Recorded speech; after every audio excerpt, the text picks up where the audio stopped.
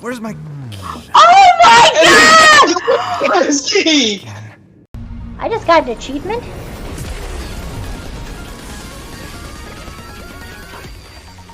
That's because you just got a fucking 5-star. What the fuck? Wait a minute! Wait a minute! Wait a minute! Wait a minute! Wait a minute! How? Literally how? Don't do me dirty. Oh my god! Are you kidding me? Are you kidding me? Are you absolutely kidding me? I won! I won this! I won this! I mean, I say that it's a tie place, so, like, they do have... Shit. Wait. He's holding up Kabe's key! Where's my... Oh my god! Where's key? I just got an achievement.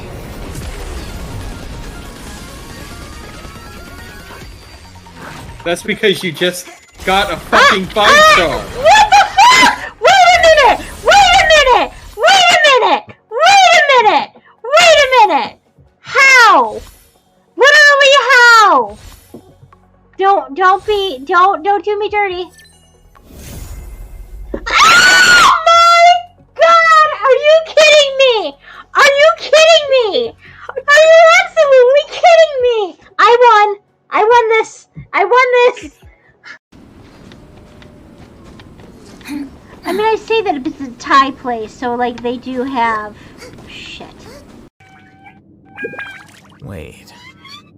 He's holding up Kabe's key! Where's my... Oh my god! Where's key? I just got an achievement.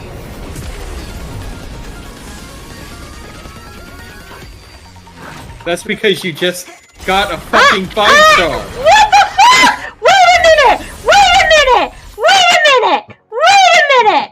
Wait a minute! How? Literally how? Don't do me dirty. Oh my god! Are you kidding me? Are you kidding me? Are you absolutely kidding me? I won! I won this! I won this! I mean, I say that it's a tie place, so, like, they do have... Shit. Wait. He's holding up Kabe's key! Where's my... Oh my god! Where's key? I just got an achievement.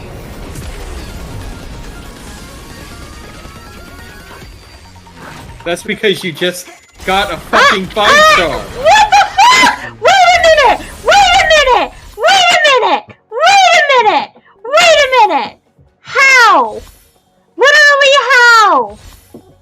Don't do me dirty.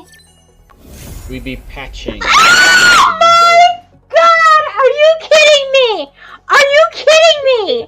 Are you absolutely kidding me? I won! I won this! I won this! I mean, I say that it's a tie place, so, like, they do have... Shit. Wait. He's holding up Kabe's key! Where's my...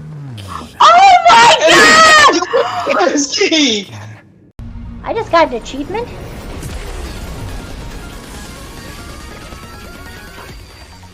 That's because you just got a fucking 5-star. What the fuck? Wait a minute! Wait a minute! Wait a minute! Wait a minute! Wait a minute! How? Literally how? Don't do me dirty. Oh my god! Are you kidding me? Are you kidding me? Are you absolutely kidding me? I won! I won this! I won this! I mean, I say that it's a tie place, so, like, they do have... Shit. Wait. He's holding up Kabe's key! Where's my... Oh my god! Where's key? I just got an achievement.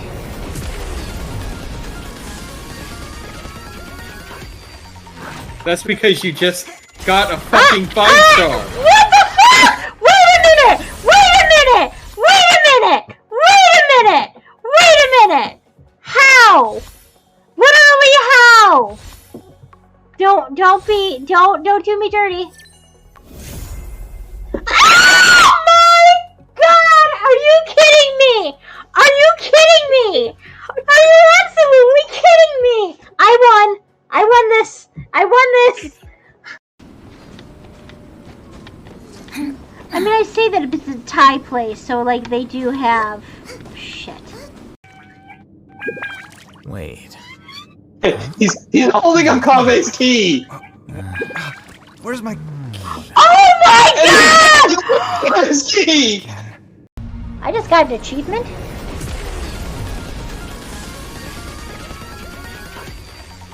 That's because you just got a fucking 5-star. What the fuck? Wait a minute! Wait a minute! Wait a minute! Wait a minute! Wait a minute! How? Literally how? Don't do me dirty. Oh my god! Are you kidding me? Are you kidding me? Are you absolutely kidding me? I won! I won this! I won this! I mean, I say that it's a tie place, so like they do have shit. Wait. He's holding up Kave's key! Where's my... Oh my god! His key! I just got an achievement.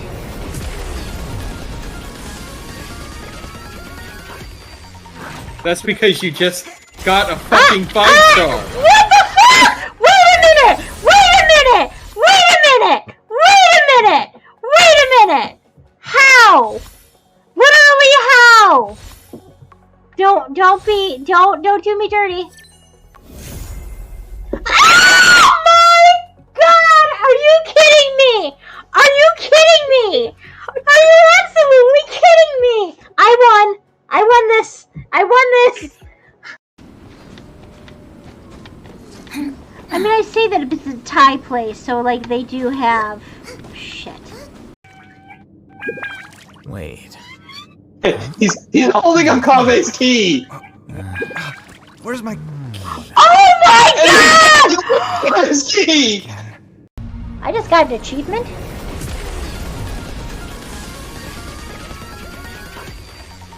That's because you just got a fucking 5-star. What the fuck? Wait a minute! Wait a minute! Wait a minute! Wait a minute! Wait a minute! How? Literally how? Don't do me dirty. Oh my god! Are you kidding me? Are you kidding me?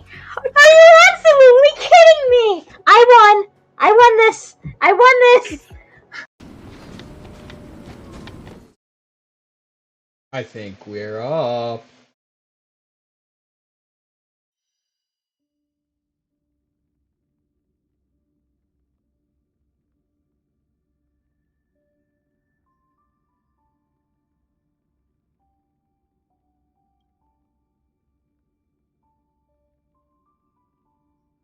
Oh, more downloads. Always more downloads.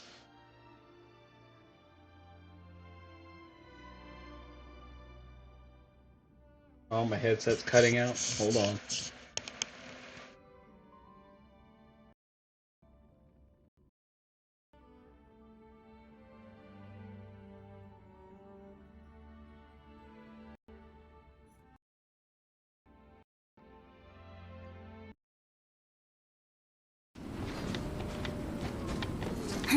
I mean, I say that it's a tie place.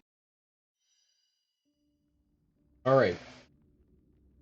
Somebody's gonna have to let me know if the sound settings aren't good, because this headset's being a little baby.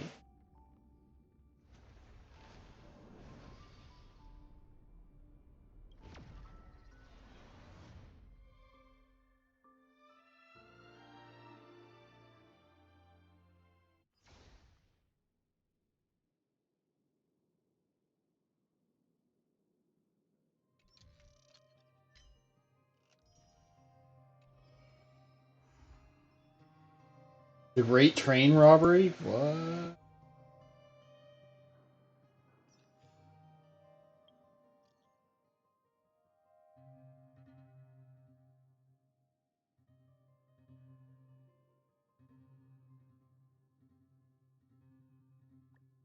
Where's my cut?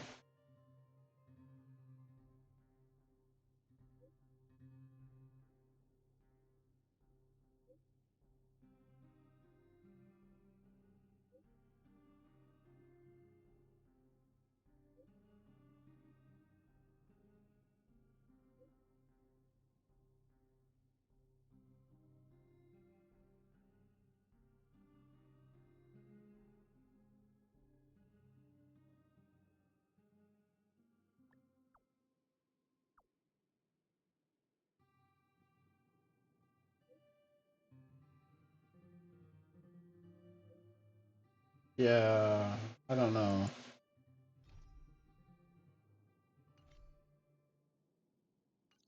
You need to start paying your people.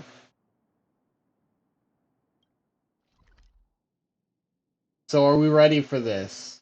The Great Train Robbery. Mm.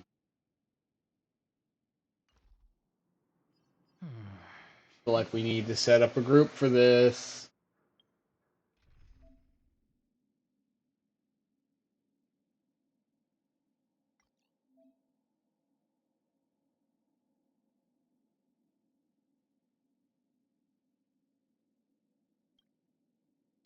One here.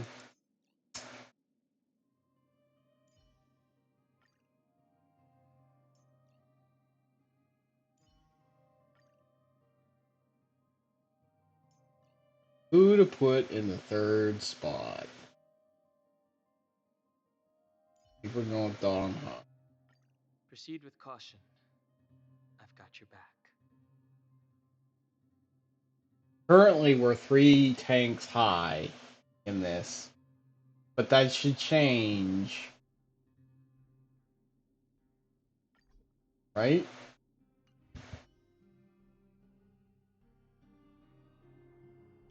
Let's go.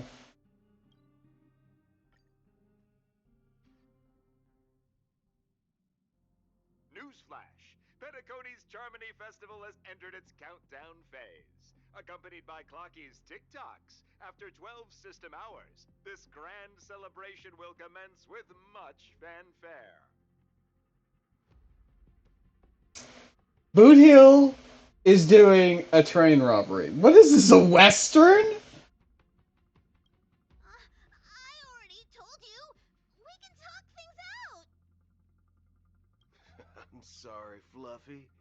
I really have something urgent to attend to, so I had no choice but to resort to asking this favor of you all. Since you already know what you're doing, I'll also have to remind you of its risks. Hey, partner, what's with the hostility? I thought pulling this thing out was just a way of saying hello. For the last time, state your identity and purpose. My name's Boot Hill, and I'm a Galaxy Ranger. A Galaxy Ranger? You look like you seen a ghost. Did you think we all went extinct? Well, that's the price you pay for being off-grid for too long. The righteous heroes of the hunt would never hijack the Astral Express. I ain't hijacked anything. What, chatting with someone while holding the gun is considered a hijacking? It probably is. Pardon my frankness, but there are plenty of rumors in the cosmos regarding the Galaxy Ranger's current status, and none of them are pretty stories. I have a hard time believing you. Oh, this is hilarious. The tale that this bunch of fools spin is getting out of hand. There's even a bit about the Galaxy Rangers being turned into gibbons by Dr. Primitive, and they're in some valley screwing around on swings.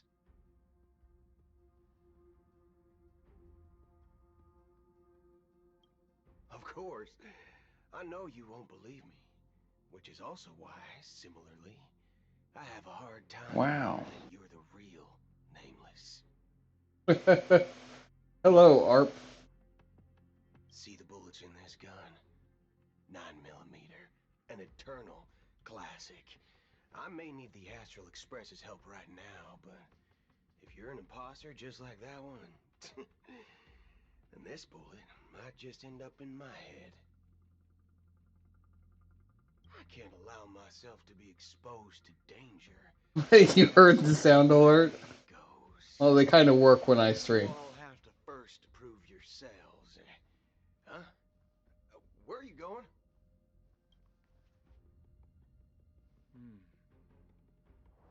Recognize this?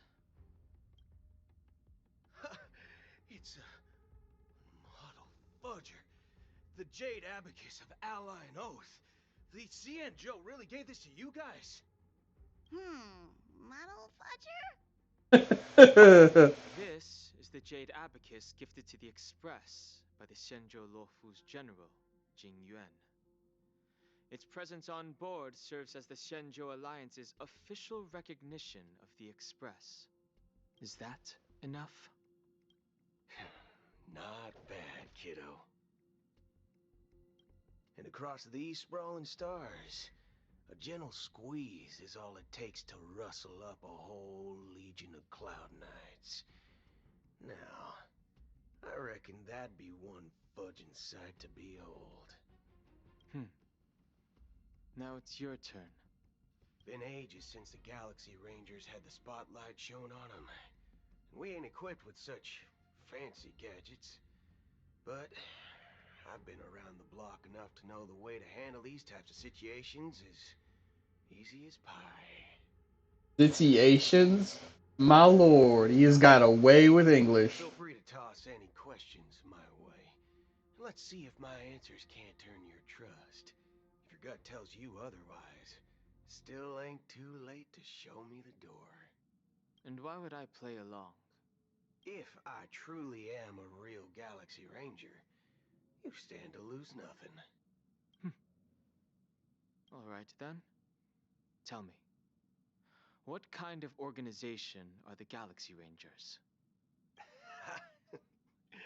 My friend, this question is a hard one. I don't think I can even consider us an organization to begin with. Everyone's on their own fated path along the hunt, with their own resolute sense of righteousness and not so welcome among such so-called universal values. This reply does not instill trust, and only makes your predicament more precarious. I'm guessing you're gonna ask about some form of shared faith, right? But us Galaxy Rangers don't need that sort of thing. What brings us together is a shared bottom line. Never bully the weak. Never kill the innocent. These oaths aren't some lofty beliefs, but the fundamental bottom line that one must never cross as a person. As Galaxy Rangers, we strictly adhere to the bottom line. When someone crosses them, the hunt's vengeance will surely come knocking. And in this moment, the other crucial meaning of bottom line comes into play. As long as you don't cross it, you're free to do whatever you please. You catch my drift? Second question. Why do you seek trouble with the Astral Express? I already said that I seek no trouble. I must go to Penacony for a matter. But I don't have an invite. And I can't even enter the family's hotel doors. If only I could borrow the Nameless's identity. The entire cosmos knows you're guests of the family.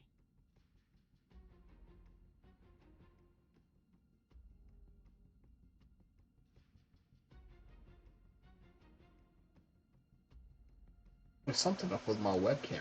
Not tracking.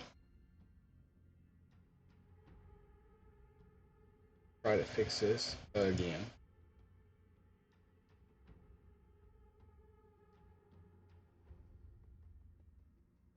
Okay.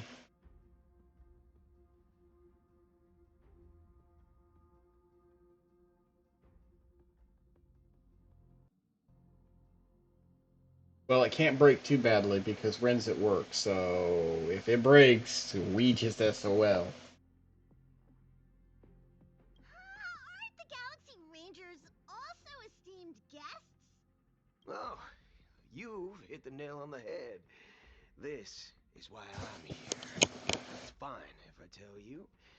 The Rangers are pursuing an imposter. A son of a nice lady posing as one of us. She's on Penacony right now.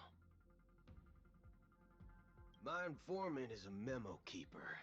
She's the same as all mimetic organisms, appearing one moment and gone the next. Ugh, she scares the fudge out of me. Still, she gave me some vital info. That Galaxy Ranger imposter. Who is it? Is that the third question? Is it a hard question? It isn't. Just that you might not believe me. That person calls herself Acheron. And according to our informant, she could be an emanator of nihility. That's impossible. That's what I said. Don't worry.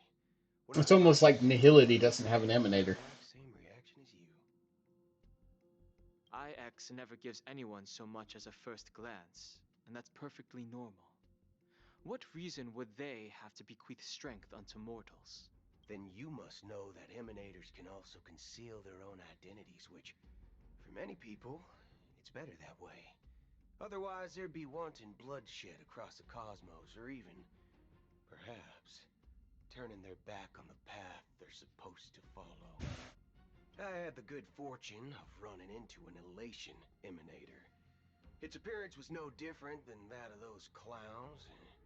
If it weren't through sheer luck that I got it drunk, I would have never known of its eminent status.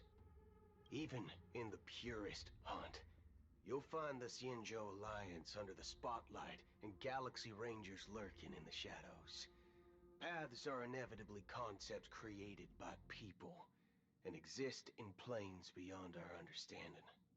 To reckon that nihility emanators don't exist, well, maybe we just ain't nihilistic enough. So, do you understand now? Your companions are in danger, and it's pretty harrowing. If you don't want to believe me, you'd best send a message to them, but I'd advise you to move fast. We don't know what's happening in the dreamscape or how much of what the memo keeper said is true. And that Acheron, who knows what she intends to do.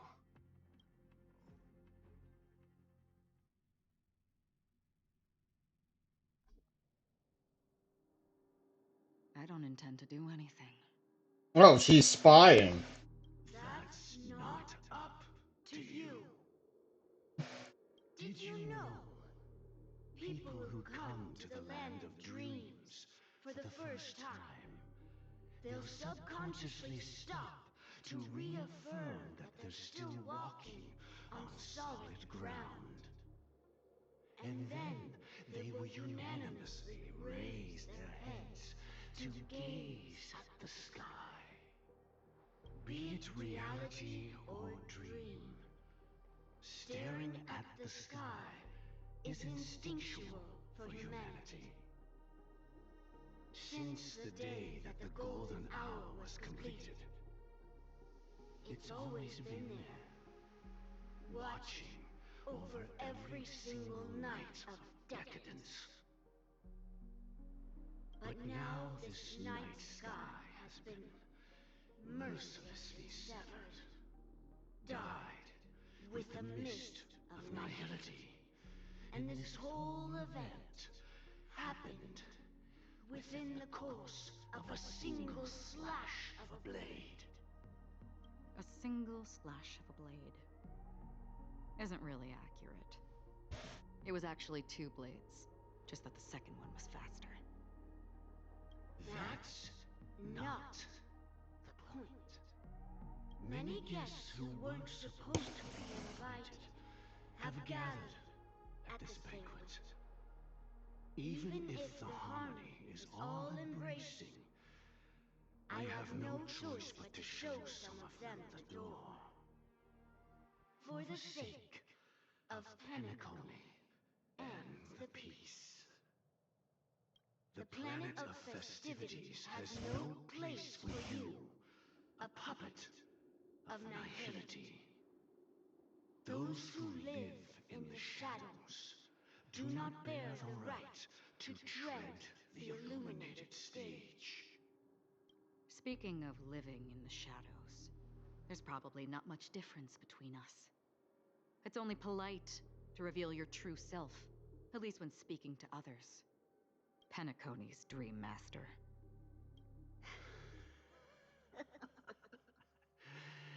That's just another reason that you can't stay.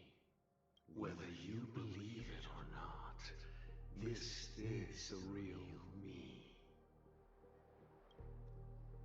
We are one. Is this the unity that the family espouses? My mortal shell has long since dissipated. The Oak family's 107,336 offspring are now my eyes, ears, and mouths, spreading joy across dreams when required, and in times of essential need, exiling evil from this haven in my stead. From the sound of it, it seems like you're asking me to leave Penacony. I am glad that you're an understanding one. Alas, I'm not asking. If you think you can. Are you threatening me? I ended it with a period. It was a statement, not a threat. Knowing who I am and still showing such malice. You're not the first, nor will you be the last. This scene played out many times before. And usually, when faced with my questions, most people retort, "Why can't I?" The result has invariably been that they can't. You are confident. But be reminded, the family is forgiving, but not weak. The chords of the harmony extend across worlds. If you do not comply, when the blade is unsheathed for even a hair's breadth, you will never be able to escape the eternal Centurion's wrath in all of your lifetime. 137 individuals. That is how many heathens I have exiled since I became Dream Master. Among them were those who once severed my wings, and those who immolated my body. And here I stand again, about to add another mark to the tally. And you will die. I mean, all of you will.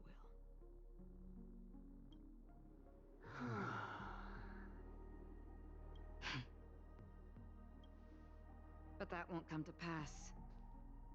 I'll do as you ask. I'll leave. A wise choice. I wasn't aware there was a choice. To you, that surely is the only option. Please bear in mind, you and Penacony are of different worlds. Those born on the far bank cannot seek solace across the river. Leave and never return. The radiance of the planet of festivities is overwhelmingly bright, luring in tricksters, wrongdoers, and criminals. But even the harmony itself will never welcome the self-annihilator of nihility. And even more so, when this self-annihilator heralds the destruction of everything. Your strength is obviously a gift of the sleeping and shapeless, immeasurable and fathomless, like a tributary spawned from the abyss that brings death and sin to all. Acheron, a befitting name. Take it from someone on the other side of your so-called river. You know better than I do that Penacony has already deviated from the Harmony. Whatever your intentions may be, I foresee only one outcome.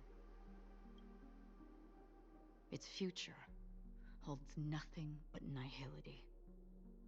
Just like all the worlds that have drowned in their shadow. Ooh.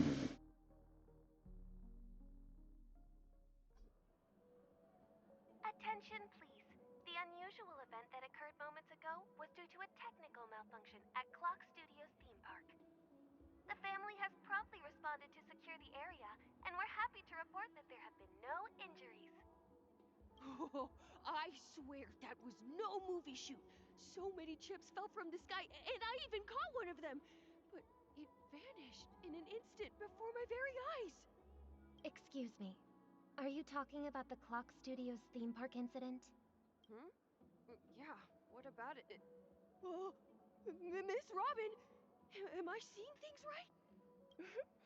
No need to worry. I apologize for any inconvenience caused to your delightful dream journey. What you just mentioned about the chips really piqued my interest. Would you mind providing more details about the incident? Oh, it was just those chips you normally see everywhere. The green ones? They fell from the sky as if it were raining. And then those chips simply disappeared. It appears to be the Dream Sim tech the Iris family has been developing. Huh? Miss Robin, you mean those chips were all part of a performance? But I really... Shh. This technology hasn't been made public yet. It was originally planned to debut at the Charmony Festival, but it seems it's been leaked. Can you help me keep this secret? The raining chips were supposed to be part of my act. Oh, I see. Then it all makes sense now. I'll do anything to help make the Charmony Festival a success. Thank you. As appreciation, I'd like to give you a token gift. This is Robin. My ass, it's Robin. Let's try This is Sparkle. Oh, this button is... Press it at just the right moment in the celebration. There could be an unexpected treat in store for you. Alright. Yes, Sparkle. It looks like there are other guests who are also confused. I'll have to excuse myself. Please, enjoy the dreamscape. So many people talking about it. This commotion at the theme park definitely made waves. The fool always rings twice. Sends gifts to comfort the people. Oh my lord, Sparkle, what are you up to?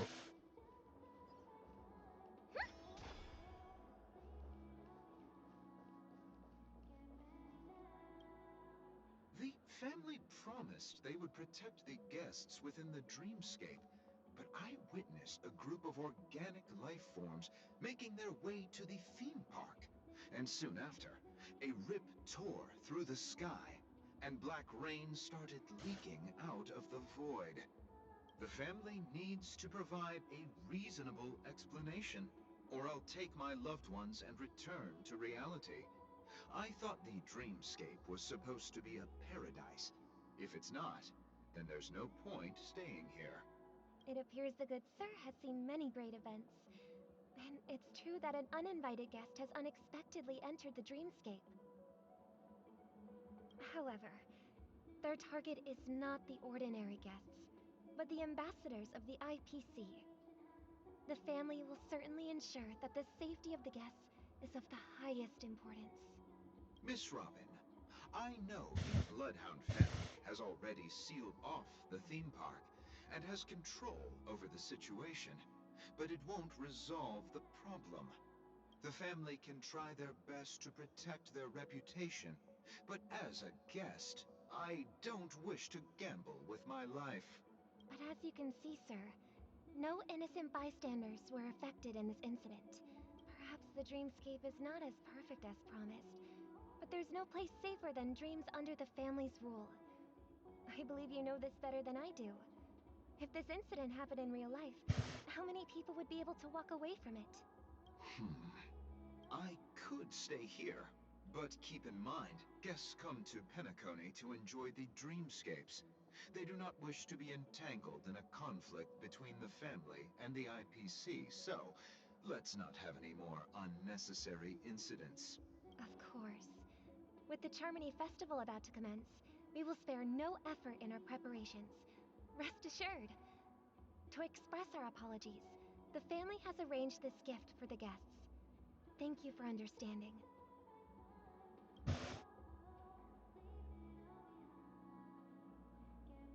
Let the show begin. You've had quite a bit to drink. Are you sure you're okay? Hello. May I ask what happened here? Nothing to be worried about. There's been a small rehearsal mishap at Clock Studios theme park. Please stay calm. Hey, are you a fool? You don't even recognize Miss Robin? Who do you think you're talking to? Huh? I'm sorry. I've just been transferred to the Bloodhound family, and I'm still not too used to working on the streets. I didn't realize it was you. I'm so sorry. Hey, don't sweat it. So frazzled. You guys have a tough job. I know how it is. How's the situation looking? Oh, we've sealed off the theme park. Most guests are used to bizarre phenomena in the dreamscape, and so far, no threats have been detected. We can expect order to be restored soon. Rest assured, Miss Robin will intensify our patrols to ensure that no incidents occur.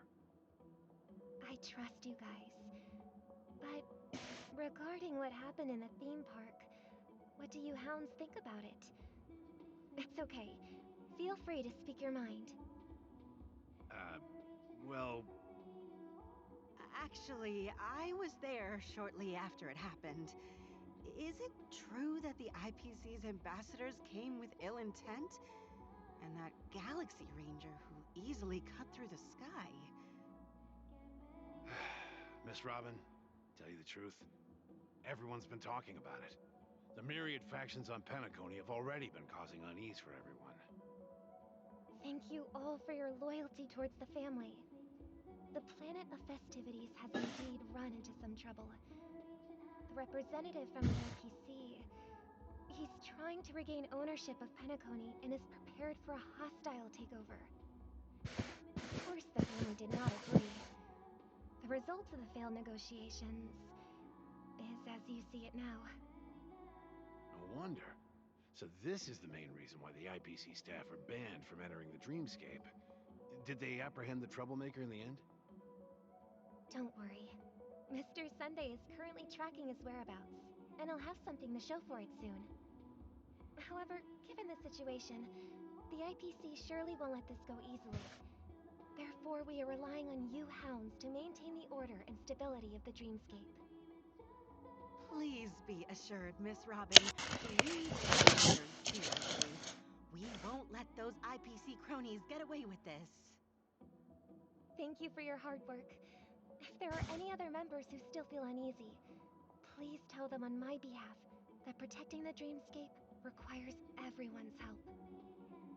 This is a small gift prepared by the Iris family for the guests. There's one for you too. Please, open it at the Charmony Festival for an unexpected surprise. I can't believe I received a gift from Miss Robin. It feels like I'm dreaming. Wait, I am in a dream. If trouble comes knocking on our door, we're not afraid to go to war.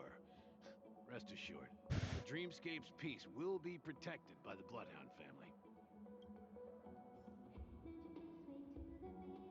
Good lord. Sparkles, you have them all fooled.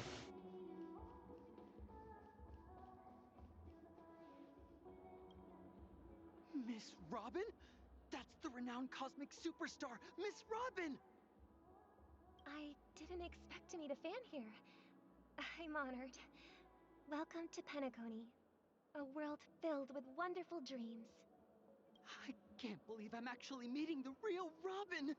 Shouldn't you be preparing for the Charmony Festival? Preparation is important, but the ceremony is fundamentally about sharing the Great One's harmony with everyone. If there's a chance to sing with everyone, I will not refuse. Regarding the recent mishap, I understand it negatively impacted some of our guests. As a member of the family, it's only right for me to come forward and offer my apologies to everyone. But, are you sure it was actually a mishap? Everyone saw those chips descending like rain and the red light tearing through the sky. Claiming it was merely special effects seems a bit far-fetched. Plus, I met that generous gentleman. He looked really out of it and kept talking to himself. Is this also part of the performance? Everyone, please do not panic. I believe that the family will give everyone a satisfactory answer in due time.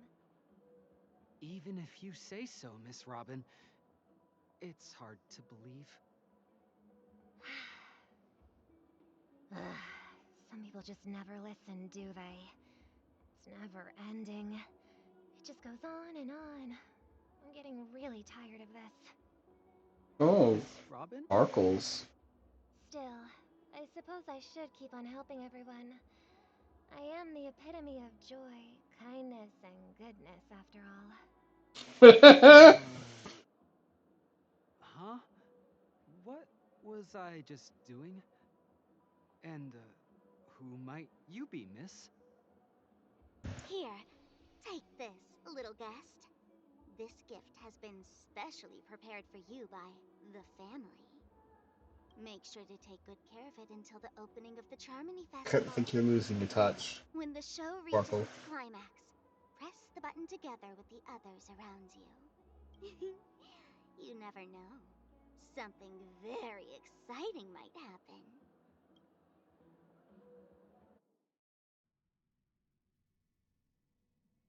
We're back to where it all began. You entered the golden hour from this place. And it is also from here where you will enter the true Penacony. It is a pleasure to journey alongside you once more. But it's time I laid bare the entire truth before you. As you might have heard, I also go by another name. Stellaron Hunter Sam.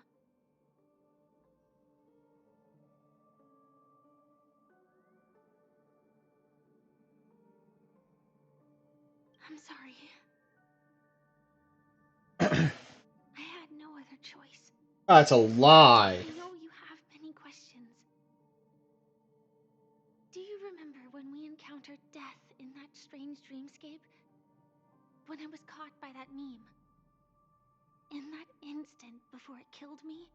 I saw the reflection of another dreamscape in its ghastly pupils. So, following the clues in the script, I came up with some theories about the meme.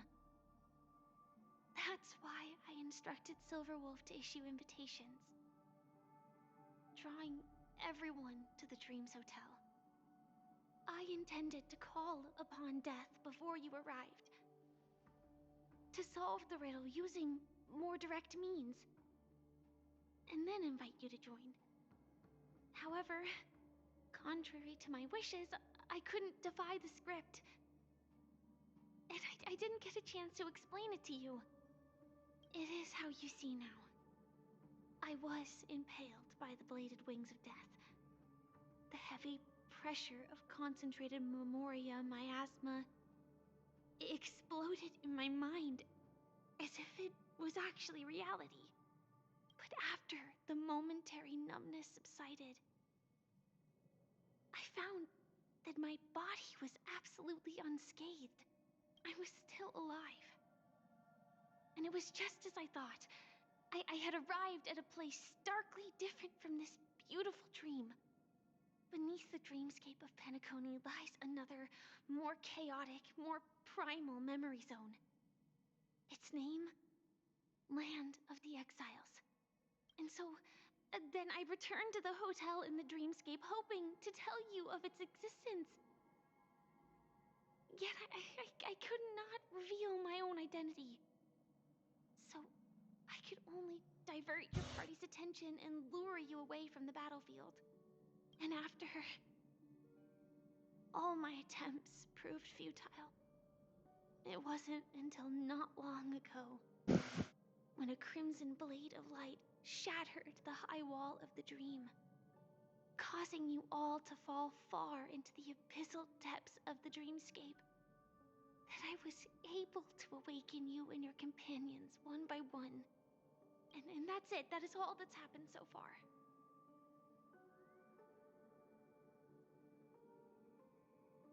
I know it's tough to believe all this without reservations. I just want to say, you are very close to the final answer. Just one more thing needs to be done. What, my death? And then I can prove it to you. Now, let's leave this place. Please close your eyes. Take a deep breath and visualize the dreamscape's outline in your heart. And remember, you must not open your eyes at all times. 3, 2, 1. Don't be afraid. The one who has come to greet us has arrived.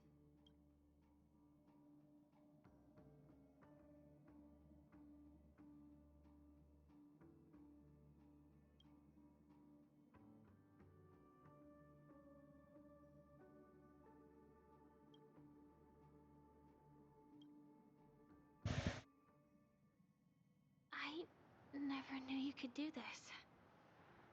Hmm? Do you have a driver's license? I do. That is surprising. Why? Because this is Japella, the city of sins? No, it's nothing. I'm just thinking that you haven't slept in 20 system hours. Are you sure you're okay? I'm fine. I'll survive. Same goes for you. I'm not so sure about that. Slow down a bit. Infiltration is over. Feel free to activate Sam anytime you like. There's still some time before the next part of the script unfolds. Let me stay a little longer in this body.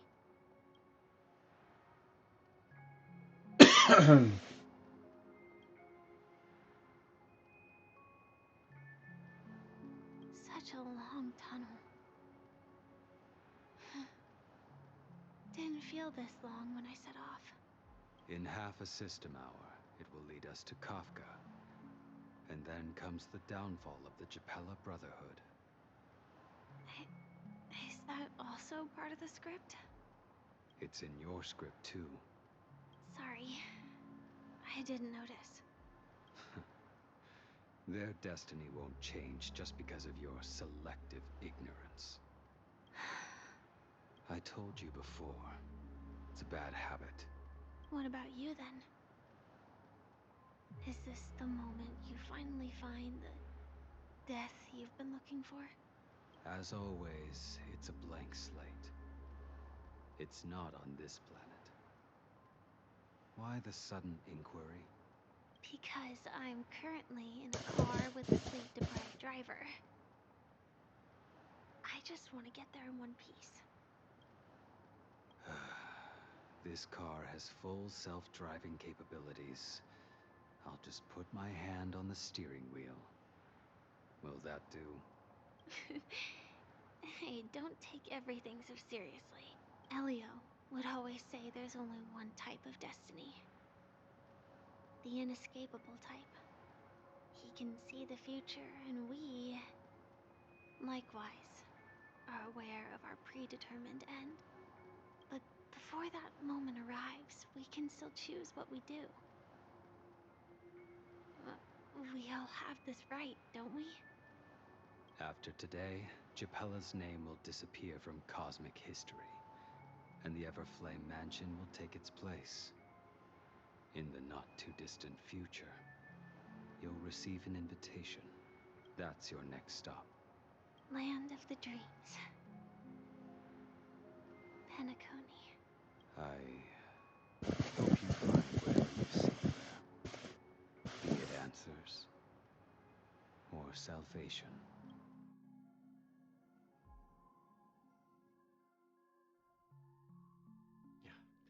Glad to see you're safe and sound.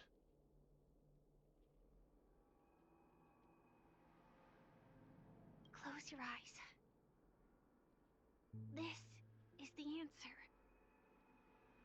Isn't it incredible? The monster that we have always known as Death is actually the guardian of the land of the exiles. It abides by a certain rule. Abducting people from their dreams and bringing them here. The question that has been perplexing us, does death really exist in the dreamscape, appears to be a cognitive trap. It was laid by those orchestrating events from the shadows to cover up the truth behind the disappearances and the existence of this fortress known as Dreamflux Reef. Every emergence of that means is related to the Watchmaker. Since Dreamflux Reef is what brings its captives, it's likely that many of our long-standing questions will be answered in this place. The atmosphere here is starkly different from the beautiful dream. There are no regulators here like the family. And they all look like they're mildly dazed. But from the whispers of the residents, they've heard a familiar name. Gallagher. It's that man again. Always in the right place at the right time. Though that does save us the trouble of looking for him. Himiko and March have already made a move. Get ready. We're about to set off. The real dreamscape, the land of the exiles. Before we go, should we speak to everyone first? Yeah.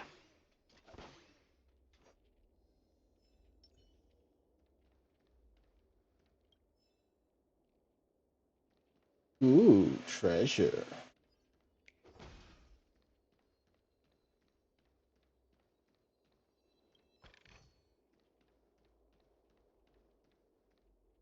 So whose banner dropped first?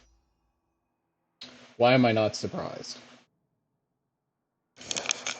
Well, I should probably roll on it, right?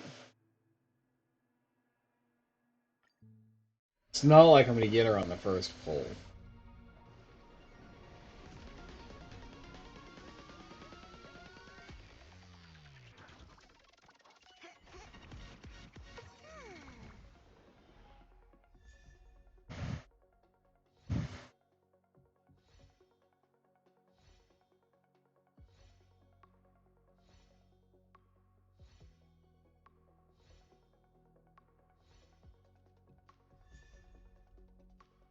Hmm. Got her twice. Yeah. Meow in my ear. Arp, that's weird.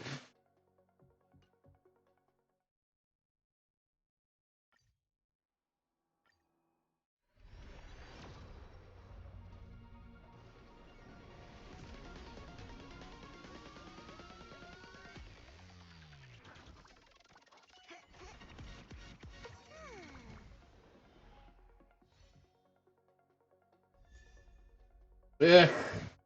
The march. Yes. Look, I tried to tell her how to set up her sound alerts ages ago, but she just doesn't listen.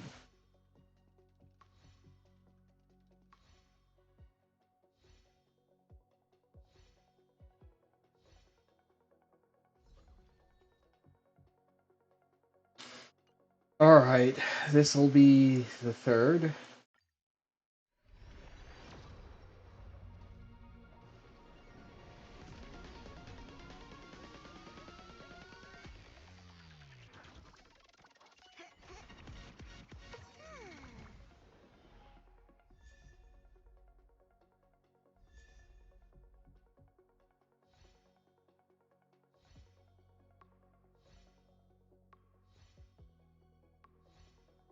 How many pass keys am I gonna get?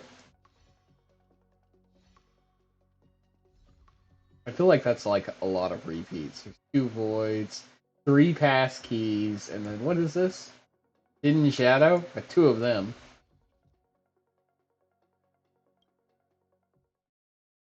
4.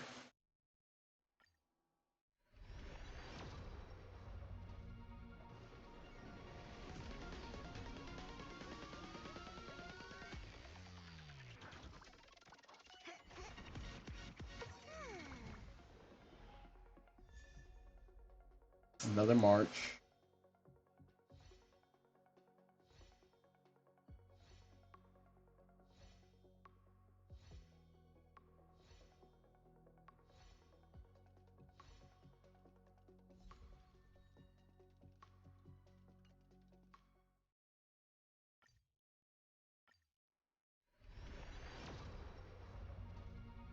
No, I don't think I'm going to get them.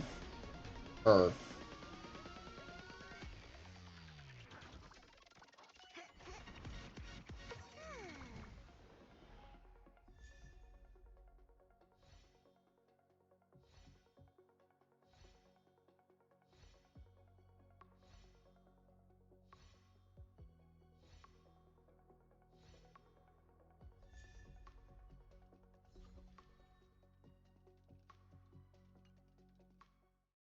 this is the last one that I can do.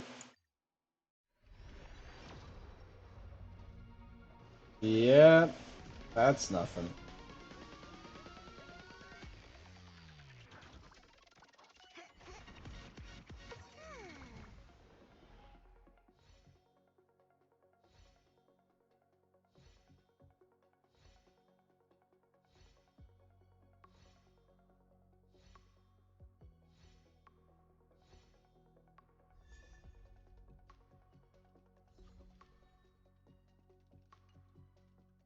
Alright.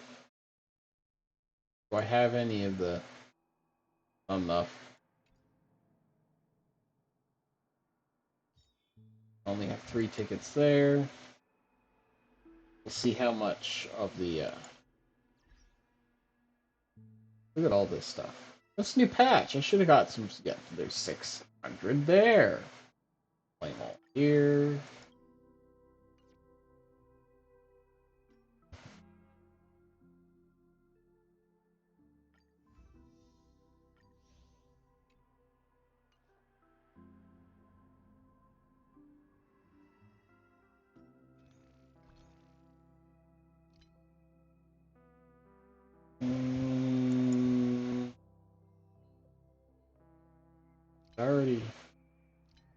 I already got those.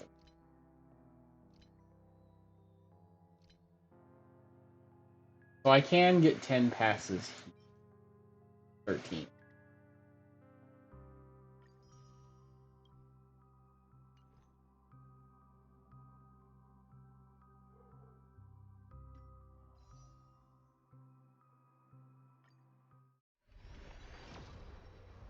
This is it.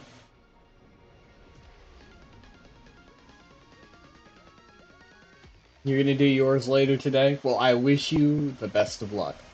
I just hope I don't lose my 50-50 here.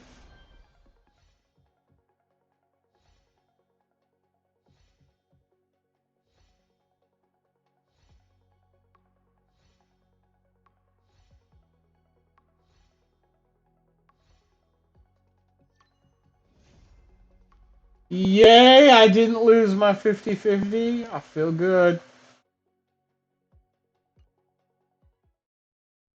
Now I just need to get her light cone. See where my pity stands on this.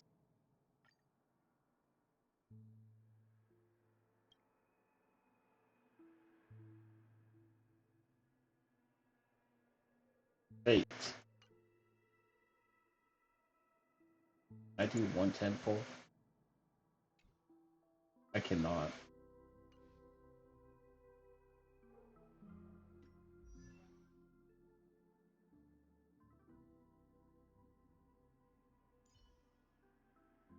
No, we got her.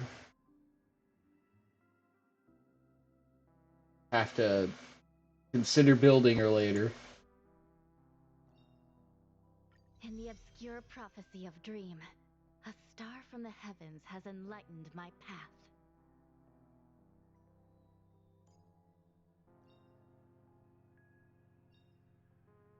Serving under the Ten Lords as a judge of souls, I come to the world of the living to enforce their will.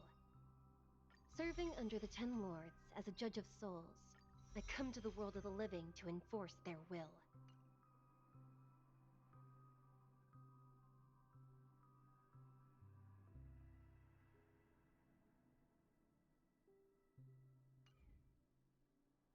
Alright. Let's earn some stellar jades.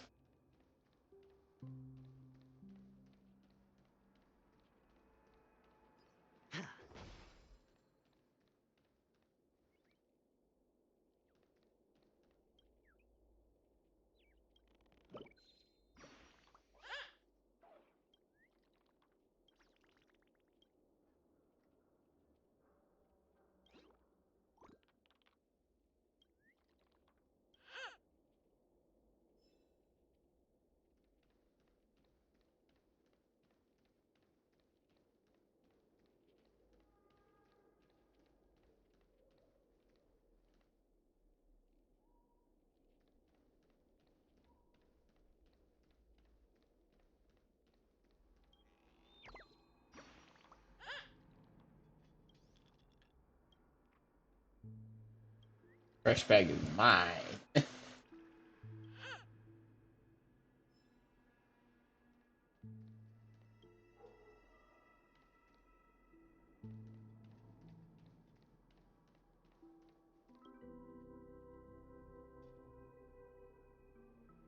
Wait, the world behind the Scarlet Door is similar to the what one might find. Wait, what?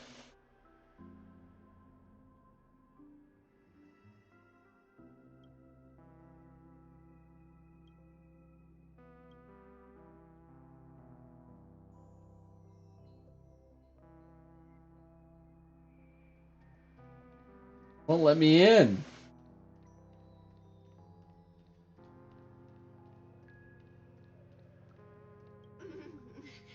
Welcome to heaven. Dreams, true or false, all are ephemeral. Might as well drink more Soul Glad instead.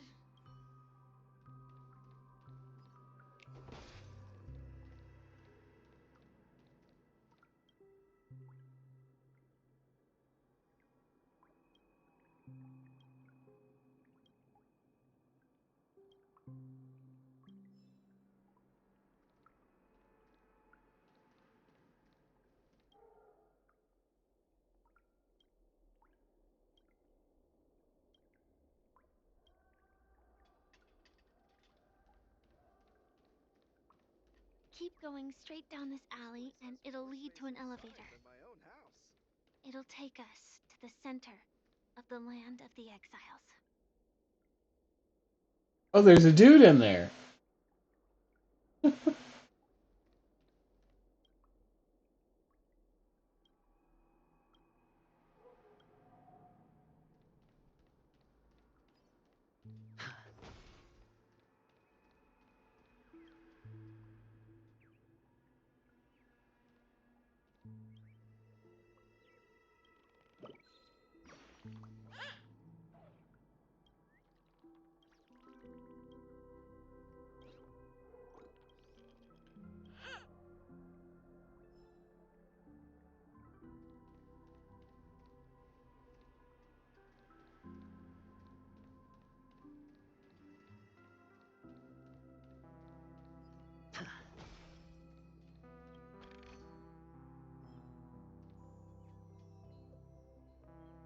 How many tests we got?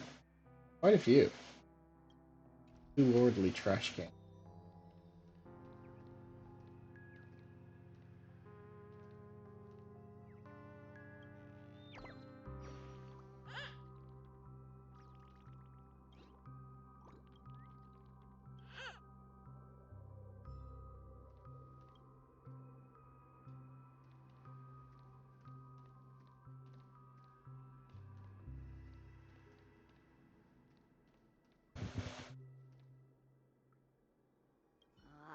Did you also get kicked out of the beautiful dream? I want to go back. But then I don't want to go back. Tell me what I should do. I don't know what to do.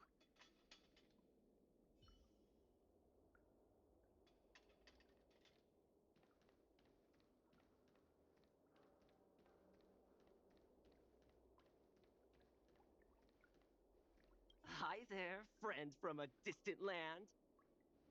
I hear the Watchmaker's legacy is right here. Let's say we go treasure hunting.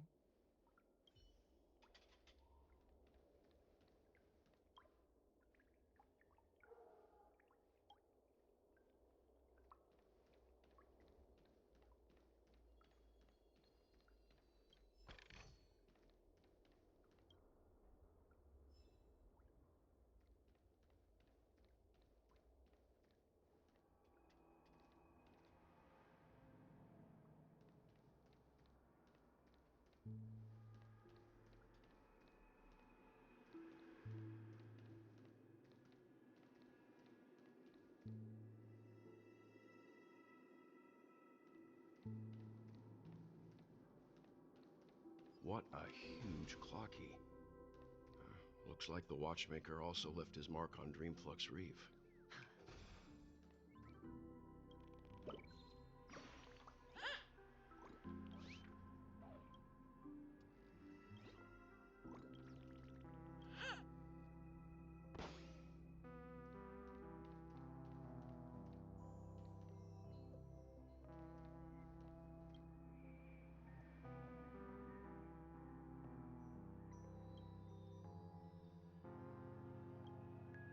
Eyes are moving.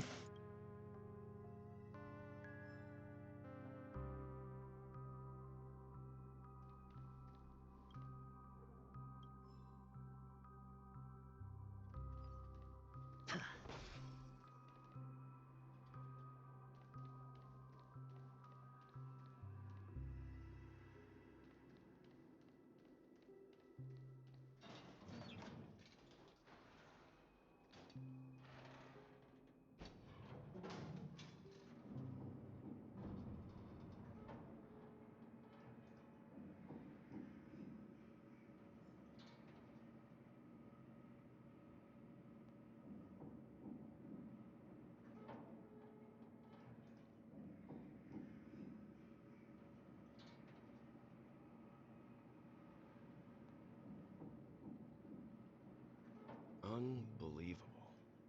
To think there's a settlement of this size within the dreamscape. And all beyond the family's reach.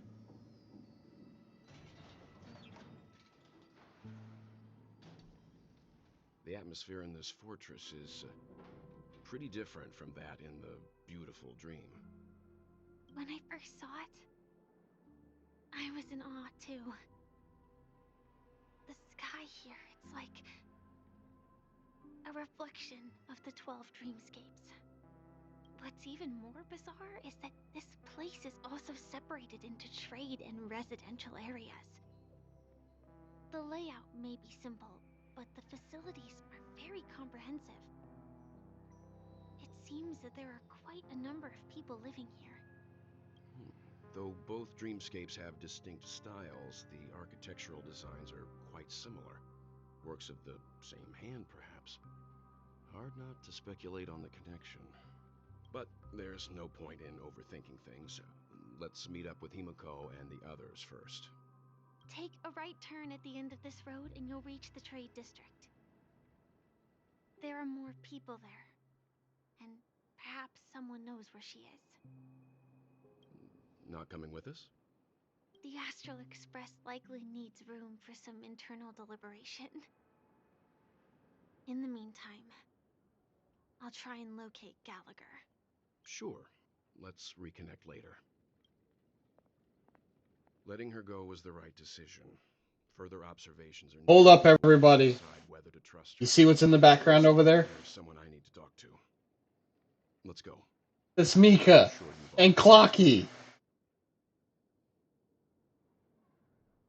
He's right over there. Yeah, don't draw attention to it, Welt. How did he end up here? And right after Miss Acheron severed the beautiful dream. We'd better check, just to be sure. Perfect for me, and perfectly legal for me to stay in. The hell?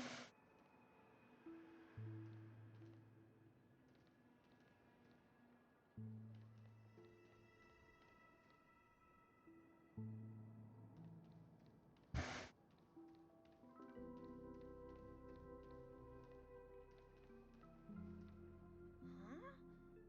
You're the guest from before. We meet again! And a new friend. Forgot to introduce myself. I'm the hotel's bellboy, Misha. Hello, Misha. I'm Welt. We met in a dream. Oh, and who might this be? Tick-tock! Old friend and new friend! Let's high-five!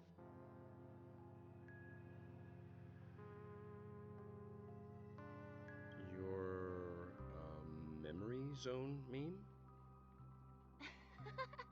Nope. Clocky is a good friend of mine. We all live here. How did you two get here? This dreamscape isn't supposed to be open to the public. I wonder if it has something to do with Sleepy. So, this is your home? Yep. After my work in the beautiful dream ends, I'll go back home. Commuting used to be more convenient, but ever since travel became cumbersome, Sleepy started ferrying people back and forth between the two dreamscapes. This Sleepy. Can you describe what it looks like? Sleepy is a memory zone meme. Looks fierce and has many eyes. But it's actually really well behaved. Gallagher's been taking care of it. Based on the description, that meme is indisputably death. A nightmare for the family, but for the people who live here, well, that couldn't be further from the truth. Death? Not in a dream, surely. Sleepy's just a little aggressive, and sometimes messes up by fetching the wrong guess. But it would never hurt anyone. I see. Has it brought back any guests recently, say, in the last day or two? We're currently investigating a missing person case that occurred within the beautiful dream. I see. Then you'll have to speak with Gallagher. But he's currently busy hosting a visitor from the Oak family and specifically asked not to be disturbed. Mr. Yang, the person you're looking for, is it Miss Robin? Just as I thought. Considering what happened with Miss Firefly, this doesn't come as a surprise. If you're looking for Miss Robin, I can lead the way. She told me that she'd be willing to meet with outside guests. If it's not too much trouble. Also, we're looking for our missing companions. A woman with red hair accompanied by a girl with pink hair. Have you seen them? Oh, I haven't. But please, rest assured. Dreamflux Reef is a small place, and it's not as bustling as the beautiful dream, but its safety is unmatched. How about this? Since it's your first time here in Dreamflux Reef, I'll be your guide and help you find your companions. And then we can all go visit Miss Robin together. She's gone to Mrs. Grace's to visit the children. She won't be leaving anytime soon, so there should be enough time. All right then, we'll follow your plan. Well, we now know the answer to both murder cases that have caused such commotion in Penacony. As for the intentions of the mastermind behind it all, we're still none the wiser.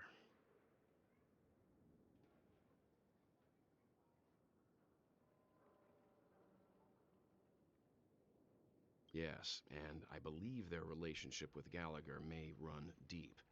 Why else would they be so clandestine about their discussion? Regardless, we have to find Gallagher. Say, you mentioned before that you saw Clocky that only you could see, right?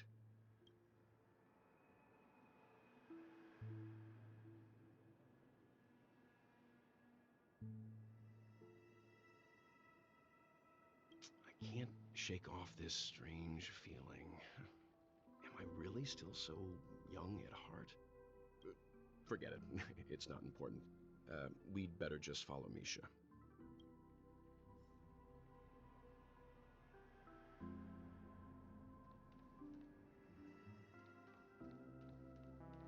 Treasure, treasure, I want to find treasure. The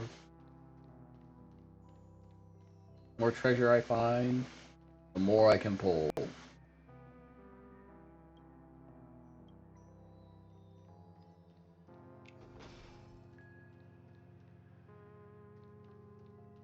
Ooh.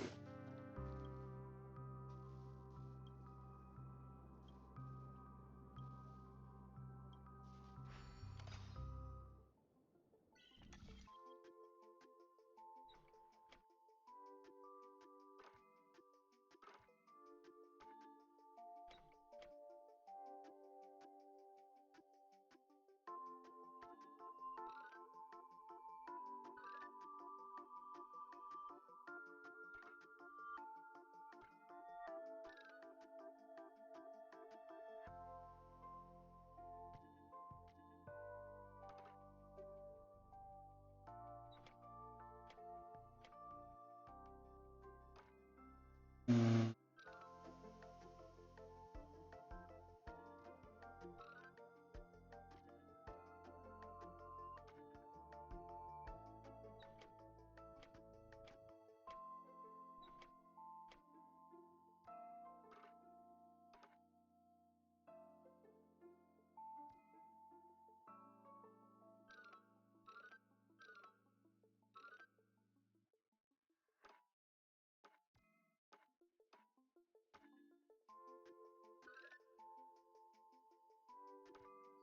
Here we go.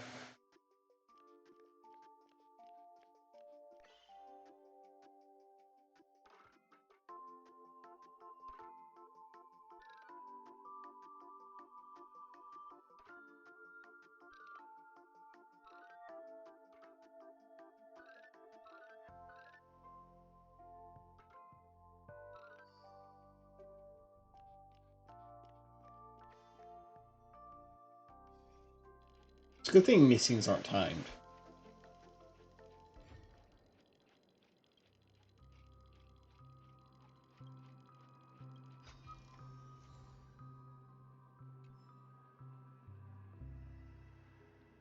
Are you really leaving?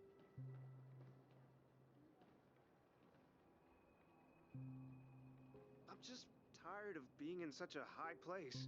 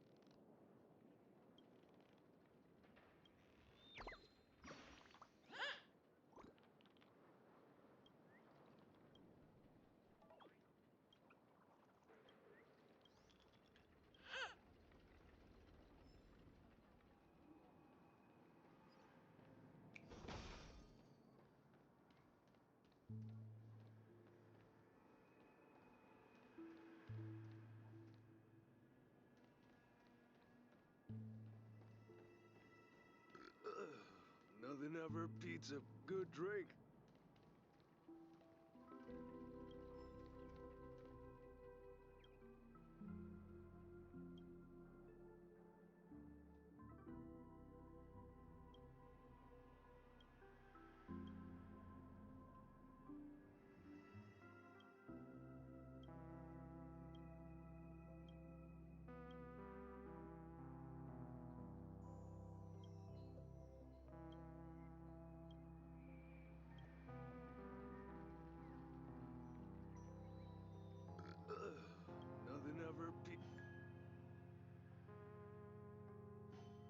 I don't think I need to.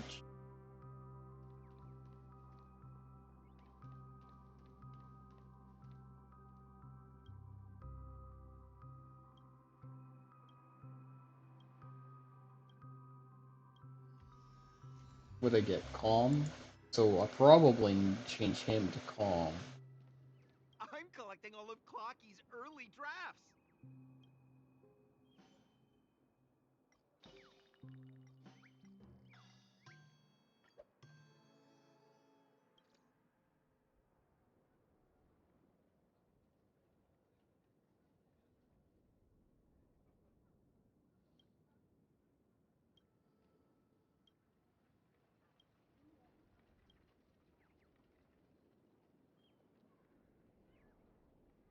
Make sure you all eat well, drink well, and remember to stay safe out there.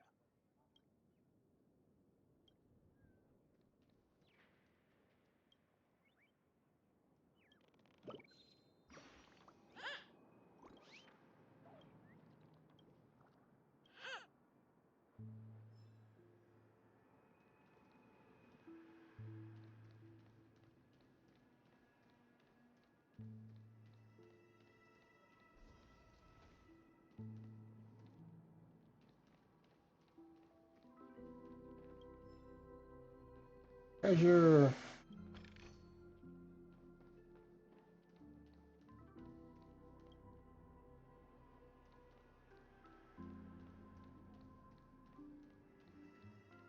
Are you really leaving? Like I'm going around circles now.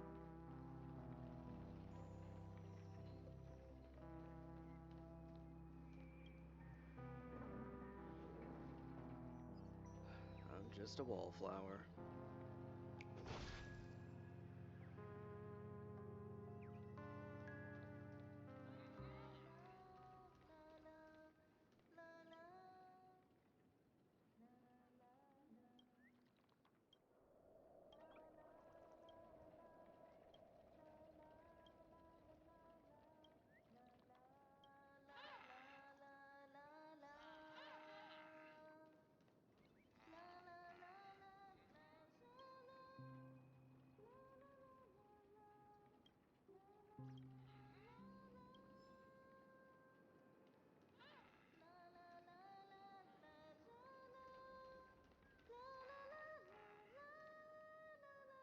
Treasure chest.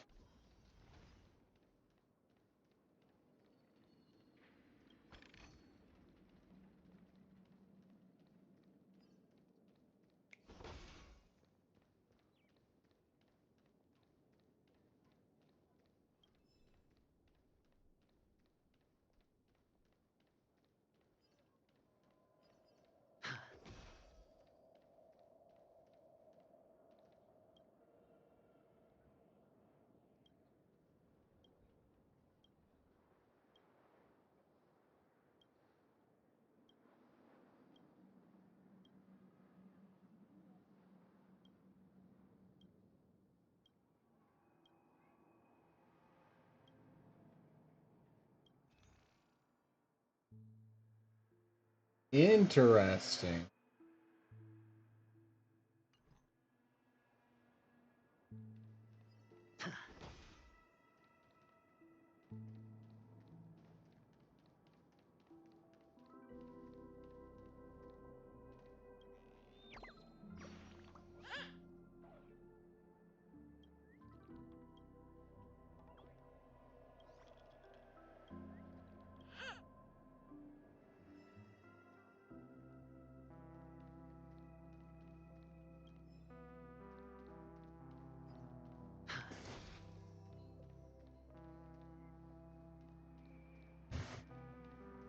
Treasure.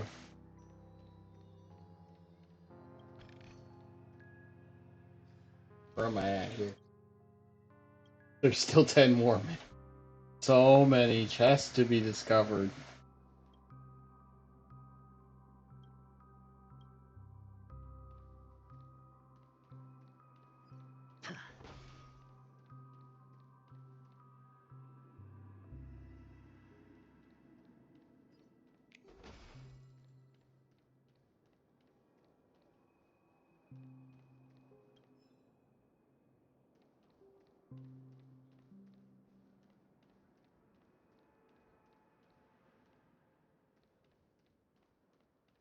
this is the so-called freedom of organic life forms.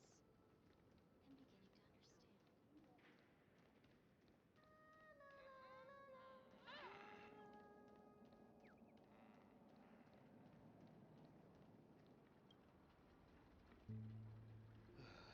I'm just a wallflower.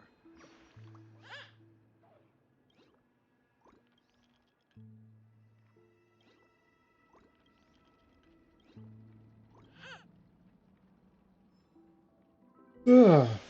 You can stop yawning.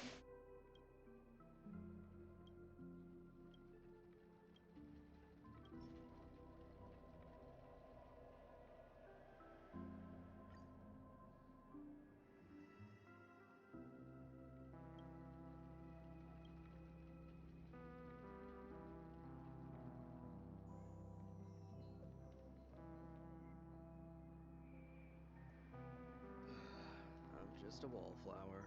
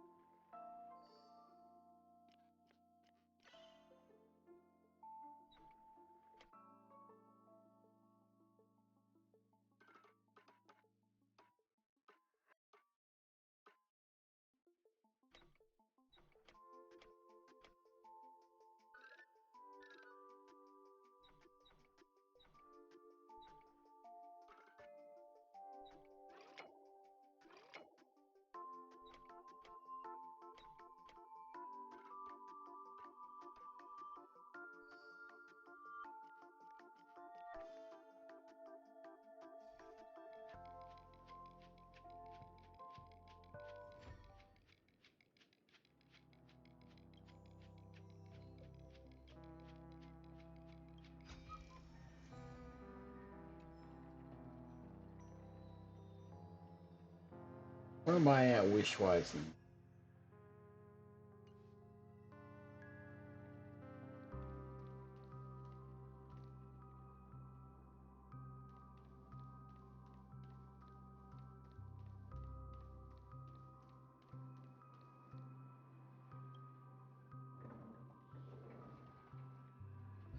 I'm just a wallflower.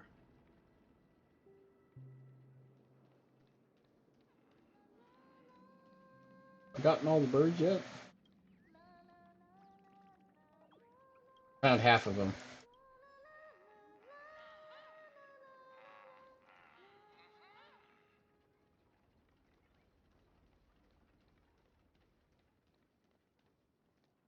Everyone, look! From here, you can see the most spectacular view of Dreamflux Reef. A black hole? No. An accretion disk formed from consolidated memoria? Was Dreamflux Reef built on such unstable memoria? Oh, so Mr. Yang is also versed in Memoria dynamics. I was just trying to figure out how to explain this huge hole to everyone. I bet you guys have a lot in common with Miss Kami.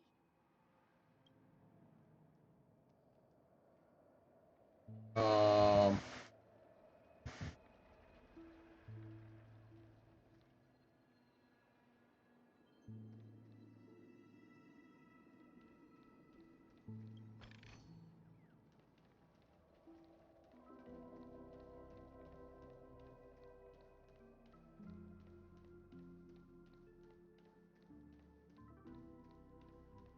This trash can is perfect for me, and perfectly legal for me to stay in. I'm going back the way I came.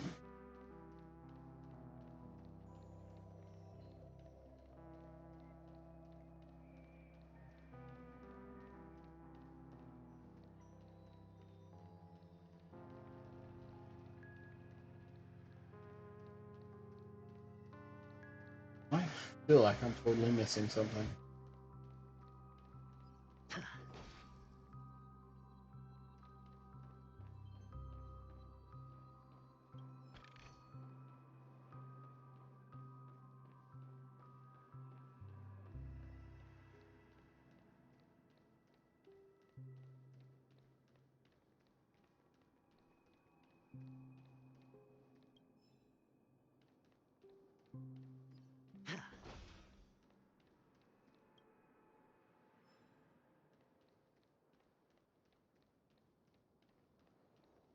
Ooh.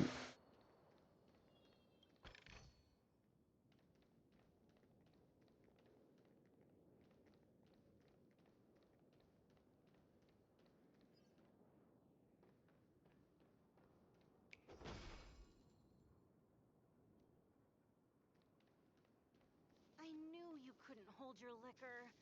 Tried to warn you too.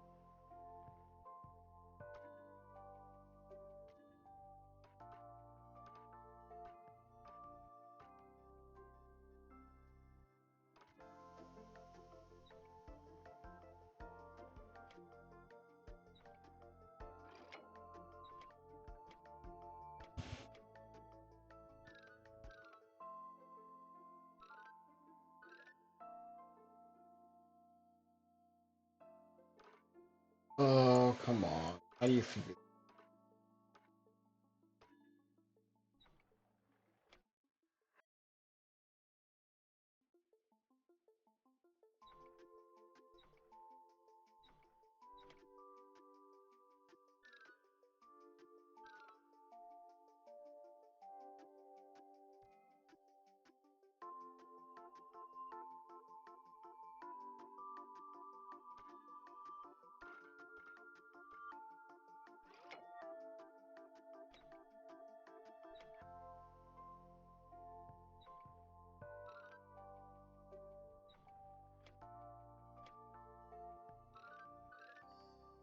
Here we go. I inadvertently solved all the way to the end. Oh, lordy.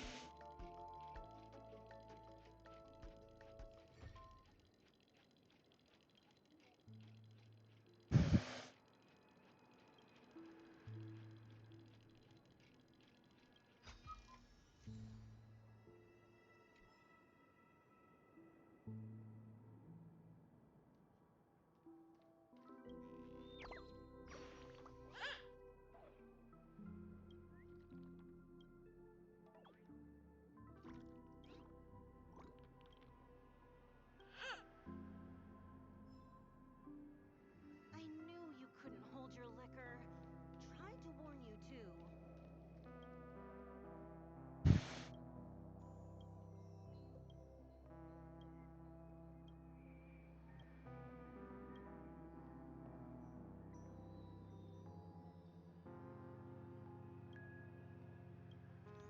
Music instruments? Songs! Dream first, I'll buy that. Polaris, I'll buy that.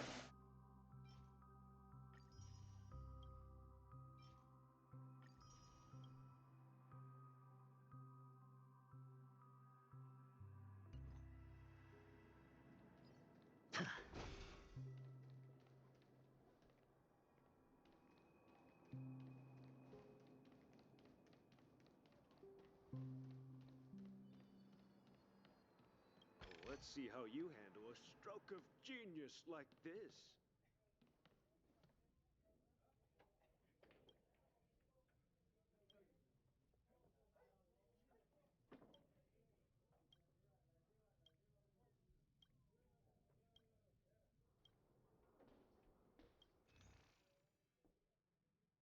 Um, that looks disgusting. It all looks kind of disgusting.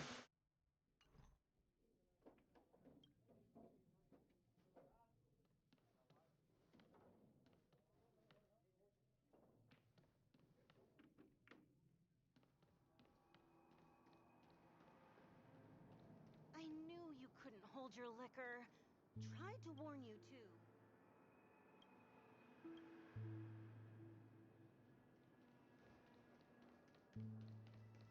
No!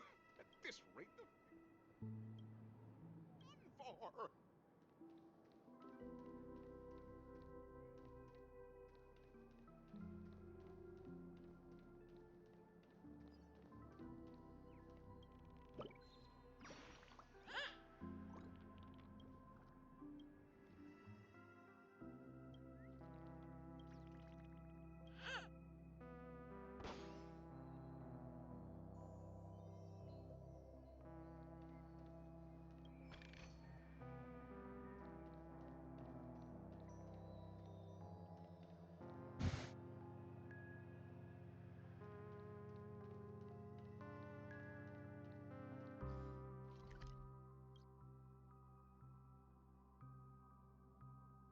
Four more chests?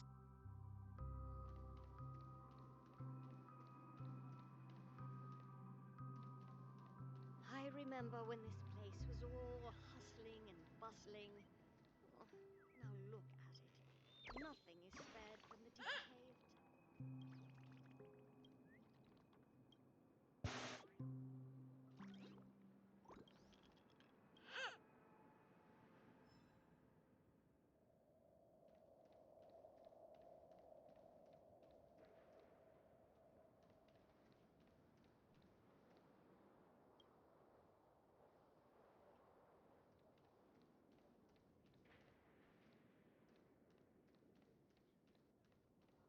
Let's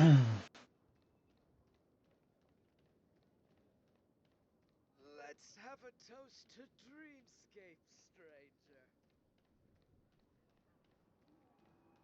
I remember when this place was all hustling and bustling.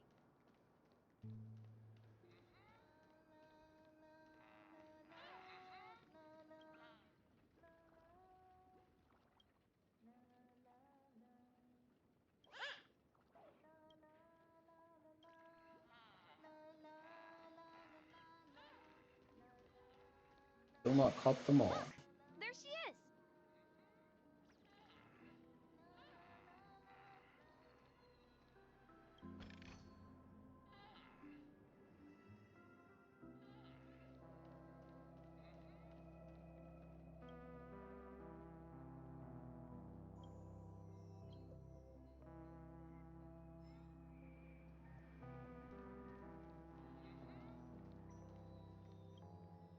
My calculations are finally done. In another 10 system hours, the above dream will swallow the dream below. My hypothesis was correct. This place will cease to exist as the dream devours everything. Hmm? Who are you all, and why haven't you left yet? This place is about to disappear.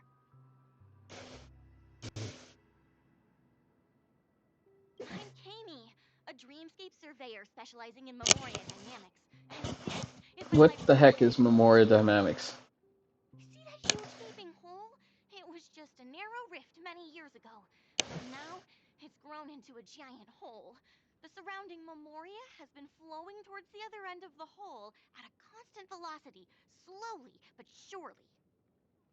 But the scary part is, according to my calculations, the flow rate of Memoria has recently changed, and it's faster than ever before.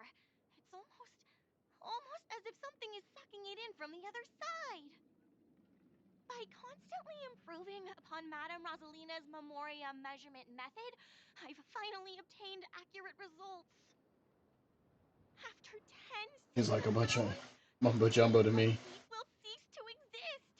Just like the melting of glaciers, everything will crumble and disintegrate. The dreams on that side of the void will fuse into one. Please don't worry. This sort of thing has happened many times before. Miss Kami isn't a bad person. She's just a bit lost in her own world. She'll probably realize she's wrong soon enough. You don't say. There was something else that piqued my interest. Who is Madame Rosalina? Oh, do you know her too? Or are you also a fan of Memoria dynamics? We're very interested in Madame Rosalina's achievements. Could you tell us a little more about them? Why, of course! She's an excellent scholar of Memoria dynamics, and the first person to apply Memoria rate measurement methodology on interstellar travelers.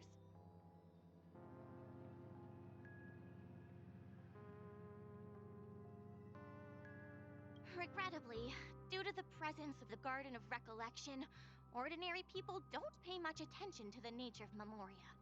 She departed this world without much fame, leaving only a few thin journals behind. I came to Penacony to learn more about my idol, and went to great lengths to seek out Dreamflux Reef, all because this is her final resting place. Prodigies always meet their demise prematurely. If only Madame Rosalina had more time, she would have discovered a way to reverse the flow of Memoria. I felt it.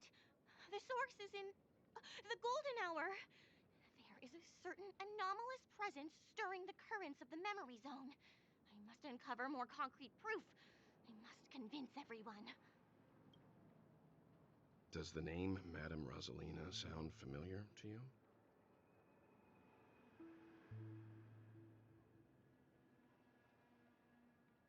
That's right. It seems like she did a great deal of research and calculations in Dreamflux Reef before abruptly passing away. Miss Kami regularly mentions her. I hear Madame Rosalina passed away during the prison war.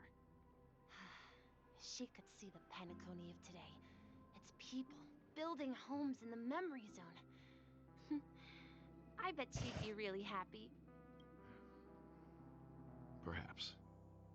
Our destination is the commercial district. That's where the largest crowds gather in Dreamflux Reef. We might be able to find the others there.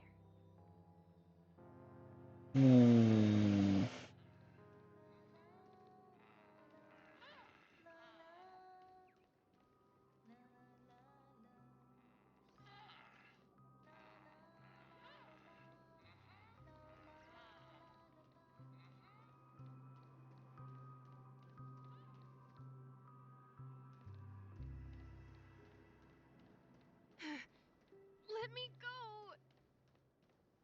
I found March 7th.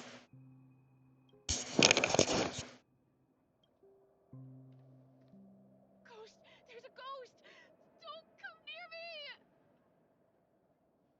Oh my. I'm human and so are you. Can you get a grip? Mr. Yang and Mr. Trailblazer, I've been waiting for you. Quickly, come help.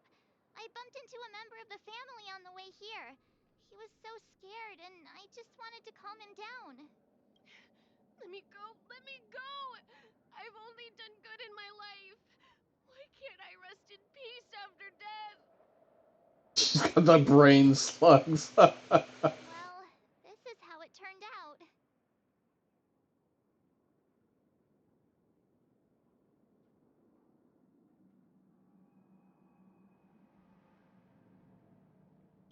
Me?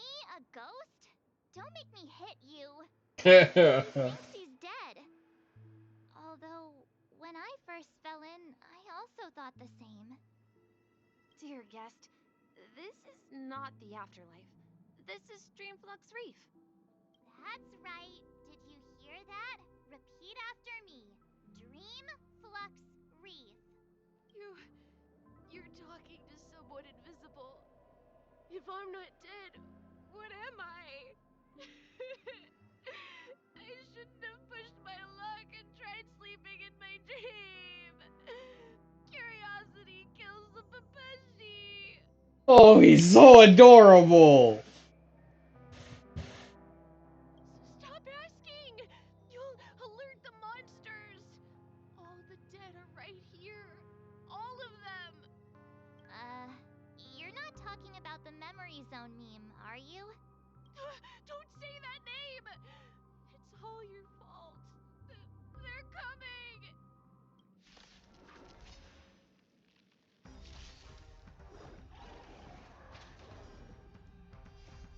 Lance! Forward!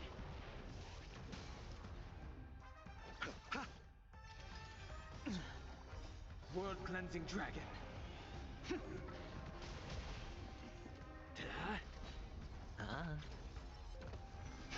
Break!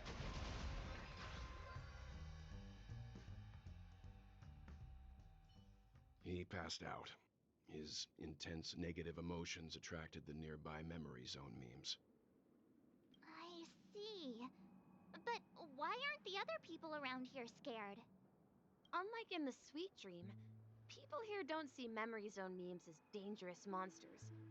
And even if they pose a threat, people can easily escape by forcing a wake-up call.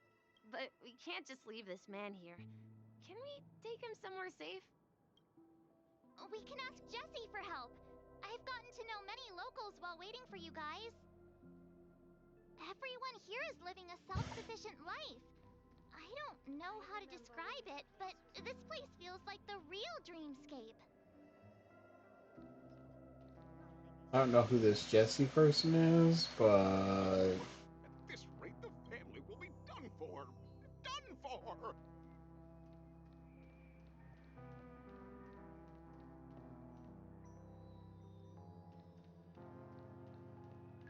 I knew you couldn't hold your liquor. Tried to warn you too.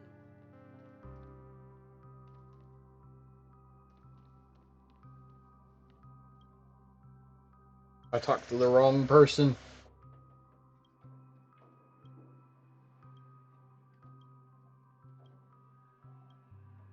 And she's going on forever.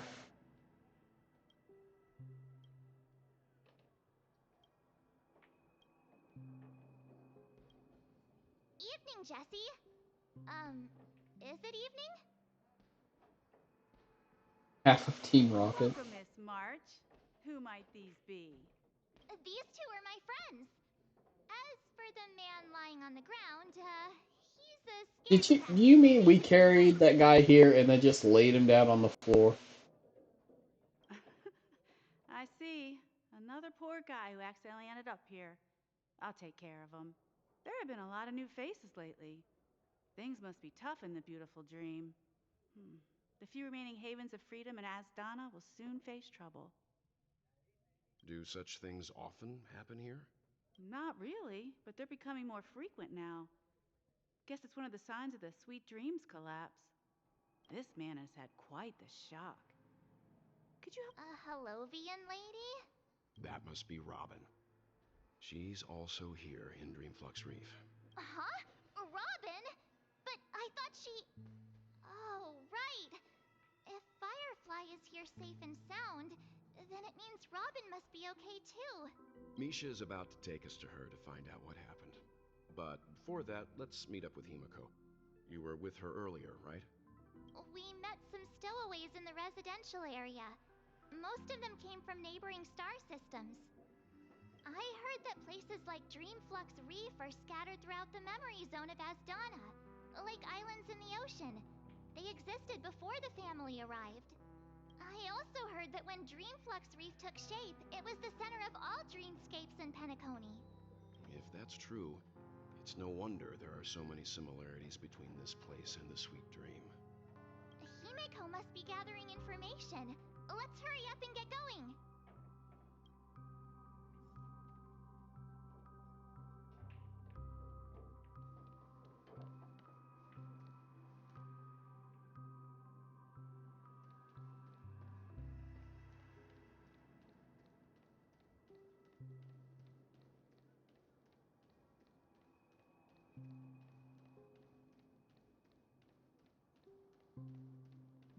This is where we split up. She can't be too far away. So that's how it is. I never imagined we'd gather the remaining details here. To borrow Gallagher's catchphrase, what an unpredictable twist of fate. Himiko, here they are. Ah, perfect timing. Now that everyone's here, I'd like to introduce everyone to Micah, who's partly in charge of the Land of the Exiles. Micah, these are my companions. It's a pleasure to meet the Nameless. You know us? I feel like everybody knows us. I've been keeping an eye on you since the day you arrived in Penacony. We would have met under more appropriate circumstances if Dreamflux Reef hadn't been isolated from the 12 dreamscapes. Please, allow me to formally introduce myself. I'm Micah, the Gravekeeper of Dreamflux Reef. Gravekeeper? That sounds so ominous. Life in Dreamflux Reef is pretty liberating. Everyone here mostly keeps to themselves, without meddling in others' affairs.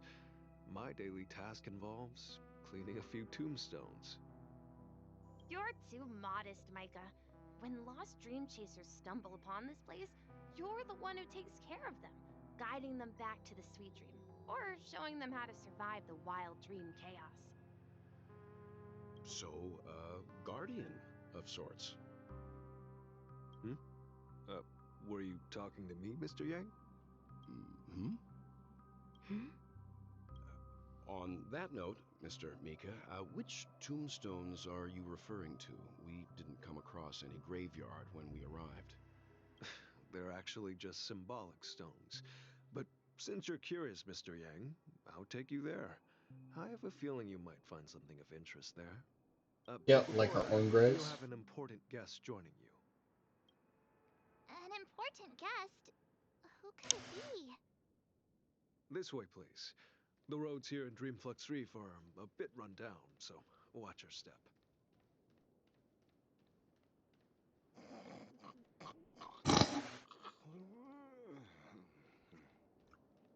No, at this rate, the family will be done for. Done for!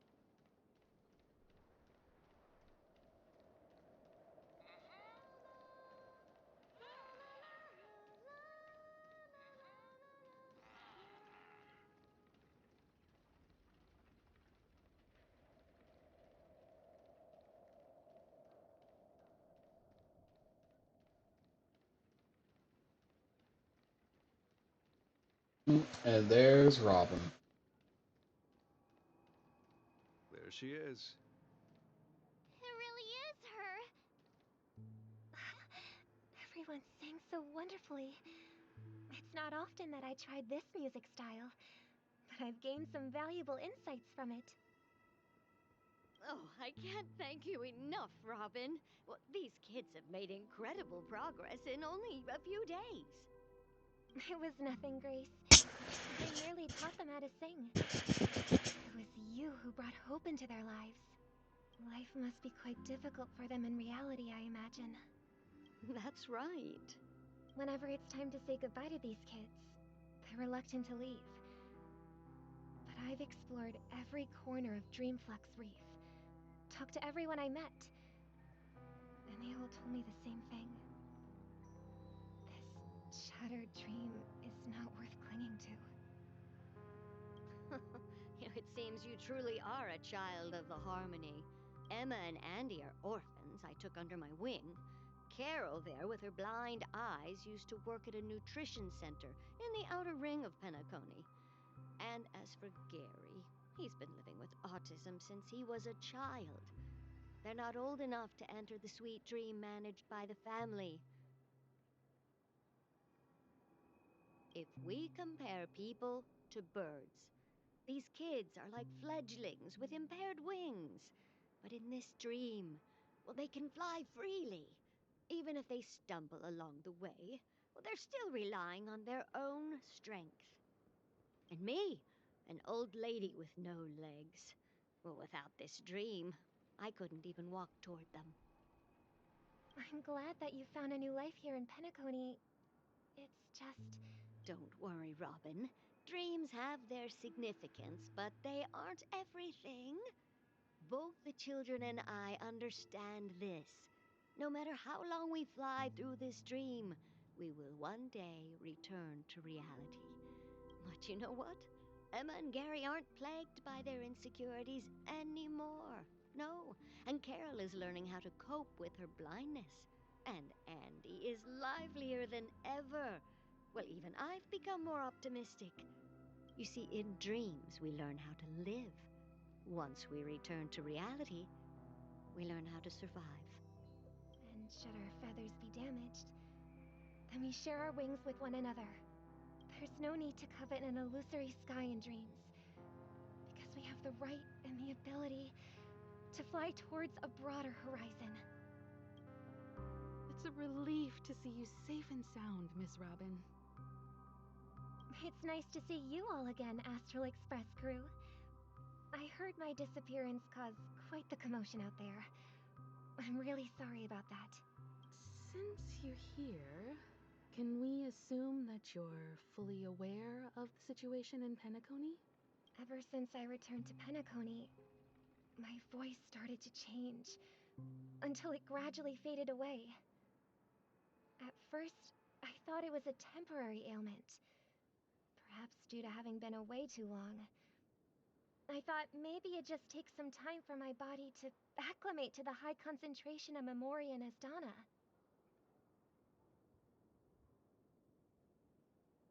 But now it seems the root of the problem goes way beyond me. There are elements around me that don't align with the harmony. Losing my voice is just one of the signs of the Sweet Dreams collapse. The Sweet Dreams collapse. That memo keeper mentioned the same thing. So it's real. While I was away from Penacony, the boundaries of the 12 dreamscapes kept expanding outward. But whenever I mentioned the anomalies in my dreams, all the family heads refused to talk about it. Only my brother was willing to respond. Later, I discovered the secret letters from the IPC ambassador, which further convinced me that there are hidden secrets beneath the surface of Penacony. So, following the clues in the Oak family's dossiers, I found my way here, the land of the exiles, concealed by the family under the guise of death. A dream within a dream, where Penacony's past is buried. Hearing you speak, it sounds as if your voice has made somewhat of a recovery. I hate to admit it, But the harmony in this place resonates more broadly than within the Sweet Dream. It's regrettable, but the family has experienced betrayal. The traitor, or traitors, abandoned their original principles and, using the name of harmony, exploited people's weaknesses to turn Penacony into the planet of festivities, trapping everyone in the illusion of the Sweet Dream. This is not the strong defending the weak, but rather the strong exploiting the weak. A world without equality won't ever be favored by the harmony. And naturally, those voices blessed by them have lost the ability to sing. Could there be another force influencing the family's shift in philosophy, Miss Robin? Considering what happened with Acheron, it's difficult to conceive of another entity within the realm of the harmony capable of influencing everyone. Unless a power surpassing that of an emanator is involved. I'd heard about what happened to the Xianzhou Alliance, but as far as I'm aware, the family hasn't faced any such external interventions. Who knows? Perhaps I've just been away too long and missed something. Regardless, I cannot accept my home is moving towards the very opposite of what the harmony represents, while still claiming to uphold it. I must uncover the reason why Mikhail cut ties with the family, and who exactly it was who betrayed us all. Do you remember our arrangement, Mr. Micah? Well, here's my answer. I've decided to forgo my role, and never step foot on the Charmony Festival stage again.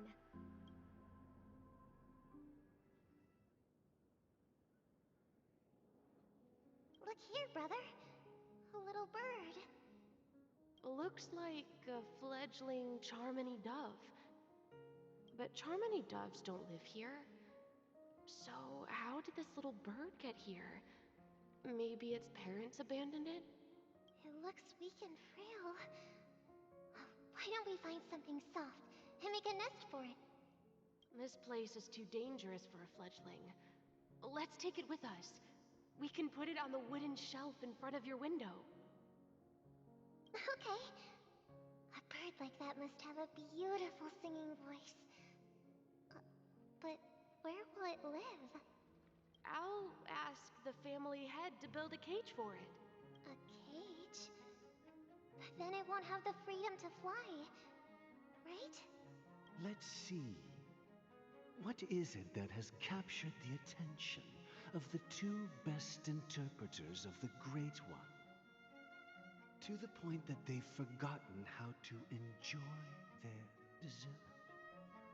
Oh, poor little thing. Doesn't look like it's doing well. Do you want to rescue it? I do. But I don't want to lock it up in a cage. Why? Even if it's small and not fully feathered, and can't sing, it didn't come into this world just to be locked up in a cage.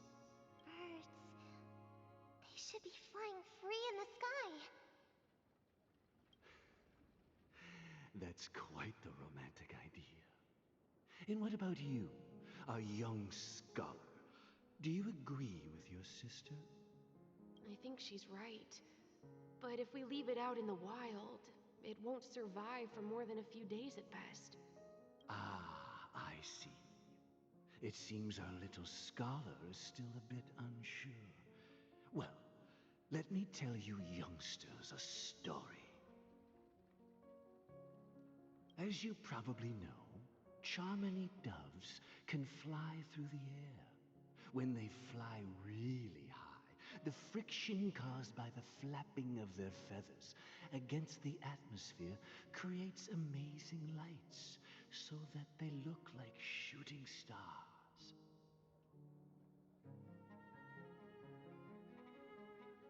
We've seen this spectacle so many times that we think it's just something they can naturally do. But that's not the You truth. posted you. You have no idea what it is though. The result of countless struggles against nature over generations. Their ancestors were too weak to survive on the ground. So, to escape predators, they started seeking new opportunities in the air. After countless attempts by many generations, one of them finally figured out how to fly. It soared into the sky and never looked back at the ground again. So, you mean birds aren't born to fly, but they find a way to do it through their determination? Right? Well, that's an idealistic way of putting it. So, what are your thoughts, Sunday?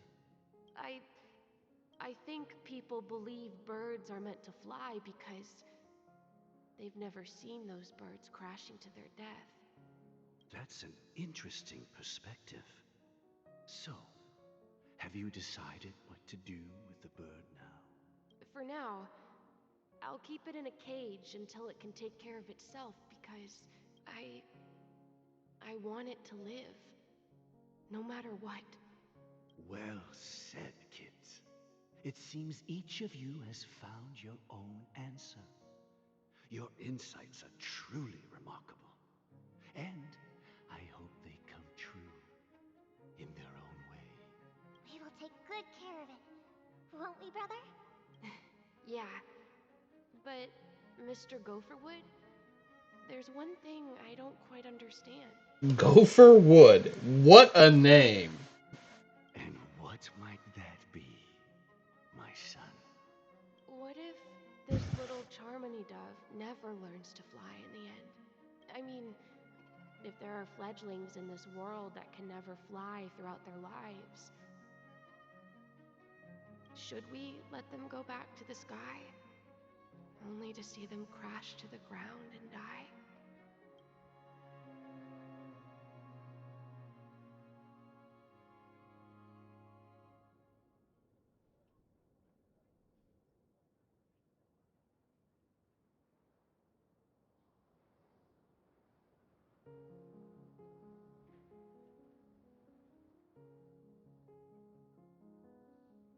Talking in your sleep, Birdie? Time to wake up.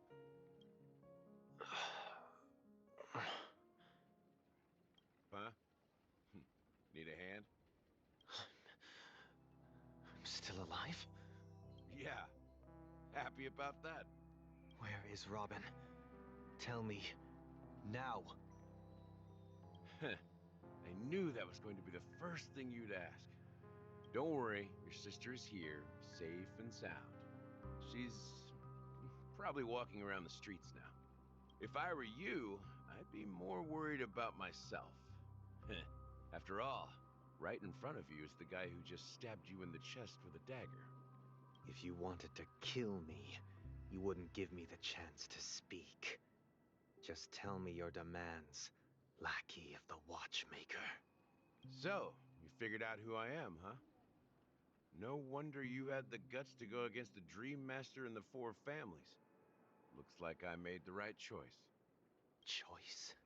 You are aware of my plan and see through my act. Time is running out, so let's drop the charades. I'm suggesting we cooperate. Cooperate? What makes you think I'd cooperate with you? The fact that the famous Robin has chosen my side. Plus, some clues about a traitor and a bright future for Penacony. Any of that catch your interest? I find it hard to believe a man who's full of deception. Fine, you don't have to trust me. What you should trust is the sense of justice inside of you. Show me Robin first. All right, as you wish. Here she is. Huh? What's your trick this time? Just kidding. I mean, this lady will lead us to Robin, right? And the crew, too. There are too many people who you owe an explanation. That'd be great. Please follow me, Honorable Oak Family Head. Now, all the actors are on the stage.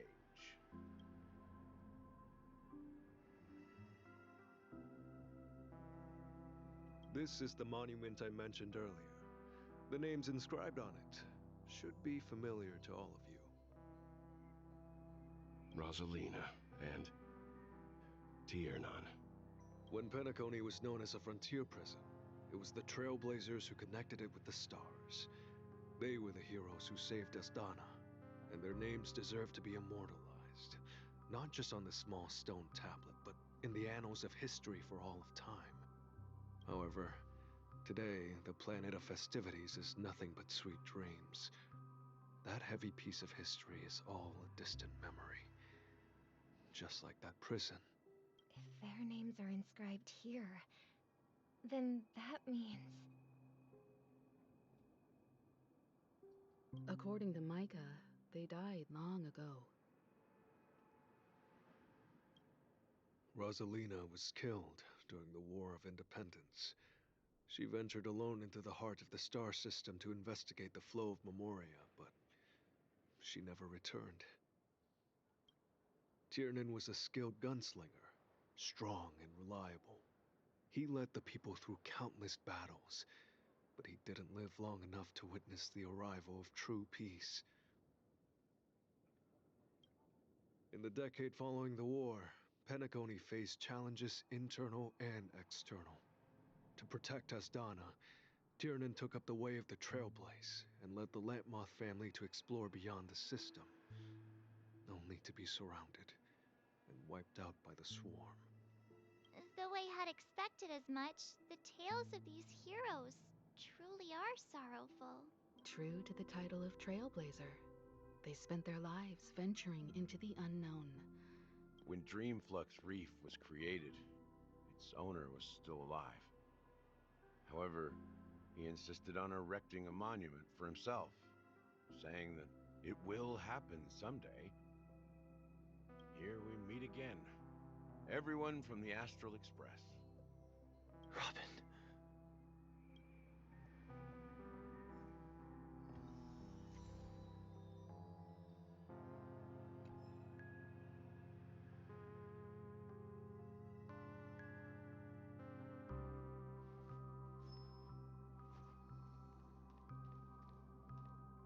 Brother... There's no need for words.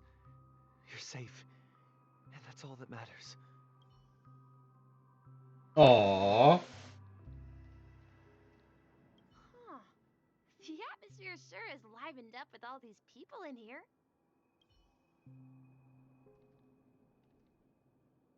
Well, I did my job. I gathered everyone here. Gallagher will explain the rest to you. Take care. You better explain. I promised to give the siblings some privacy, so let's talk about our business first. What do you say? That sounds sensible enough. Since you went through the trouble of gathering the family heads, the crew, and the Stellaron hunters, I'm guessing you have something important to say, Mr. Gallagher? Oh, is it that obvious? The look on your face is practically screaming, I'm the one behind all this. You're right, Mr. Yang. It is indeed time to come clean on everything. The siblings already know what they need to, and they've made their choice. But you, Nameless, arrived a bit late. So it's only fair that I answer your questions. Before we begin, let me reintroduce myself. I'm the founder of Dreamflux Reef, the deputy of the Watchmaker, and the one who sent out that invitation. As Gallagher, the history fictionologist, I humbly extend my greetings to you all. History fictionologist? So what, everything you told us was made up? Well, don't worry.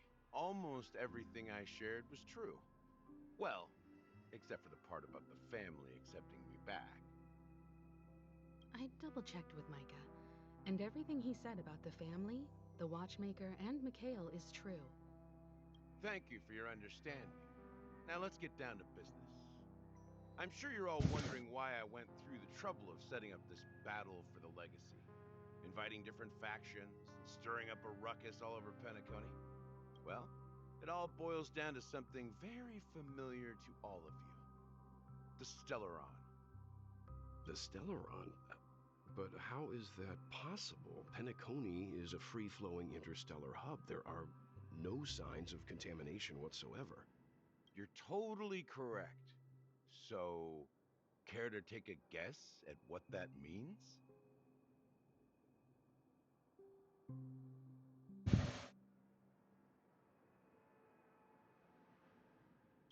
How keen. Well, what should I say? I expected nothing less from the person here who is the most familiar with Stellarons. The sweet dream doesn't come out of thin air. If you think of the memory zone as the sea, creating the land of the dreams is like filling that wild ocean with earth to make an island. To achieve this feat, without the help of an emanator of remembrance or enigmata, the only way is to use a Stellaron. And that's not something you can achieve with a simple wish. It requires vast quantities of knowledge, time, and manpower. I'm sure you get what I'm hinting at. In Azdana, the planet of festivities itself is a Stellaron disaster. The planet of festivities itself is a Stellaron disaster? It all started a long time ago, back when the Watchmaker and his crew liberated the frontier prison. They faced countless challenges as they began building Penacony from the ground up. That's when the idea of using the Stellaron came into play. The Stellaron first entered the Azdana system during the war. The Nameless warned everyone against the folly of attempting to tamper with such a power, and most heeded their words. But there are always people in the shadows with ulterior motives. The turning point came after Tiernan's death. With two of the Nameless gone, the Watchmaker had to go to the front lines. It was at that moment his rivals saw an opportunity. By the time a representative from the Montour System's family arrived at the Watchmaker's call, the Stellaron had already been activated and was seeping into the primordial synesthesia dreamscape. And I suppose the family happened to possess the knowledge to seal the Stellaron? Not just that. They knew far more about the Stellaron than the average person. They helped Mikhail swiftly quell the civil unrest and played a part in building Penacony under the disguise of the Harmony. Those three eras were known as the Age of Dreaming. The Watchmaker, who had been left in the dark, sent out invitations across the universe, spreading the hype around the land of the dreams. Then, how did they turn against each other? Remember the island in the ocean metaphor?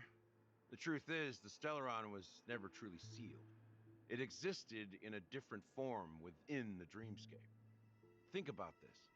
What would it cost to create and maintain such a lavish dreamland? It's people's lives. The opulent dream is built upon the decay of spirits, with a toxic elixir called pleasure flowing through the dreamscape. It tempts people to indulge in the dreamscape, and gradually their minds succumb, becoming nourishment for the sweet dream. Confusion, laziness, and cowardice, weaknesses that plague humanity, were magnified and nourished by the family. Penacony became a new kind of prison, even more impenetrable than the previous one. Sadly, we realized this far too late. By then, the family had a firm grip on Penacony, swiftly quelling any opposition that arose. At my wit's end, I had to use the power of the Enigmata, and sought refuge in this chaotic realm. Over the years, I created a meme within this dream for our use. Dormancy. That's its real name. We exploited a loophole. You see, regular people can't fall asleep again while they are inside the dreamscape. So this is the true meaning of the impossible. You sent out invitations in the Watchmaker's name to find forces capable of resolving the Stellaron disaster and draw them into Penacony to uncover the truth. It's not just that. Above all, I wanted to see what happens when the major factions engage in a struggle for the legacy. Since this is the Watchmaker's first announcement in decades, the traitor within the family is bound to reveal themselves. So, the legacy is just a facade. If you want to consider the Stellaron as the legacy, I'm totally fine with that. If that's the case, where is the Stellaron now? That's a question for Mr. Wings. The Stellaron is still under the family's control, and as the head of the Oak family, I'm sure he holds all the answers.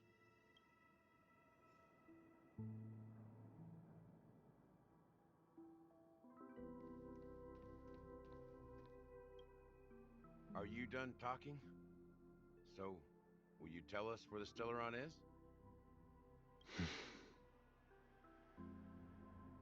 It is the Penacony Grand Theater itself. As I suspected, it's the embodiment of the family. The edifice that first materialized within the Sweet Dream. That's what turned Penacony into its current state. As for the person who employed its power, it is in fact Mr. Gopherwood, the current Dream Master. Well, that was easier than I thought. Did you conduct your own investigation already? Correct. When I was trying to track down the person who murdered my sister, apart from you, Gopherwood was my second suspect. Confronting me first turned out to be a smart move on your part. I didn't have other options. The Dream Master has been elusive, and even the heads of the families can hardly get an audience with him. Moreover, Mr. Gopherwood has been kind to my sister and me. And I didn't want it all to end like this. What do you mean by that? To be honest, my brother and I are also victims of the cancer of all worlds. We grew up as orphans, and were adopted by the family when they came to help. Mr. Gopherwood recognized our potential and brought us to Penacony. But I can't just stand by and watch Mr. Gopherwood become an enemy of the Harmony. I won't use my voice to support an evil cause. I won't step on that stage and sing, no matter who the traitor is, or what orders they give me. I won't let the Charmony Festival become an event that destroys Harmony itself, or the paradise in our dreams. Indeed, for the paradise in our dreams. As the head of the Oak family, I'm responsible for ensuring Penacony's promising future. Robin and I will head into the Sweet Dream and confront the Dream Master. And if it turns out that the family has truly strayed from the Harmony, I'll fight alongside you. We'll put the Charmony Festival on hold and make sure Mr. Gopherwood pays for his blood debt. The enemies you are about to face aren't like this old dog here, who can barely even bark. Since our interests are aligned, why don't we team up? Maybe, just maybe, we'll have a shot at success. We have always been following in the footsteps of our nameless predecessors, and there's no reason to stop now. Yeah, we Nameless won't back down from a challenge. Isn't that right, Mr. Trailblazer?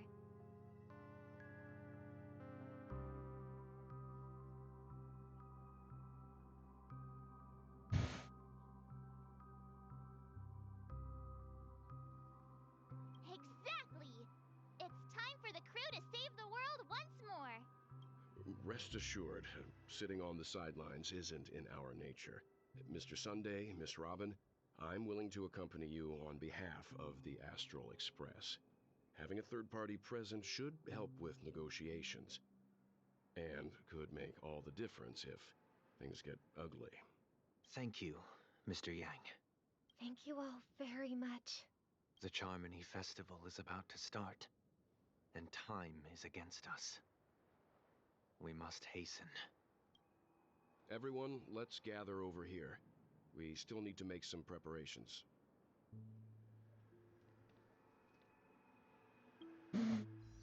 Okay. This still won't up. Can I go 10 full now? No. Getting close, though. Getting close. Oh.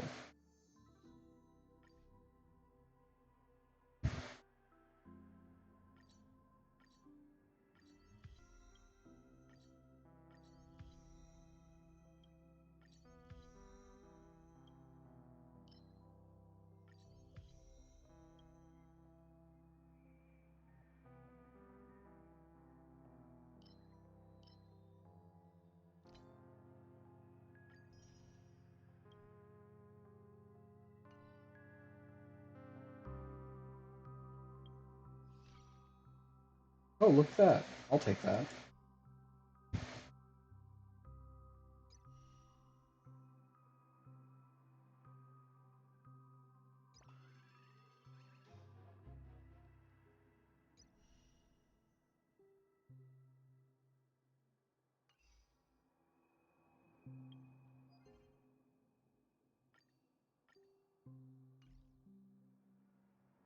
Should be able to do a 10 now, right?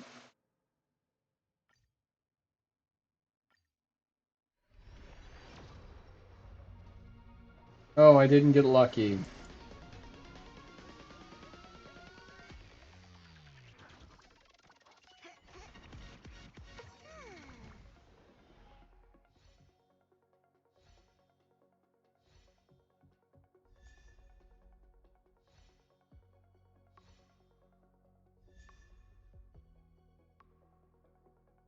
This is the new Lycum, right? The one that they just released.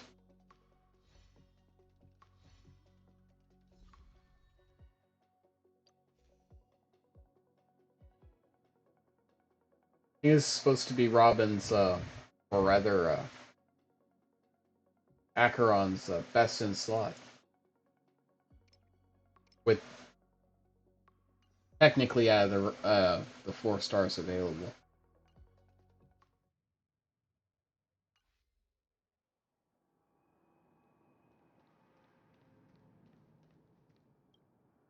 I may have been quick to step up to the plate, but confronting the Dream Master could be a very dangerous affair. I got this. Huh? Even you're saying that, Mr. Yang? How powerful is that Dream Master? He's the leader of the families of Penacony, and he has the entire power of the Harmony behind him. Not to mention the Stellaron in his possession. We must... Maybe you can just stay behind this time, Mr. Yang? No, that won't do. Even if we count Robin as an ally, something felt off about Mr. Sunday just now. Although, I can't quite put my finger on it. I have to make sure he won't turn against us when things start to get dicey. You're still carrying the keepsake the IPC envoy gave you, right? May I borrow it for a moment? Huh. I knew it. As I suspected, this chip Aventurine gave to you is actually a miniature transmitter. If I'm right, he intends to use it to track your location or contact you when needed. As it so happens, this may actually be of some use in the current situation. Aventurine? Is he still alive? And what does he have to do with our mission to confront the Dream Master? Remember what I said earlier? Working with the IPC is a way to keep the family in check. If negotiations go south and the family show their true colors by going after the Stellaron, I'll use this transmitter to send a message to the IPC. It'll be just the opportunity the IPC ambassador was hoping for. The only question mark in all of this is Aventurine's current status. But the IPC is always listening, especially senior strategic investment department heads like him. Getting the message across shouldn't be a problem. Good luck to you, Welt. Well, you take care too. If anything goes wrong, don't worry about me. Just make sure to seal the Stellaron. Spoken like a true hero. Even if the Dream Master is innocent, the family's corruption runs deep. I won't make the same mistake Mikhail did. Let's wish him the best of luck. Don't you have something else to tell us, Gallagher? Why would you say so? Before we departed, the conductor asked us to inquire about the 3 nameless in Penacony. We've already collected intel about Razelina and Tiernan, so the only one left is Legwork. If I'm not mistaken, we've already met him somewhere, haven't we? It's not enough to say meet, but the answer is pretty obvious. After all, I've hinted at it in quite an evident way. I've been watching over you ever since I received the reply from the Astral Express, and I've seen the great effort you all put into linking different realms together across the cosmos. And now, After getting this far all in one piece, you have truly proven yourselves. Miss Himiko, were you the one who repaired the Express and got it sailing through the cosmos again? Yes. And you two, young Nameless, you have very interesting life stories and extraordinary skills.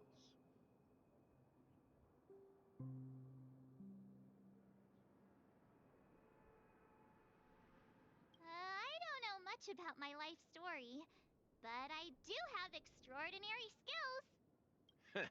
You're full of energy. Please send my regards to the conductor, Pom Pom. Please let them know that their friend had fond memories from his time aboard the Express, which he reminisced on every time he had a good drink. As for the last Nameless, he embarked, disembarked, and embarked again, traveling in a great circle, ending up back where he started. On his deathbed, he told me to find the Astral Express and deliver an invitation to the future Nameless. He left behind a special gift, a true legacy. Something that belongs only to the successors of the Trailblaze. Come with me. Now is the time to reveal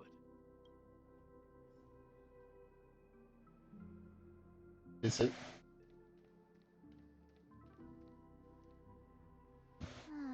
Back here again. Sometimes I feel like you're still alive, old friend. Like you've still got so much to say and do. I've kept my promise, brought the future Trailblazers you've waited so long for. I don't know why you were so obsessed with that train, but I remember your last words. Don't let us down, old man.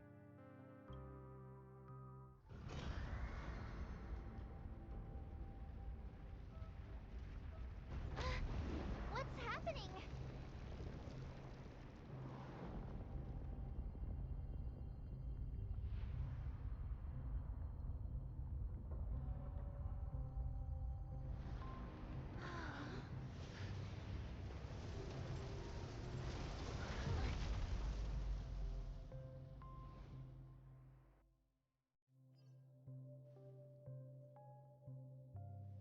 Go ahead.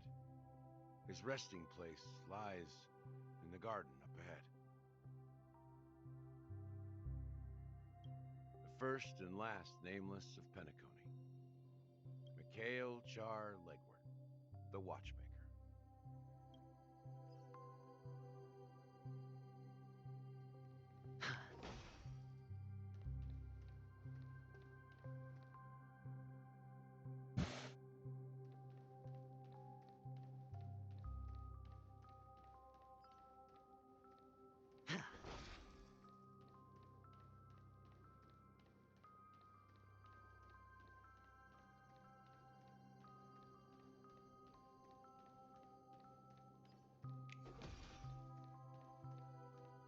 What the heck?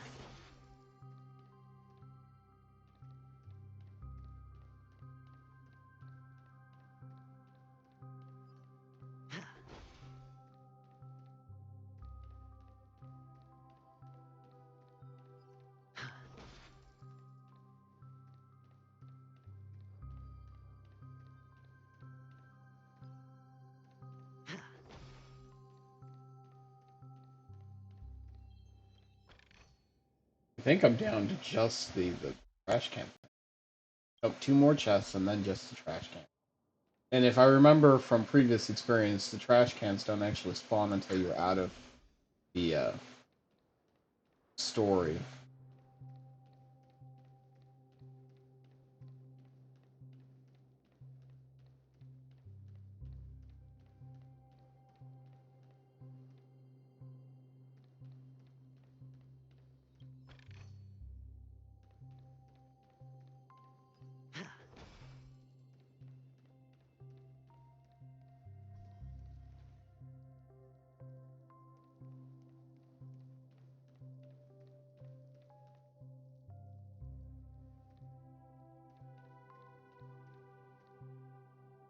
That is creepy as all hell.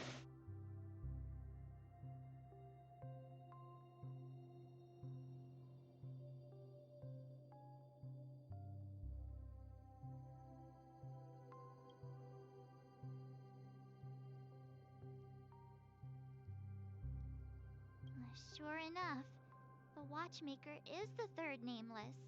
Even I could guess that one. The legacy he left behind was a dream bubble. I believe inside that bubble, there's something that holds meaning only for the nameless. After all, when I checked its contents, I found nothing inside. Maybe some trailblaze runes? Even more mysterious than me. Well, let's have a look.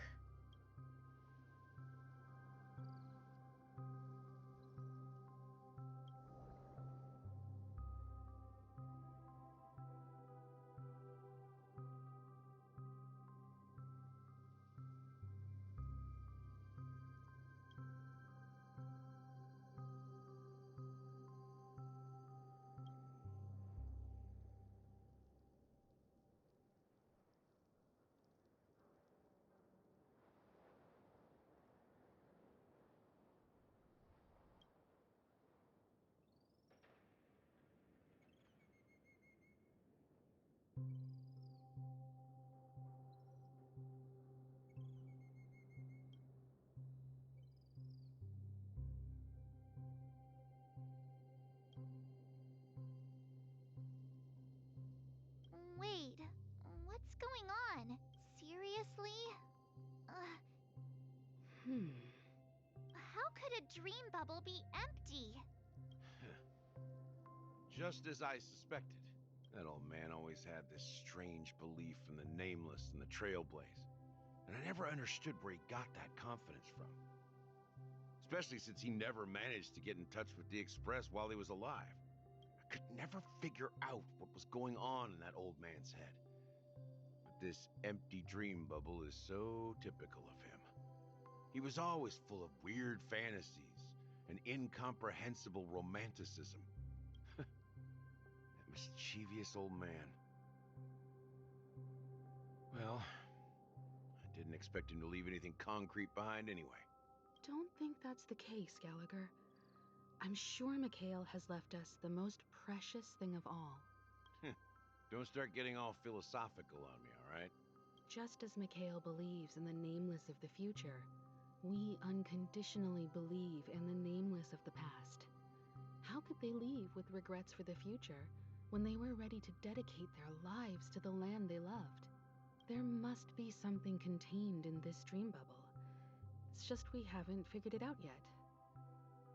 You also have faith in the watchmaker, don't you, Gallagher? Well, I'm a follower of the Enigmata. My philosophy forbids me to have faith in anything. That's why I understand what faith means in the path of Trailblaze. And I also want to know what he left behind. I'll leave it to you guys then. Can I borrow your pet? I need to make a trip back to Golden Hour and check something at the Dreamscape sales store. It's for Mikhail, and for the future of Penacony.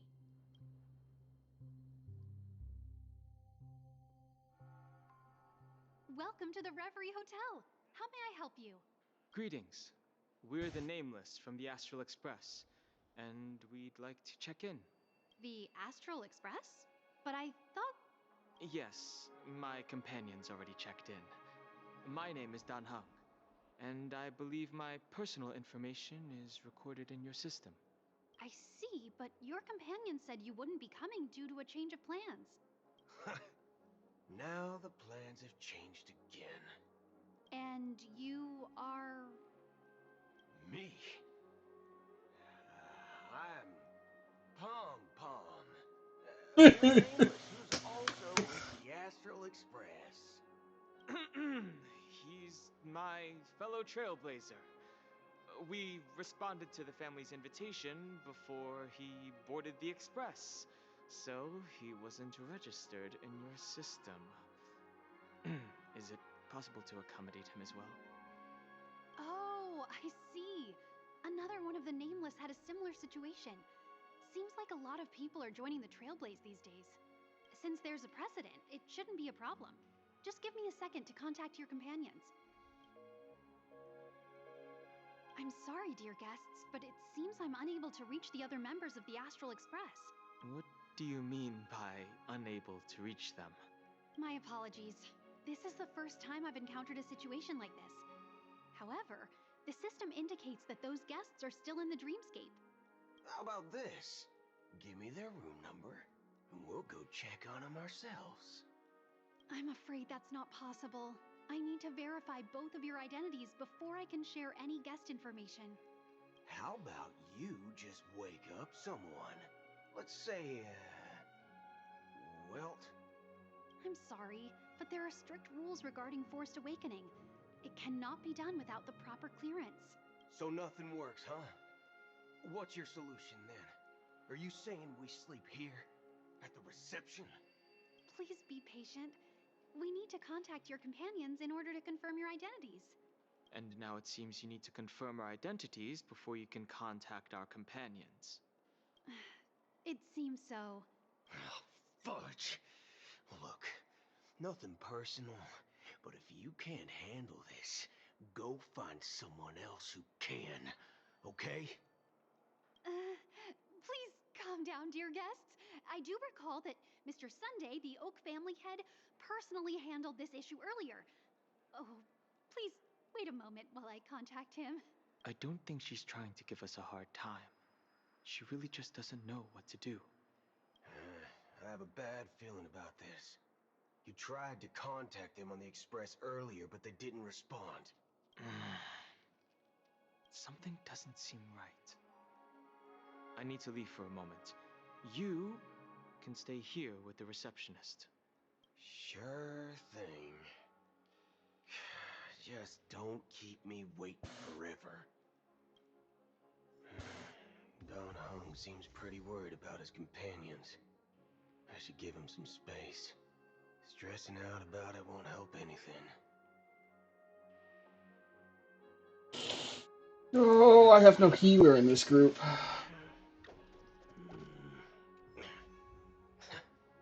You stop that. Stop that. Head game. I need a healer.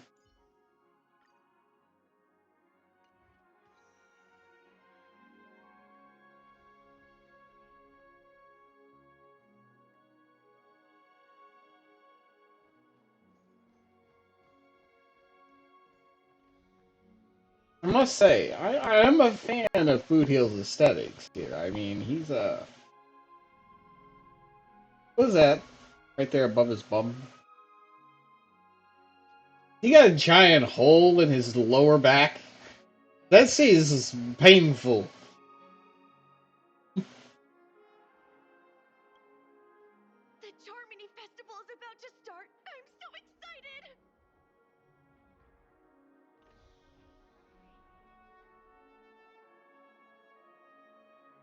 Hey!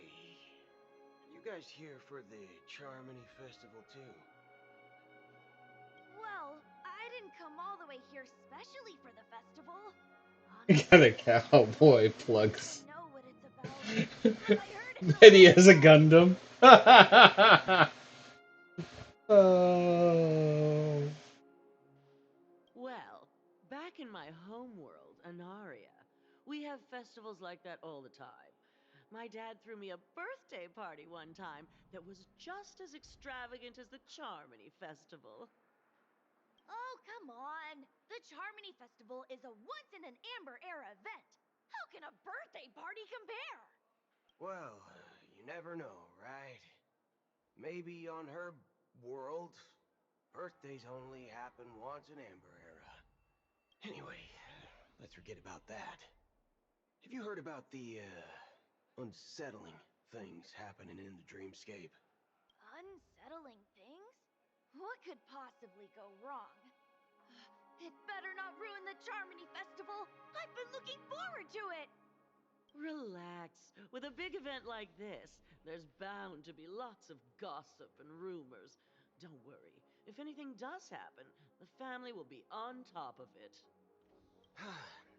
Oh, that's a relief. I didn't come all this way to see the festival go down the drain.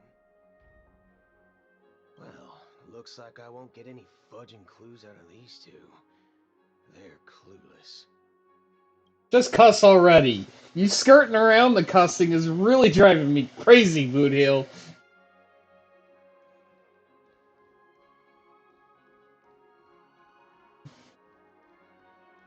Face recognition failed, you lousy robot. What is your name? Coffee? Greetings. I'm Cody of the Bloodhound Oh, family, Cody. head of security for the hotel. How may I assist you? Hello. So, there's something I wanted to ask about. I've been hearing some unsettling rumors about You lit liquor. the Charmony Festival. Do you think there's anything to be worried about? I've traveled all the way from the Hawaii Federation and Hawaii? I want my trip to be You're making that up. What do you mean? Wait. You haven't heard? I'm not sure where you heard those rumors, but they're completely baseless. I can assure you, as a representative of the Bloodhound family, that everything is going smoothly for the Charmony Festival. At present, all of the families are focused on making sure the festival starts on time. Even the Dream Master himself has arrived.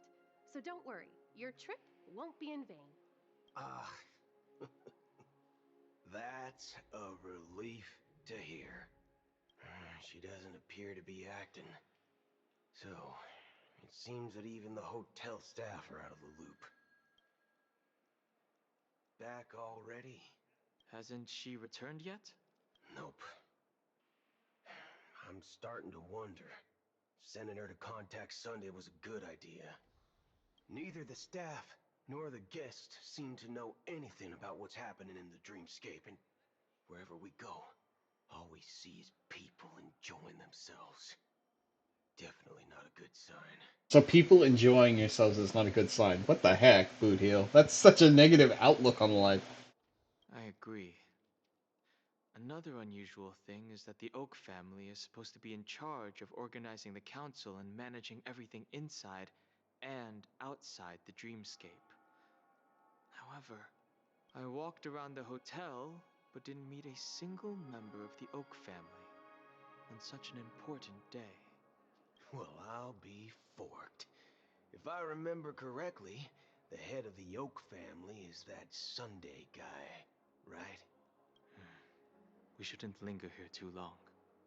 Let's go back to the Express for now. Not so fast. Have you ever robbed VIPC, bro? If you run away now, everyone will be chasing after you. Are you suggesting we sit here and do nothing? I wouldn't say do nothing. But let's stay put for now. Even if the family has ulterior motives, they couldn't have anticipated us showing up here. We're the surprise factor for them. They don't want to attract unwanted attention from certain outsiders, so they won't do anything reckless. See? The IPC lackeys are keeping a close eye on this hotel. If I were a family member, I'd find an official excuse and keep the surprise factors here. If we just wait here, that would be like walking into their trap. Of course, we don't need to walk into their trap. I gave a backup plan to the memo keeper. If it turns out we won't be allowed to enter the dreamscape, he'll order a drink for me in the VIP lounge at the hotel. In reality, a secret signal. That's right. Oh, a concrete object can indeed help the memo keeper establish a connection with you. But Boothill, if you have more backup plans in the future, I hope you'll let me know in advance. I'm sorry, but it's one of my quirks. I have too many unreliable friends. And if I reveal that I have backup plans, things can go awry. And that would leave all backup plans completely useless. How do we get into the VIP lounge? I suggest we walk. This is where my street smarts come into play. I've already gotten all the chests here. No, I have not. You can actually book a stay on credit, and the interest is surprising. You're the lobby manager, right? Yes, I am. How may I assist you? We're the Nameless from the Astral Express. We wanted to check in, but there's something wrong with your system. The lady at the front desk said she would contact the manager, but now she's nowhere to be found. Now, we've been waiting here forever, without any food or water. What the fork, man? Is this how the family treats its guests? Is this your idea of street smarts? Starting an altercation? It's called standing up for your rights. I apologize for the inconvenience. Please wait while we try to contact Mr. Sunday. I'll arrange 2 premium seats in the VIP lounge so you can rest there while you wait. See? Just like that. Just don't call yourself Nameless next time. Does it leave a bad taste in Don Hung's mouth? The two of them make such great boyfriends, though. Planet of festivities. One peach soul glad, shaken, not stirred. Good evening, gentlemen. Hey, I have an order for a bottle of Donna's White Oak. Can you help us find it? Donna's White Oak. I think there might be a misunderstanding. We don't serve that here. Oh, no way. Are you sure you're not mistaken? If someone had reserved such a beverage, I would definitely remember it. It sells for hundreds of thousands of credits per bottle, after all. I couldn't afford to cover for such an item if it were broken or lost. That's strange. Well, could it be that the memo keeper couldn't afford it? Then what should we do now? Oh, no need to rush. Let's grab some drinks first. Maybe I arrived too early and he hasn't come yet. Now, let's see what kind of juice malts you all have here. Well, give me a glass of Heenum Valley, 40 years. I'll have it neat. No ice. Well, that's the most expensive one on the list. You have a taste for the finer things. It's on the house, anyway. What can I get for you? Anything you recommend is fine. Then I would recommend today's special, Glass Village. It's classic Soul Glad mixed with Laboom juice. It's refreshing and suits your cool demeanor. Just 1 minute. Don Hung is the kind of customer I hate the most. Whatever you recommend! Ooh, really hits the spot.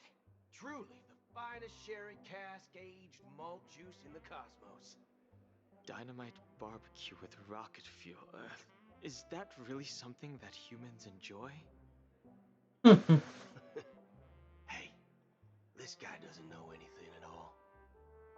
As long as you're satisfied, dear guests, please enjoy. Let's give the memo keeper another half system hour. If she doesn't show up, meantime, let's take stock of the situation. What do you think? The situation is unclear. Something must have happened on the planet of festivities, but the public is unaware of it. Someone in a position of power within the family must be covering it up.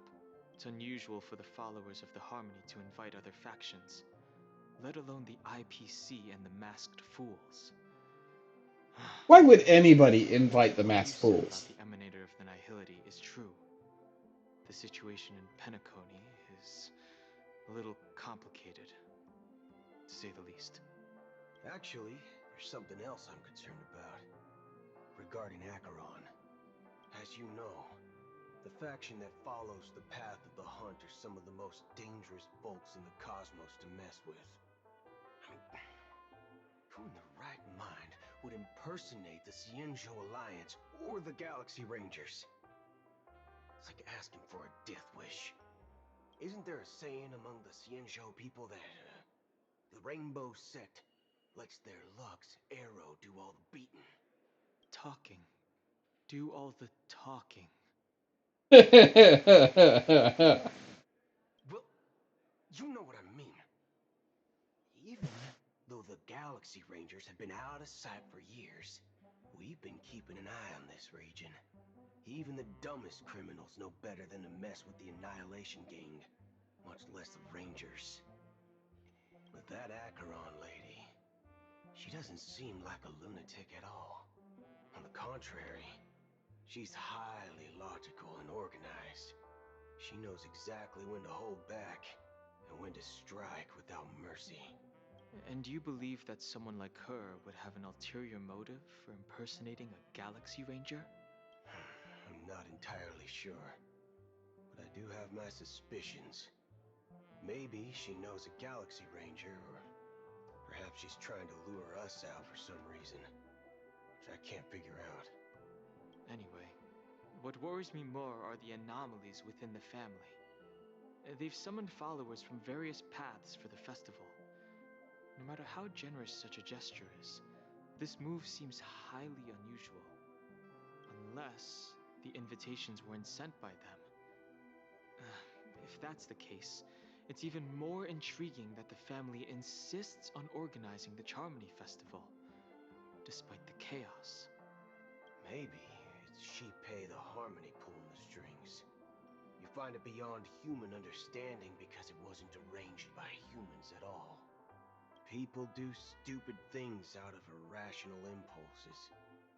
They abandon their principles when self-interest is involved. They believe in things they know they shouldn't, and fudge. They file their teeth into sharp points. But Eons don't. They stick to their determined path and never turn back, even if they reach a dead end. You think Shipei's will is behind all this? It may not necessarily be Shipei, but there's definitely some higher entity involved. I know it may sound pessimistic, but if human free will were reliable, why would we even need Galaxy Rangers? It's much simpler when you boil it down to the eons and paths. Like how Lon always follows the path of the hunt, or how the Express That is outfit looks so despite uncomfortable. He's got to be really hot inside that In my metal opinion, suit of his. Akavili's fall holds significance for the Nameless. Oh, so you're saying the Nameless now have to take responsibility for their own choices because their absolutely right leader is gone? Exactly. I believe the purpose of the journey isn't just about following a path that's always considered absolutely right. It's more about doing your best to choose the right path for yourself among countless possibilities, even with limited insight and judgment. I don't know what you've been through, but I agree that people must take responsibility for their choices, because no one else can do it for them. That's why the Galaxy Rangers need to uncover the imposter and figure out her true intentions. Just in case. I have a backup plan if the Memo Keeper doesn't show up. This is my final backup plan. I promise. You sure have a lot of cards up your sleeve. Well, going back to my old career would make things a lot easier.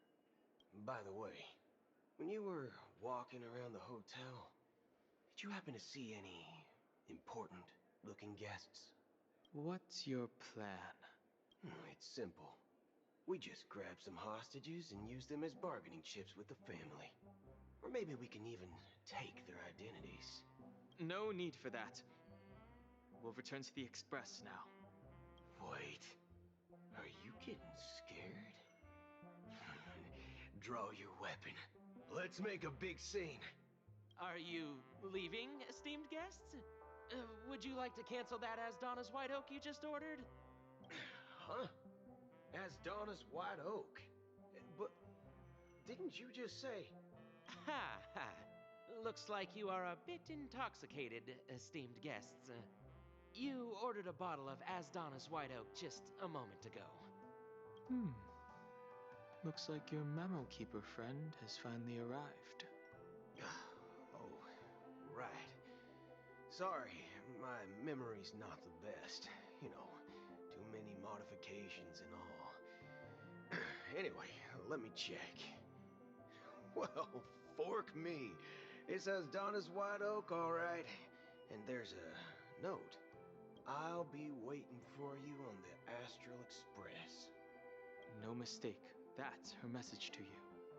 She knew the hotel wasn't safe, so she suggested we find another place. Well, looks like we took a detour, but now it's back to the Astral Express. So, what are we waiting for? Let's go.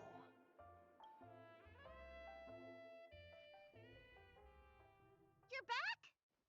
Two guests just boarded saying they were looking for Boot Hill, so I told them to wait in the parlor car. Oh, just in time. 2 guests? Yeah, or 2. Look, we welcome all passengers on the Astral Express, but sneaking in like that, you have no regard for etiquette. My apologies, conductor. It was an oversight on my part. I assumed you were already acquainted with the garden. Given the chaotic situation in Penacony, the Nameless are the only ones we can truly trust right now. You are the Memo Keeper. Pleased to meet you, Dan Hung. I've seen you in others' memories. And as for Boot Hill, this is our first face-to-face meeting. I hope you enjoyed that bottle of Astana's White Oak. You sure have a refined taste. Finally, Memo Keeper. Well, let's cut to the chase. Spill everything you know. That's precisely what I intend to do. But before that, please allow me to introduce myself. My name is Black Swan, and I serve the Garden of Recollection as a memo keeper. As for Acheron's story, I'm sure she knows it better than I do. Greetings. I'm Acheron. What? You Garden of Recollection shirtbag! You betrayed me! What the fuck is a shirt bag? I apologize, but she did that at my request. Due to certain reasons, I have been exiled by the family. Thankfully, this memo keeper came to my aid and helped me escape their surveillance unnoticed. To be honest, it was more like stalking than helping. And the process was far from unnoticed. But we did escape. I asked her to guide me to a place beyond the family's reach and to contact a few trustworthy individuals, namely all of you. Trustworthy? Son of a nice lady. You think I'm dumb or something? How about this? I'll put a few bullet holes in your head and see what secrets spill out. Then, we can talk about trust. It doesn't have to be like that. I'm willing to answer all your questions, but not right now. If my cover hadn't been blown, we might have had more time, but at the moment, we don't have any other options. No other options? What do you mean? This is the only way I can ensure everyone's safety. I kindly request an immediate warp jump out of the Astana star system. This passenger is requesting... As far as I can tell, she's not a threat and seems to be telling the truth. I've briefly traveled with your companions and know their whereabouts, Dan Hung. Please rest assured, your nameless companions are safe, but they need our help. As for Boot Hill, you may have guessed. I've been waiting for you. Galaxy Rangers are known for their elusive nature and limited contact with each other, so this was the only way I could reach out to you. Only by doing this can I find a true Galaxy Ranger and fulfill a long-standing promise. To return his relics to their rightful owner. Someone once told me that every rainfall is like a gift from the heavens, a sign of their mercy upon the world. Raindrops are said to be the tears of the gods, shed in response to the sorrows of the world. Their constant pouring is a reminder that the gods haven't abandoned us yet. So, how long has this rain been going on for? I used to believe, just like you, that it would eventually stop. Years and decades passed. And in the end, such hope faded away before the rain did. Looks like the god you mentioned doesn't exist after all.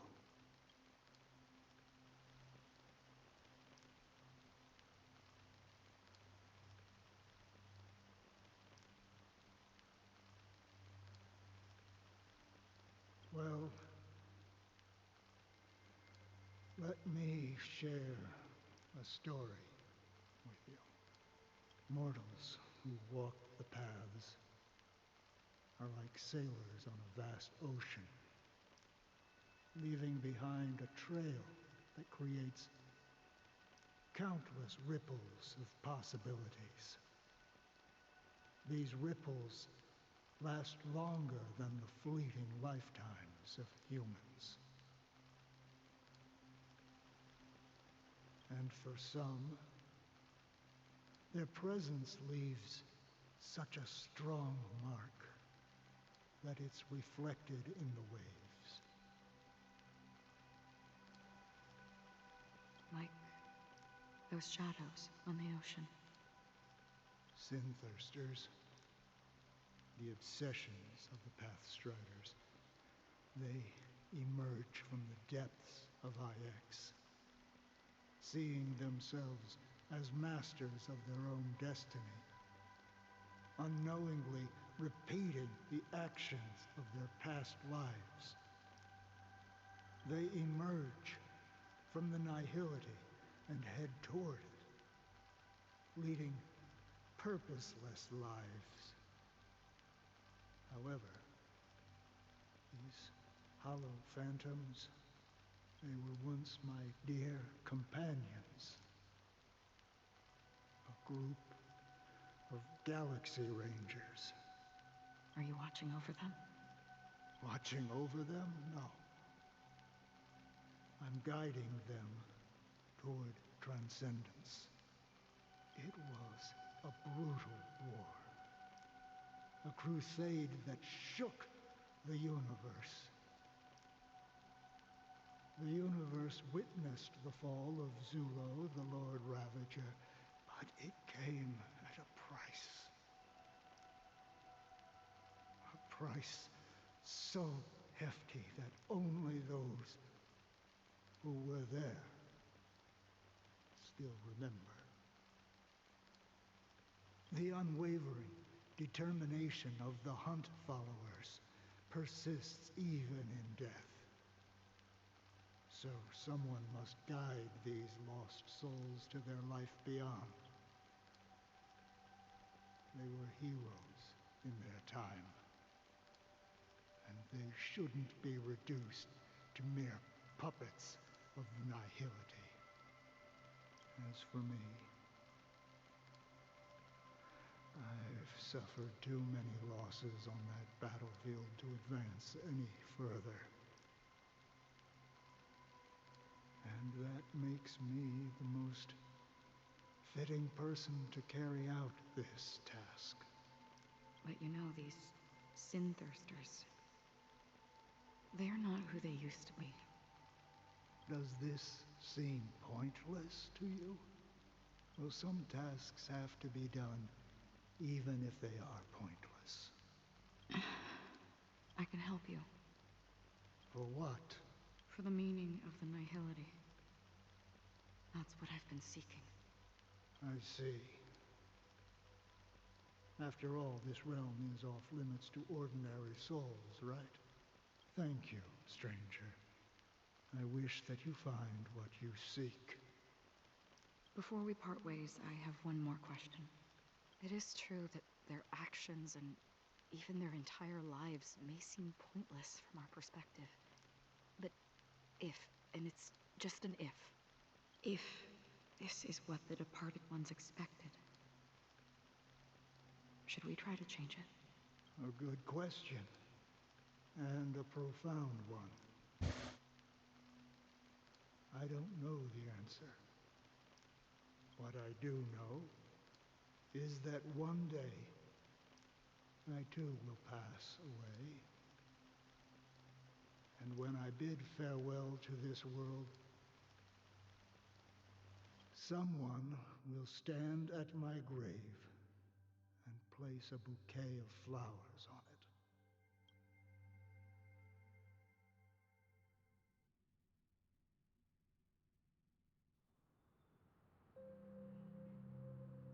When I appeared as a child, my speech, mindset, and soul reflected immaturity and innocence. As I grew into adulthood, I left behind my childlike side. I humbly request your blessing, esteemed advocate of Shipe. Come to me, my kinship. I have sought their presence with us. As you wish. I have faithfully served the Alfalfa family for nearly a decade, promoting the path of the harmony to the best of my ability. However, I made a mistake yesterday. While I was preparing dinner for the family head, I accidentally dropped a prepared dish on the floor. Out of laziness, I lied and claimed that everything was ready. Although the head has dismissed me as punishment, it has been tough to sleep with the guilt still gnawing at me, as I worry that the seeds of evilness may have taken root in my soul. So, I confess to you now to seek atonement for my sins.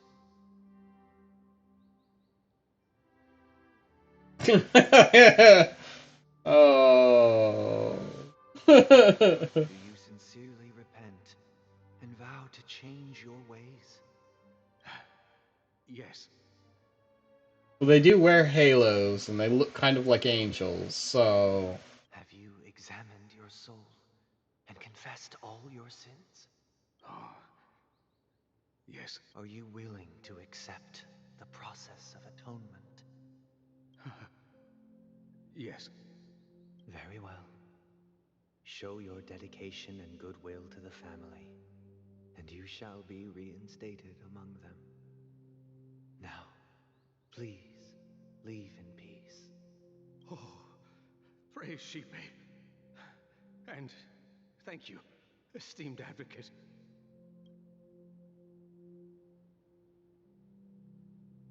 Next, please step forward. I wholeheartedly confess to you.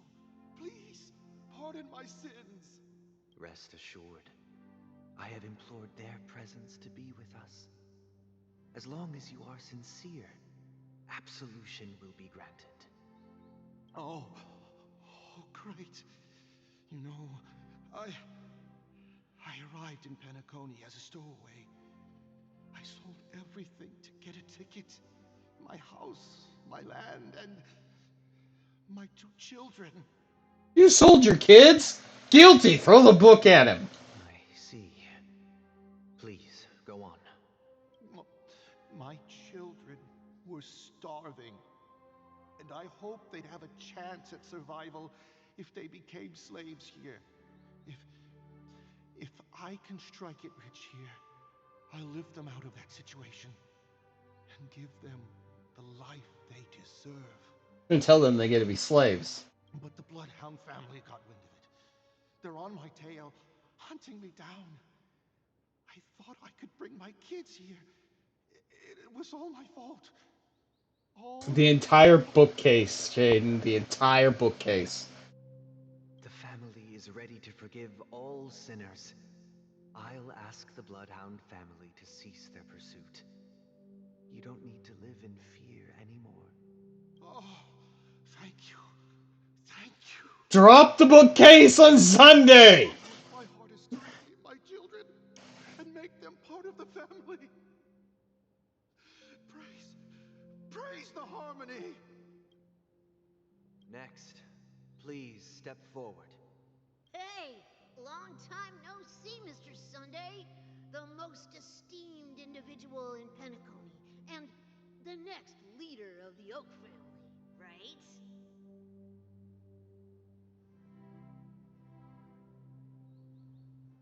I have sought their presence with us. Let us proceed. Sure, let's just get this over with. I have sinned, please forgive me. I wasted half a pizza at breakfast, and a bottle of Soul Glad. That's it. Nothing more. When we wrap this up, I've got a Robo-Ball game to catch, you know? Do you seek to atone for your sins through good deeds? My sins? Wow, started to sound like a saint, huh? Well, let me tell you something. Neither the family nor you have the right to judge me. You think nobody knows what your precious family has done? About the watchmaker? Huh? Don't kid yourself, Featherbrain. Those dream chasers might be fooled by your act, but don't fool yourself. Before you start spouting off your holy verses, answer me this. Where does the power of the Oak family come from? And your power? What makes you think you can sit there all high and mighty, looking down on everyone else? Well, I've spent enough time in confession today to enter the Harmony's paradise, right? Then I'll take my leave. Good luck with your election, and, don't make me regret my investments in you.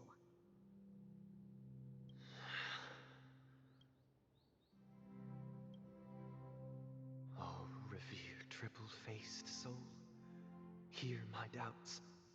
Who can judge the strong when their power hides their crimes? Who can vouch for the weak when they will pay any price to survive? Who can comfort the purest souls when even they get led astray? If the strong defending the weak is truly the foundation of paradise, then who is responsible for the suffering and anguish in this wretched world? Brother? Brother? Brother, are you all right? I'm fine. I've been working long hours, and I just made a trip to Dreamflux Reef and back. So, I'm a bit out of sorts. But it'll all be over before we know it. You've been working non-stop on the Charmony Festival, Mr. Sunday, and no one could have predicted this incident. Even if the Stellaron does pose a grave threat, I still feel sorry for all the trouble we've caused you. No need to worry about troubling anyone. The Charmony Festival was meant to spread joy and harmony across the cosmos. But now that we know the truth, I'm afraid we'll have to cancel it. It has always been our wish to make everyone happy, so... we'll do our best to explain everything to the Dream Master. I'm sure he'll understand, even if the negotiation does not go smoothly. I'll refuse to go on stage. Without the Chordmaster, the Harmonious Choir would not arrive, and the Charmony Festival would be just a grand performance, and nothing more. I'm relieved to see your determination.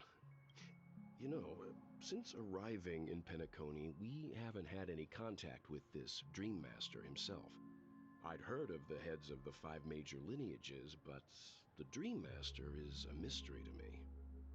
The Dream Master rarely grants an audience, even for us.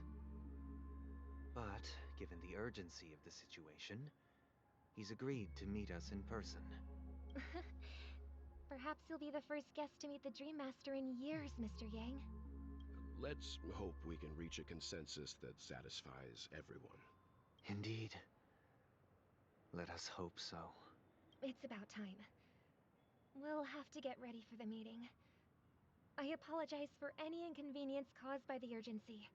Don't worry. I'll be waiting here. Oh, dear. It's Mr. Sunday! Hey, come over here! Looks like someone needs help. Let's go check it out. I cannot activate this.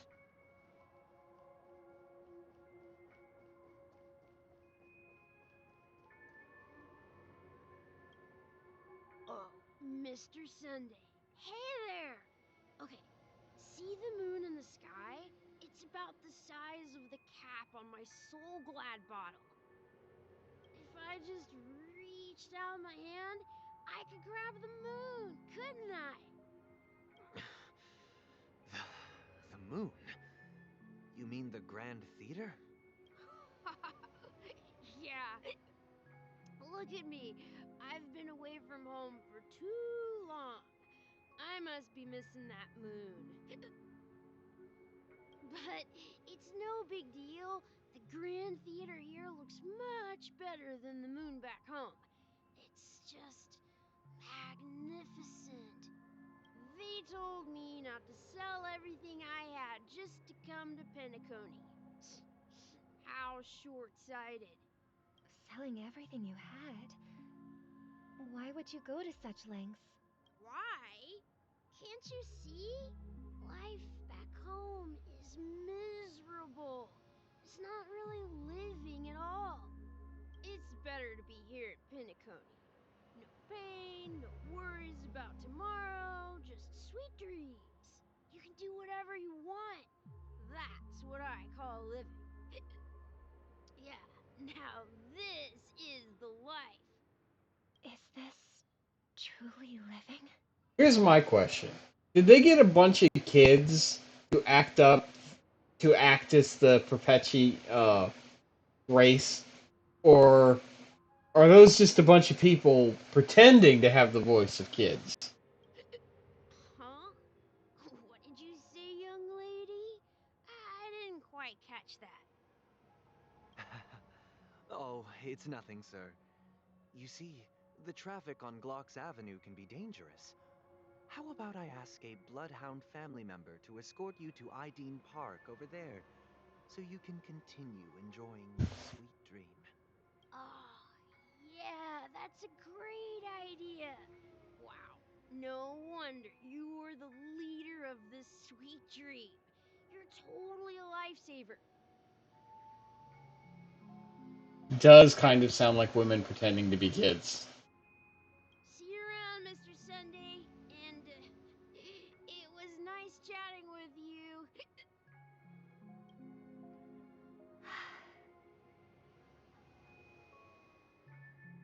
What's up, sister? This is the land of the dreams. But why do they live like this? The man we ran into, he doesn't seem happy at all. It sounds like he's drowning his sorrows. Even though sweet dreams are nice, they're just illusions. But for him, they're the only way to survive, even if it means giving up on reality. That's not really living at all. I suppose you have a point. But, in my opinion, that's how most people live their lives. Why do you say that? You think that man is not actually living, but that's not quite accurate. Even without Penacony, people create their own illusions called self-value. People believe they have a predetermined value to fulfill. Gaining value means gaining power, and those deemed worthless are seen as the weak. However, value doesn't come out of thin air, and there's a limit to it. To accumulate value, people have to take from others. So, the weak get exploited and oppressed. Are you suggesting that this is not how things should be? Exactly. But, ironically, people don't think there's anything wrong with it, because they uphold the illusory notion of self-value, and even the weak believe in it. The survival of the fittest. That's where all the tragedies in the world come from. People come to the sweet dream in Penacony to escape from that reality and find solace. No tragedies exist here, only happiness, although in its nascent form. Isn't that the same paradise we yearn for in our dreams?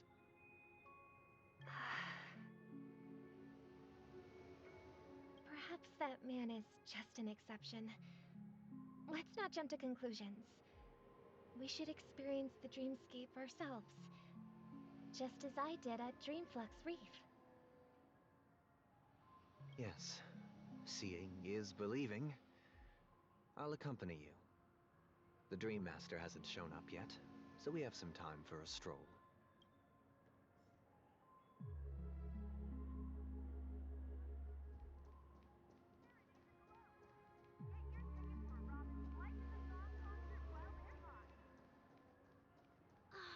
I wonder if exercising in dreams... Glad to meet you again, Robin. How are the preparations for the Charmony Festival coming along? We're all so excited about it. It's going smoothly. Thanks for making the trip to join the festival. You're too kind, Robin. It's a pleasure to have guests from all over the universe celebrating day and night. I can't stand being lonely or bored, so this jubilant dreamscape is perfect for me. But if this went on forever, would it get boring too? Nah, not at all. Who would get tired of having so much fun? Every day, you get to wear fancy clothes, explore all sorts of dream bubbles, indulge in delicious food without gaining weight, and you never get old or sick. As long as you can afford a room, this place is the ultimate paradise. But you know that only a few things can be brought back from the dreamscape to reality, right? That's exactly why I don't plan on bringing anything back. Just enjoying the dream itself is good enough for me. I mean, I'm not one of those long-living species. I only have around 60 or 70 years in this lifetime, and there's so much to worry about. Being happy here is pure bliss. Only in this sweet dream can I truly feel like I'm in control of my life and fate. Who would want to go back to reality after experiencing this bliss? I see. I genuinely wish you all the happiness in the world. And I wish you a fantastic performance, Robin! I'm off to the Blue Hour for the ball. See you later. Seems like that guest's perspective didn't resonate with you either. She had a valid point. I could sense her genuine happiness. It's just that...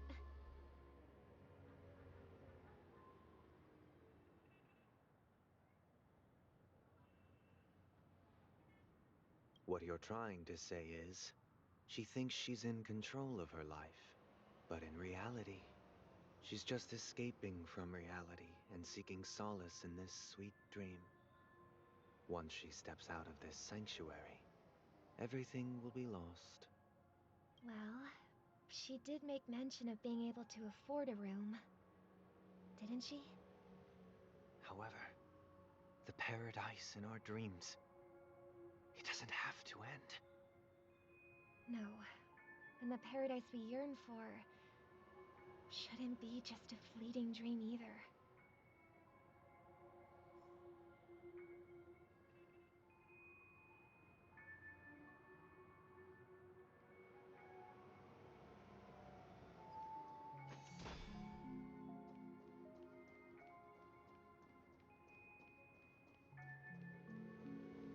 They're perpetually dancing on top of this box. What the heck is going on here?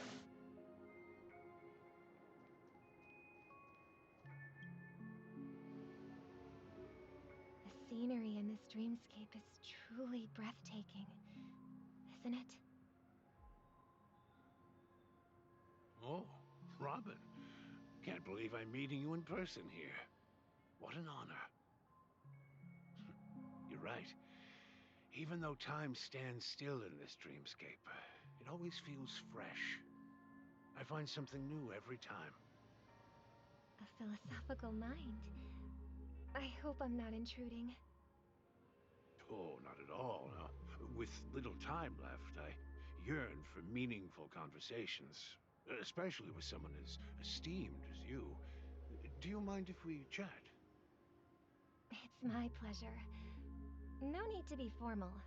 Just speak your mind. You said, with little time left. Please, forgive me for being blunt.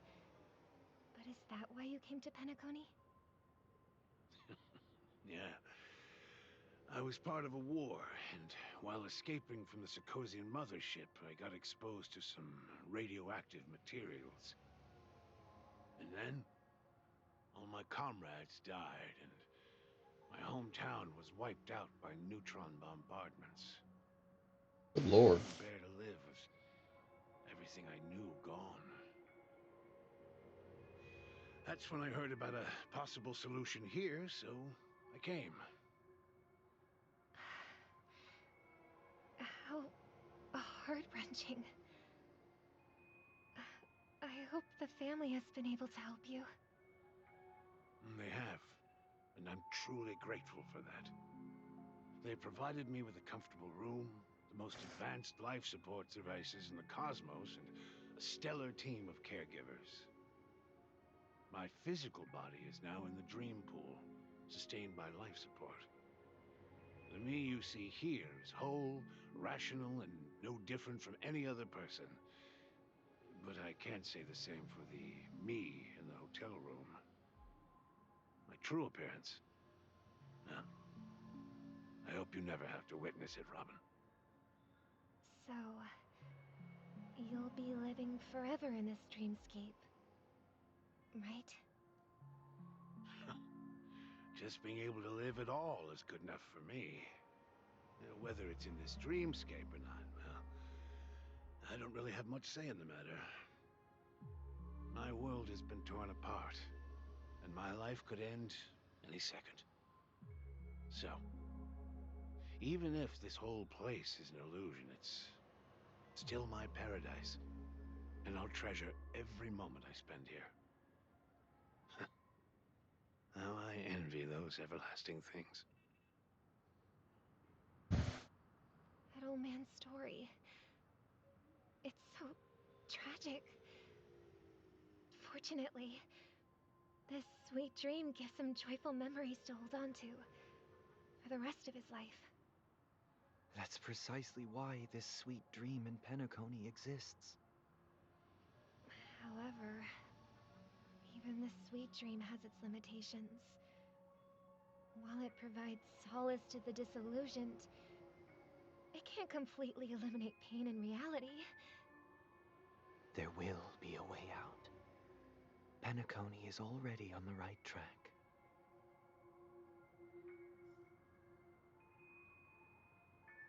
I feel like he's trying to convince her.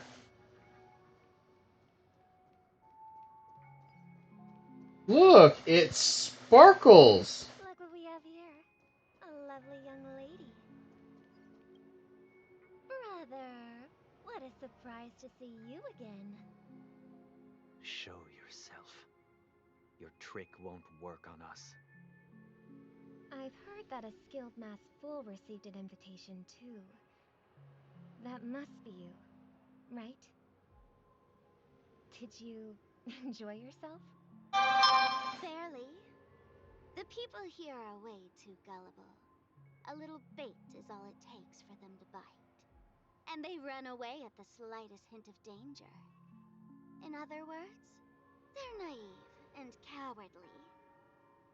Now But you've had your fill. It'd be wise to leave before it's too late. The music of the harmony doesn't tolerate discord. What?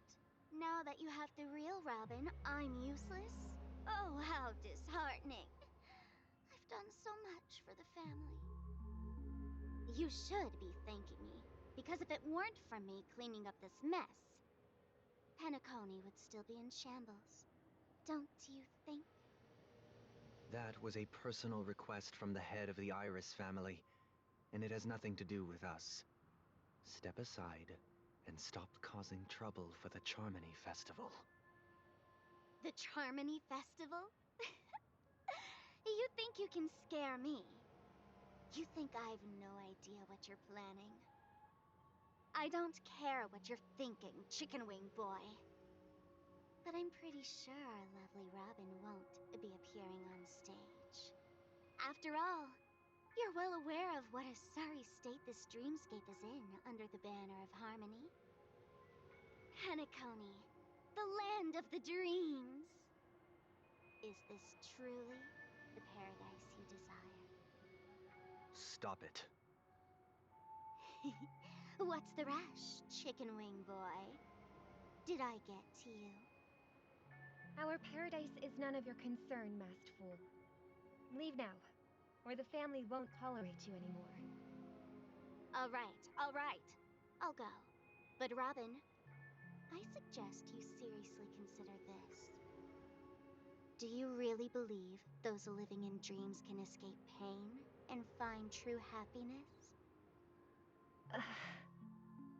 Well, I've done my part, and now I'm simply waiting for the fireworks to begin. Here, the last 2 gifts for both of you. And don't lose them. If by some unfortunate chance the Charmony Festival starts against all odds, remember to use them during the show. And it'll be thrilling. Bang! I heard a raven cawing in the distance. It seems the Dream Master will arrive soon.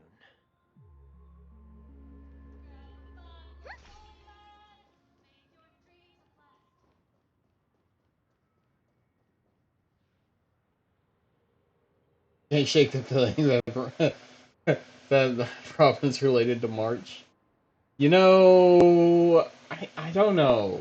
Like, we don't know anything about March.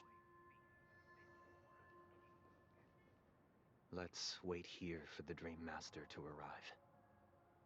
Okay. By the way, brother, I heard you no longer have a sweet tooth. Back when we were kids, you used to steal my desserts. Seems like a lot has changed during my absence. What exactly happened? Well, someone has to stay awake even in this sweet dream. But that someone doesn't have to be you, or anyone in particular. You're carrying too much on your shoulders, brother. The paradise in our dreams. It shouldn't be like this. Penacony is nothing more than a dream. It can't erase the worries and pain of reality, or bring true happiness. It only offers an escape from reality. Nothing more. Remember the old man we met earlier? Without this dream, he might have completely lost himself. That might be true, but even without Penacony, he could have chosen another path. As far as I know, the Intelligentsia Guild has been promoting their rehabilitation techniques for a long time now. That path may have been more ordinary and challenging, but now he is receiving hospice care in a comatose state, and his fate is sealed. Is Penacony granting these people a future? Or is it taking it away from them? Well, don't forget this. Not everyone really has a future. The future for humanity is like the sky for birds. People mistakenly believe that flight is inherent to birds because they've never witnessed those birds crashing to their death. Do you remember how we took in that little Charmony dove when we were young? Yeah, we took care of it. Provided food and water, groomed its feathers. And later, when I decided to leave Penacony, I opened the cage and set it free. Well, I didn't mention what happened to it in my letters because I didn't want to upset you. Shortly after you left, it crashed to its death right in front of your window. I had surmised as much. I knew you wouldn't have avoided mentioning the bird for no reason. Despite that unfortunate outcome, I still believe it was the right decision. Birds aren't meant to spend their lives in cages. They belong in the sky, even if they can't fly. But here's the thing. If there are birds in this world that can never fly, can we really assert that they belong in the sky? Are you implying that the same goes for humans too? Let's take the Astral Express as an example. The Nameless made tremendous efforts to bridge worlds, gaining fame across the universe. However, only a few extraordinary individuals can endure such a perilous journey. That's because the pursuit of the Trailblaze exceeds the capabilities of ordinary humans. Otherwise, why would this path be filled with broken rails, an abandoned express, and even a fallen Eon? That's just sophistry. If that were true, then only the powerful would have the right to determine the future. Unfortunately, that's exactly what happens. Another name for the future is self-value. While this world has its fair share of heroes who inspire people and garner admiration for their heroic deeds, the majority of ordinary people will never become heroes in their lifetime. Some are born weak and vulnerable. Some find themselves trapped in unfortunate circumstances. Some fall victim to malice and cowardice. When it comes to survival, everyone is equal. And the weak can only watch as their value gets constantly diminished by external forces. That's why we should care for the weak and support them as if their suffering were our own. That's what the Odes of Harmony have always taught us. While the Harmony holds noble aspirations, the strong will always be strong, and the weak will always be weak. Even in this carefree dream. Human nature contains greatness, but it also harbors inherent weaknesses that can't be eradicated. In the end, if people can't even secure their own survival, they won't care about the illusory future of equality. As long as the law of survival of the fittest prevails, there will always be fledglings crashing to their death. But if people don't live for the future, do they merely exist for survival? If even you, my brother, don't believe that the Harmony will save the weak, then which Eon can make our dreams come true?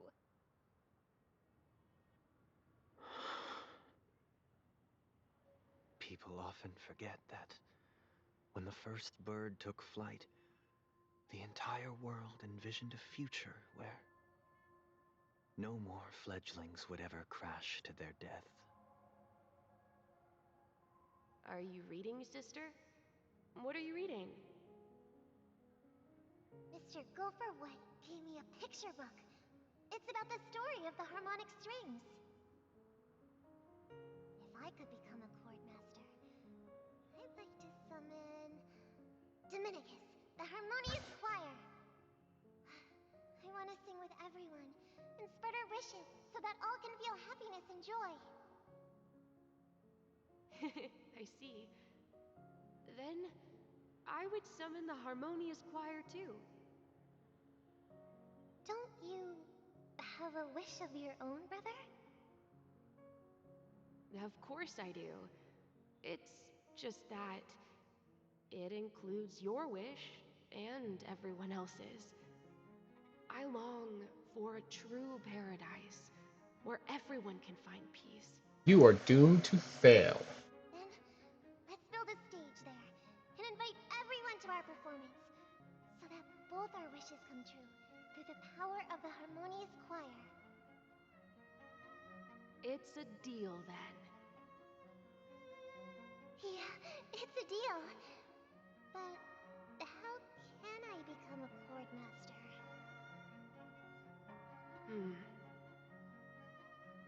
Maybe you will have to become a star first.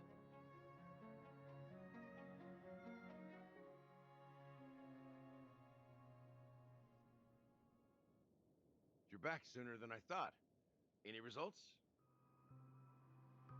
Yes.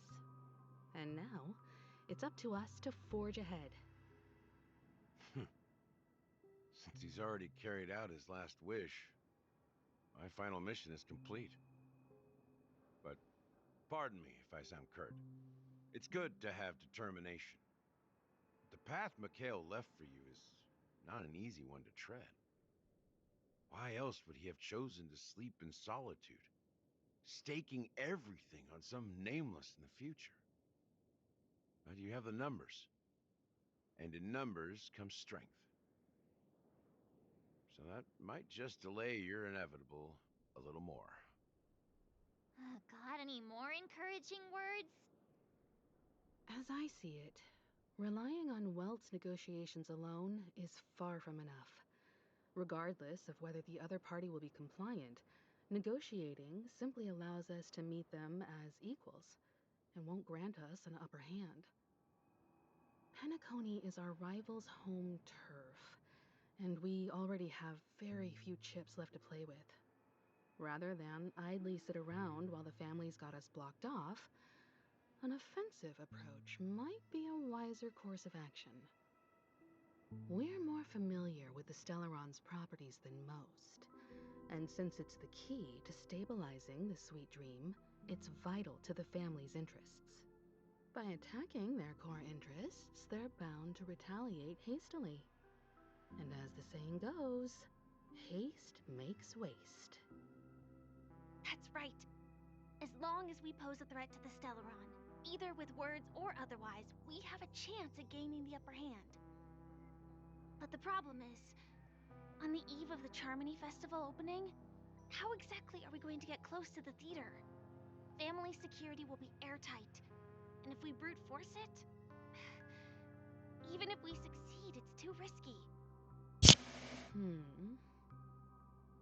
So, no one's gonna say anything? Then I'll raise my hand. I know the answer to this question.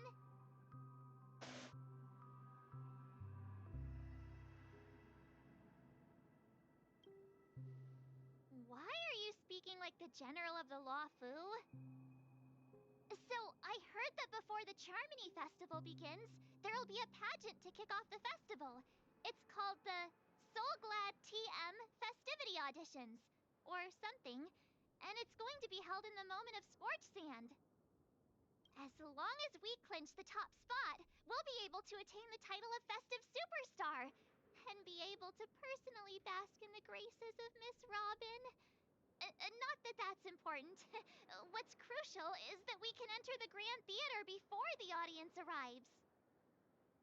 So, how do we go about participating in these festivity auditions? I've already procured special invite tickets from Miss Robin's fan club. To tell you the truth, I had been preparing to join the auditions all along. But now it looks like even if I scrape through, I probably still won't have the chance to shake Miss Robin's hand. So they're still running this thing, huh? It was originally just a publicity stunt, set up by Mikhail to drum up attention. But it looks like it might be worth a shot. We'll follow March's plan. Mr. Gallagher, will you be joining us? I'm afraid I won't have the time. As a virtual character, I've already completed my final mission. Whether Penacony can awaken from this dream is all down to you. Should we ever cross paths again, I'd love for you to visit the Express. All right. I'll have to add to that databank of yours you've got on the Express. And Miss Firefly, we thank you for all your support. We're faced with a formidable enemy. As long as the Astral Express and Stellaron Hunter's objectives are aligned, we're willing to cooperate with you. We've already come this far together. I'd like to join you for the rest of your journey on Penacony. I'm pleased that we can finally fight shoulder to shoulder. I couldn't ask for a better ending. This is also the spirit of the Trailblaze. Now, everyone, let's prepare to move out.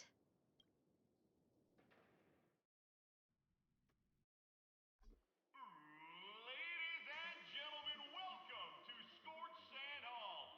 This is where challengers thrive and dream chasers shine, all under the watchful eye of the entire universe. Is this a game? Or is this an anime that I click buttons through?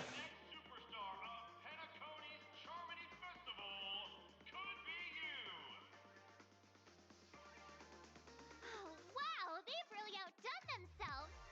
Oh, I'm starting to get excited. Behold, here come four friends with spirits high and full of steel.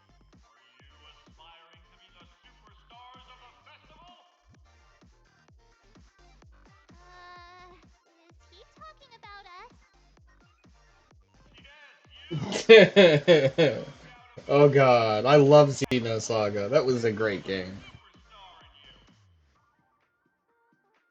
Excuse me, you four. What are you hoping to get out of all this? As the last group of contestants, how confident are you in overcoming all of the challenges? Would you be open to a brief exclusive interview with us? It'll be quick. Your journey is long and fraught with peril, yet under a sky blanketed by banners, you vie for the crown. The sword and rose! Protect the beauty! The beauty, the beauty!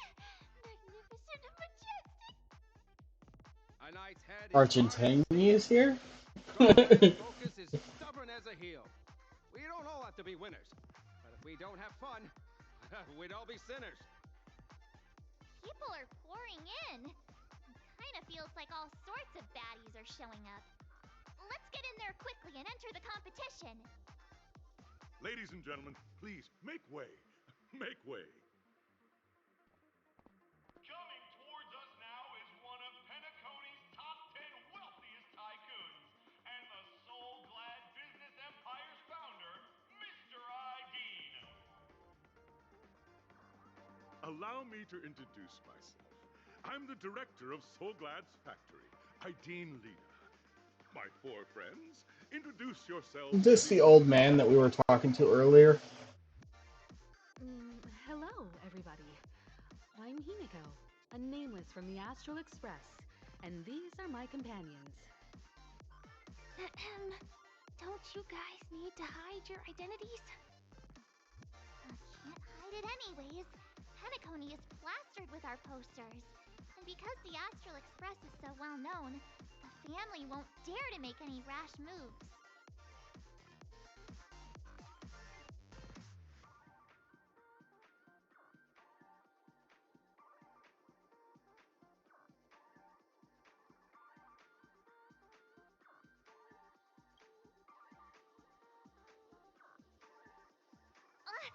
Don't expose my net handle to everyone! Hello, everyone! I'm March 7th. I'm an ordinary girl who loves adventures. Hello, everyone. I'm Firefly. I am also an ordinary girl who enjoys adventures. So it's a bunch of nameless guests. This final face-off is bound to be spectacular. Time is precious. My four friends, come with me. Grab a bottle of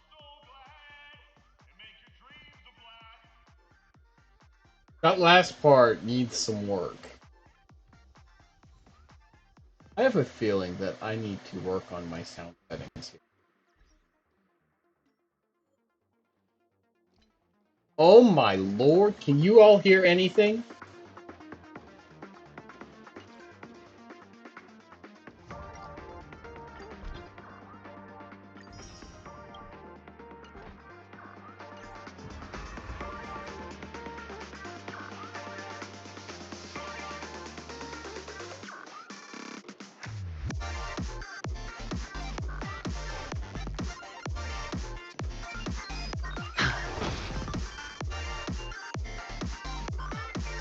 Are there any treasure chests in here? There's a bird over here.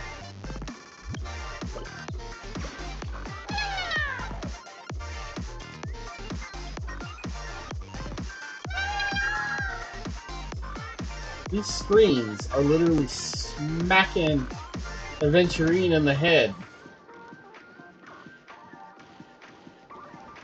Chest over here. Wait.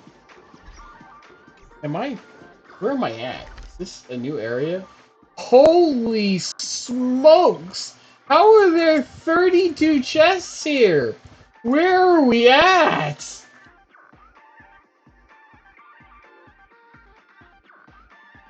There's no way that there's 32 chests in a small ass area.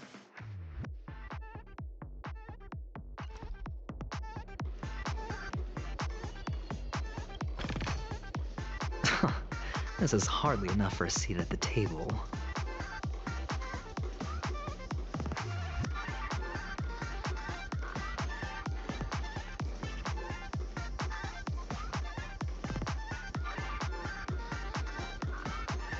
So every time he says, this is hardly enough for a seat at the table, I get, like, John Wick impressions, like the high table and villainy and all that kind of stuff.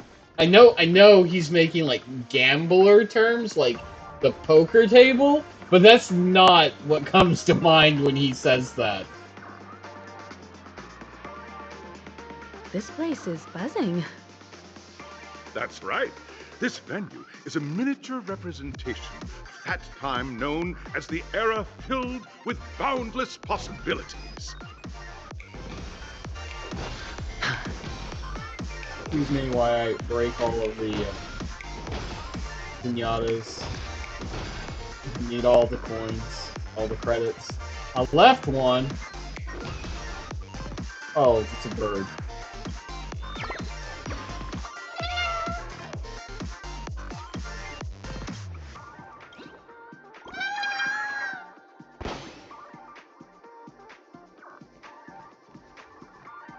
This hallway would give me motion sickness.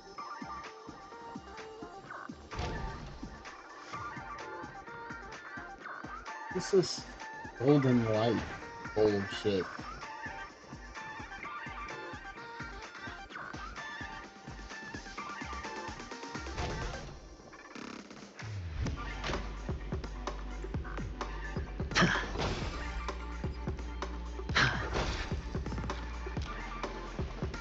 Grab a bottle of Soul Glad and make your dreams a blast. Nameless, your arrival reminds me of the grand occasion when Penacony was first established. I was still a young, bright-eyed lad back then, lured here by the watchmaker's ads, full of zeal and ready to make my first fortune in life. Once, during a particularly grueling day, I passed out and was resuscitated by a drink from Mr. Sousa. That sweet taste has since been etched in my mind, and that was what drove me to create the Soul Glad that we all know and love today. The dream-chasing era was truly a wondrous time. Oh, I miss those days, and the watchmaker. Scorched Sand Hall is my homage to that time of boundless possibilities. I wholeheartedly hope you make it to the finish and emerge as the next superstars of Penacony. Now then, is there anything you'd like to say before the competition officially begins?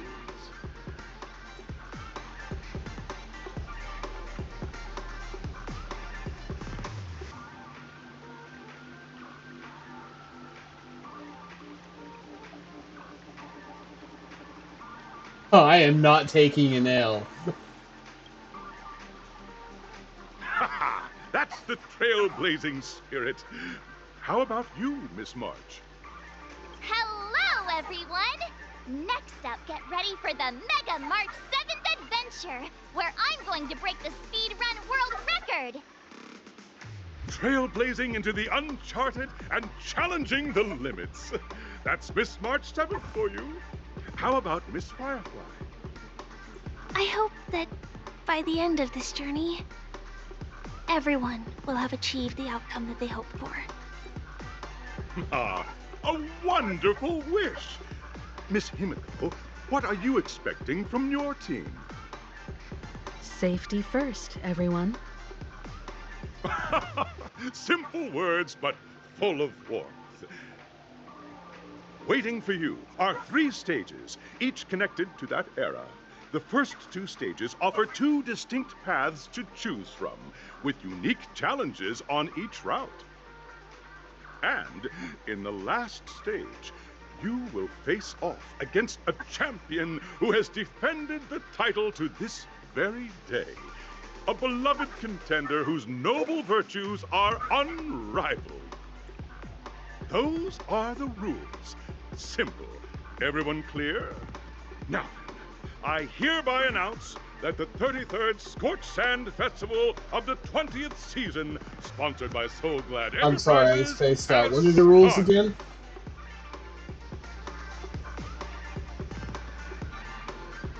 Everyone, as the Charmony Festival is drawing closer, we must reach the end as quickly as possible. Factoring in efficiency and safety, splitting up into 2 groups is the best choice. March and I haven't known Miss Firefly for too long and aren't overly familiar with her. It'd probably be better if the 2 of you paired up. Fine by me. Let's do it. All right. I don't have a problem with that.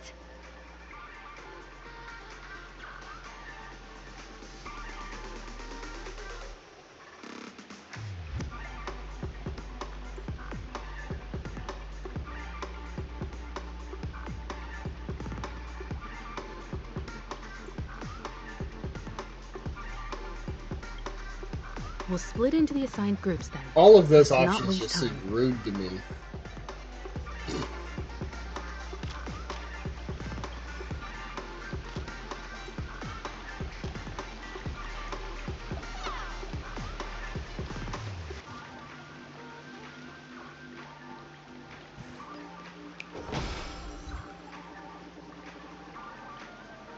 Disqualified? Okay, what? I have to read this achievement. Did I just get disqualified?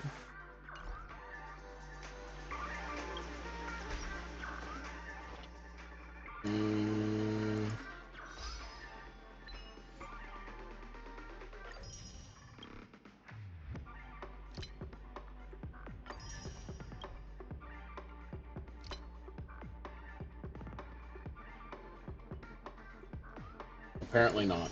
Okay.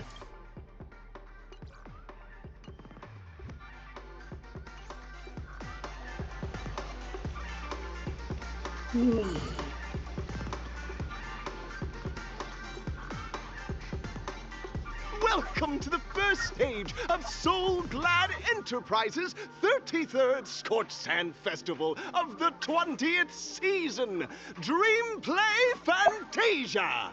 In this stage, you can choose between 2 challenges, the School of Acting or School of Action. Action. In the School of Acting Challenge, you have to complete 3 performances from 3 scripts and move the panel judges. In the School of Action Challenge, you have to defeat 3 groups of enemies convincingly and reach the end. Now, make your choice.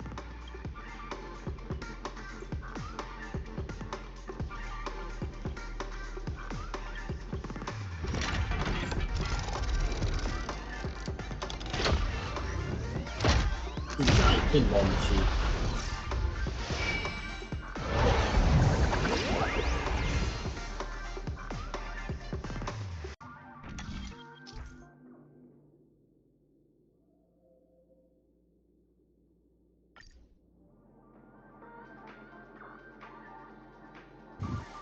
Which one's which?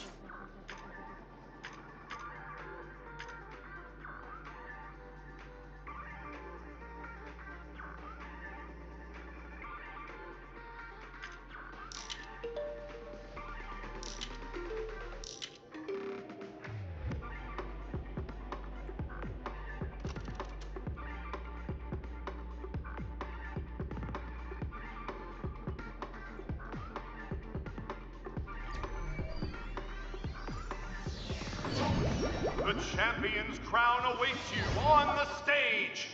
Welcome to the Arena of Action Stars. Competitors, allow me to introduce the rules of this challenge to you. There are a total of 3 stages up ahead, each with their own challenges. The enemies you will contend against are antagonists from the film Once Upon a Time in Dreams. Defeat them swiftly and decisively to set a new record. It's worth mentioning that the fastest time for this stage was achieved by a contestant with fiery red hair. Astoundingly, he overcame all enemies across the 3 stages in only 5 minutes. Time is of the essence. Let's make this quick. Okay. So he made it through in just 5 minutes. So what I am hearing from this is I just need to cheat a little.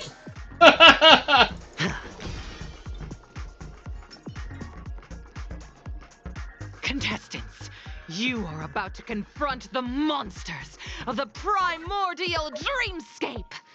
During this period, Penacony was nothing but a barren wasteland. The dreamscape was fraught with strife and disorder, with memory zone memes running rampant. Yada yada yada. As dream chasers who've come to Penacony, defeating them is your first step towards success. All the Soul Glad is ours! Don't even think about plundering the Soul Glad from us!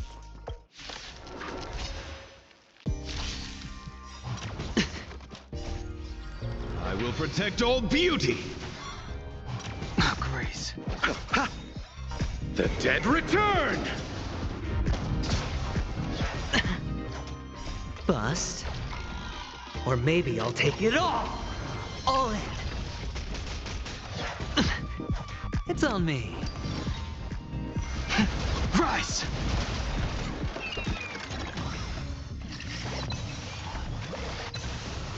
World-cleansing dragon.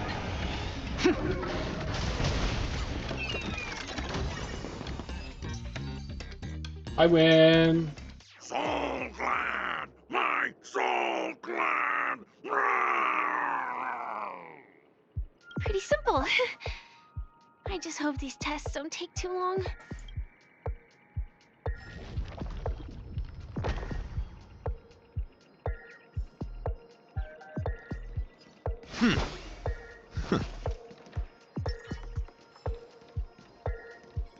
I want all the treasure. This is hardly enough for a seat at the table.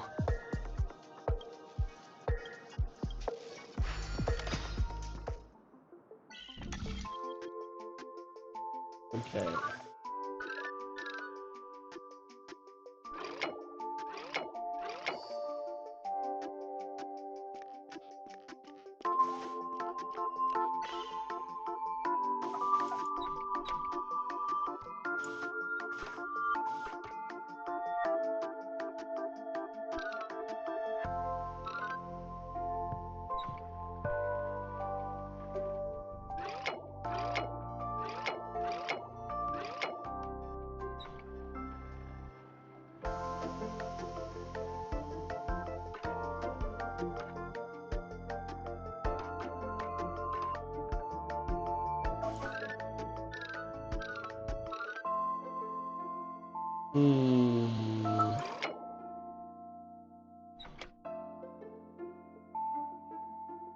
There we go.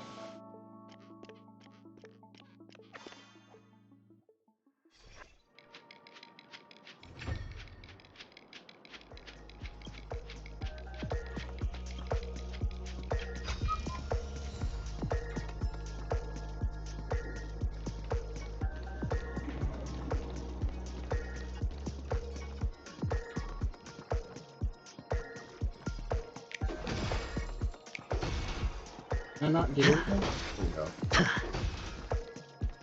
There we go. And that's a bird.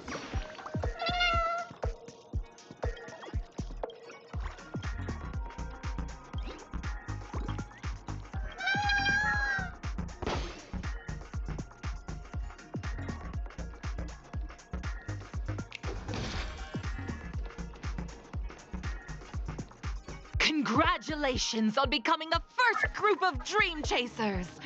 Answering the call from the Watchmaker, you are disappointed to learn that Penacony isn't paved with gold.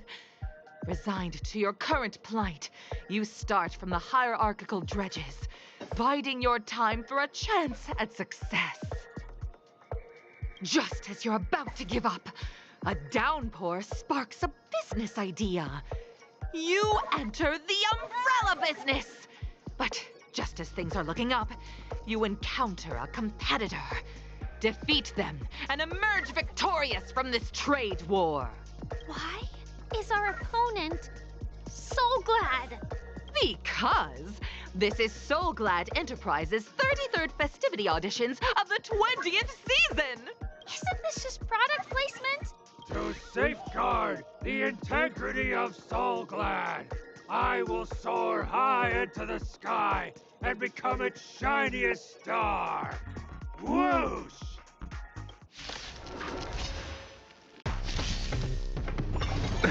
Nothing major.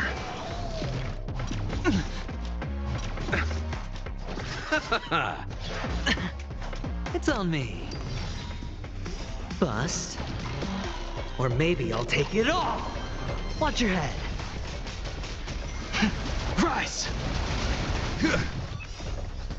I will protect all beauty!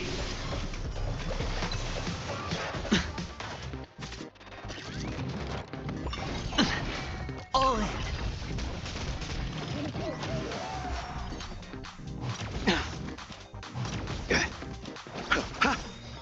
The dead return!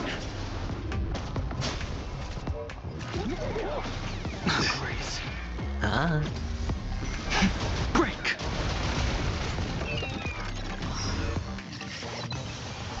World-cleansing dragon.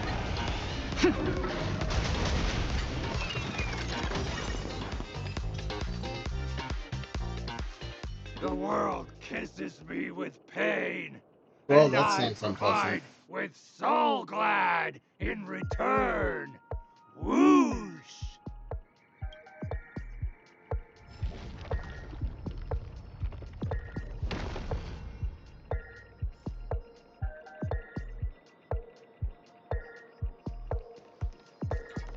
Any more chests are in here?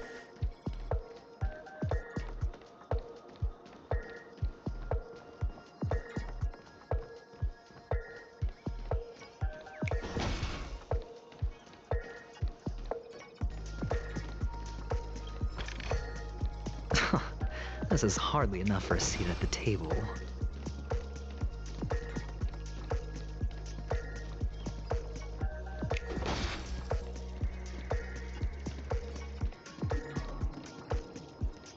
Congratulations to our two Dream Chasers for establishing yourselves as budding stars in Penacony. However, now you face a competitor selling at low prices, pushing you to the brink of bankruptcy. No matter how lengthy the battle, you always persevere. Topple this powerful opponent, and the tides will turn, paving a way to success! None will take my Soul Glad away from me. I will use the Transmutation Arcanum to turn into a dinosaur! Oh, dinosaur! Devour my enemies! Ah! Grab a bottle of Soul Glad and make your dreams a blast! Ah!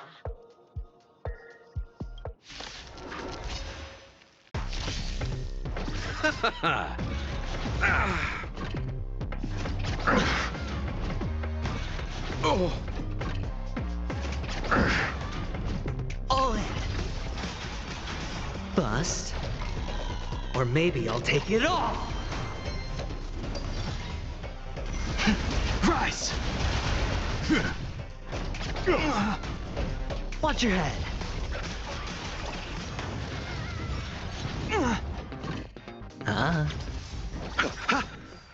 The dead return! Break! World cleansing I need dragon. to get my RTT a little bit more energy. All in. You don't like my team? Well, too bad. Protect all It's my beauty. team. For a drop.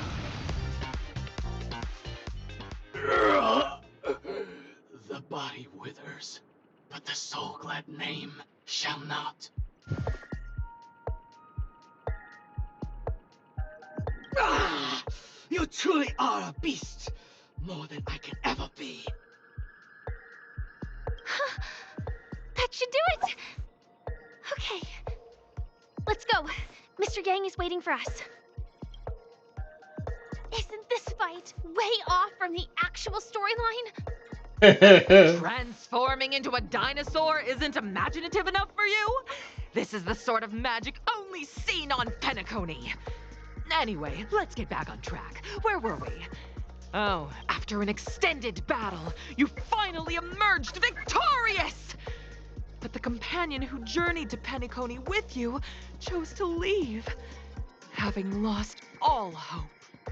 In the years that followed, you encountered each other once more on the prosperous streets of Penacony, but dared not call out to one another. Perhaps akin to the lingering regret of every dream chaser. Ah, well done! You brought to life the thrilling action scenes from Once Upon a Time in Dreams with your fighting skills. Looks like we won! Let's hurry up and get to the next stage. Well, that was all kinds of annoying. So, team change time. I only brought Argenti, whatever you want to call him, in to be my ringer for that Like always, Nan match. Let's make this.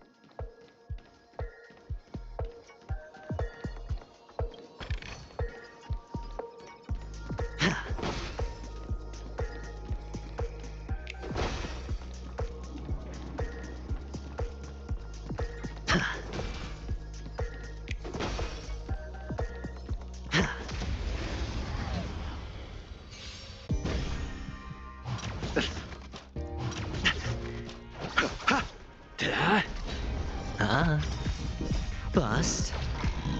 Or maybe I'll take it all. Watch your head. Break.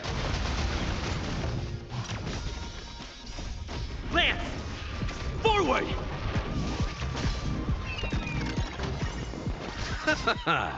The dead return!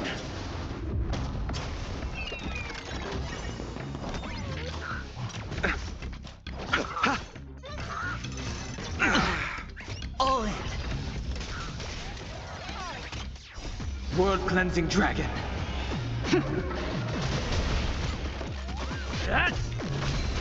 It's on me. Rise!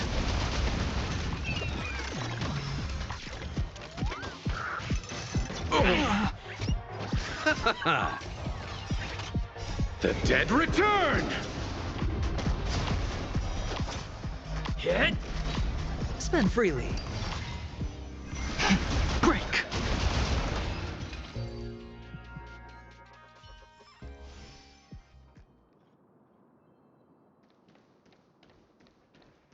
I was kind of hoping there'd be treasure over here. Didn't really see any though. Slightly disappointing.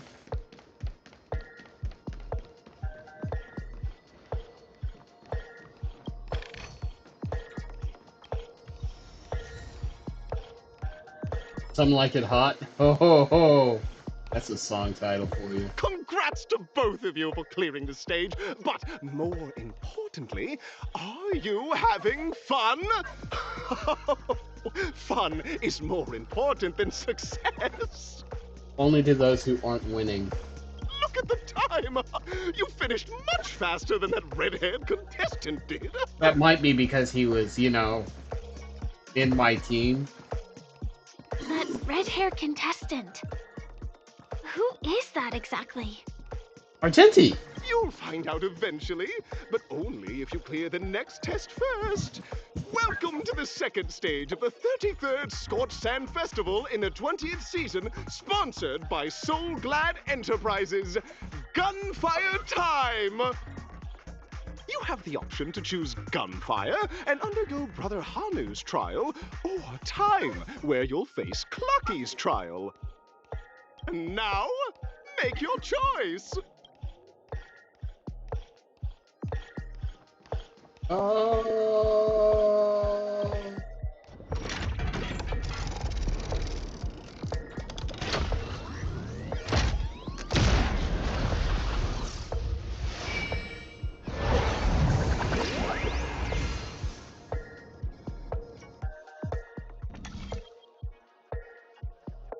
What do I want to do?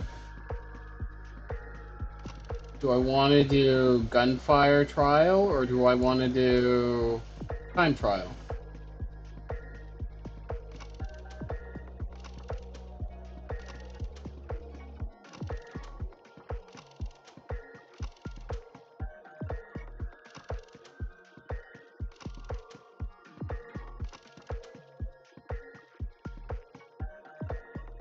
I'm gonna try the gunfire trial.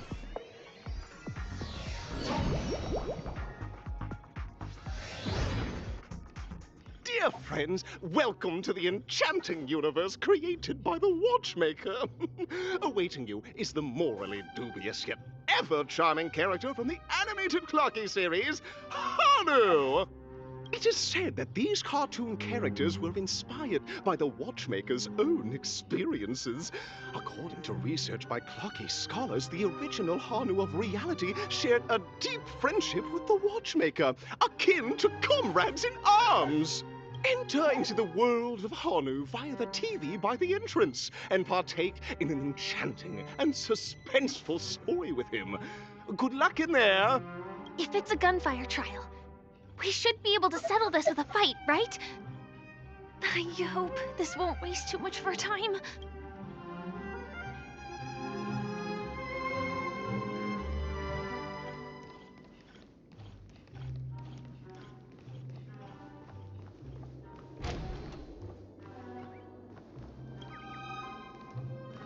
Oh, yeah, I need a freeze from my bird.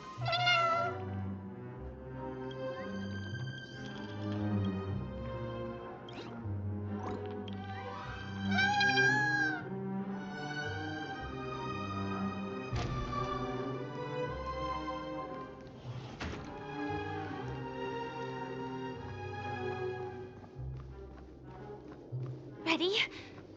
1, 2, 3. Are we... Very good! Looks like you've got the hang of it! In this Hanu's Adventure episode, Boss Stone has gathered his battleships for an assault on Dreamville. Old Buzzfly, Cousin Wolf, and Bombhead are all raring to go. The brave Hanu must thwart their advance and protect his home. Alas, Hanu presently is ill-equipped to fend off the malevolent mischief makers, which is why he is preparing to seek out the Puzzle Gentleman's aid. Go forth and speak to him.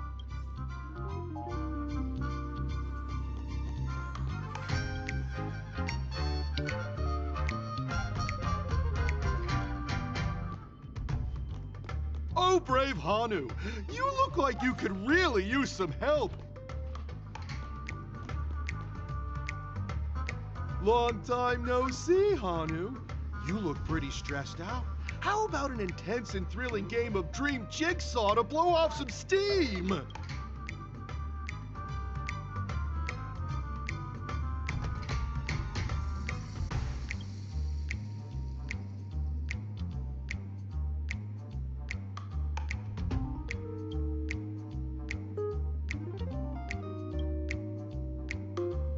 Oh my! Are you telling me that Boss Stone has rallied the villains to seize Dreamville? What a dreadful twist of fate! Listen closely, Hanu. I'm aware you're in need of a suitable weapon. And I also know there's one just upstairs. But you know what? You'll have to play an exhilarating round of Dream Chick. Now scurry along, Hanu, but tread carefully. Two ne'er-do-wells are also eyeing those jigsaw pieces. Either outsmart them with the quick knockout, or ensure they don't catch you in the act. I can't wait to see you finish the dream jigsaw. Best of luck, Hanu. Let's stay alert and make sure those monsters don't spot us.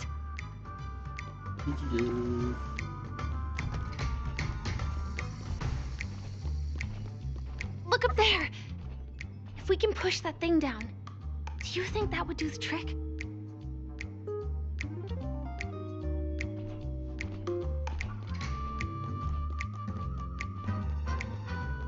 I am.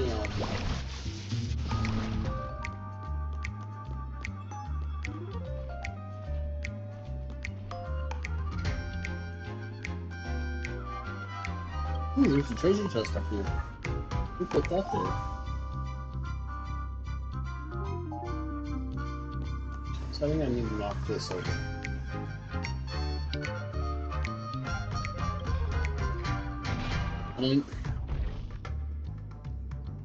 Get that key.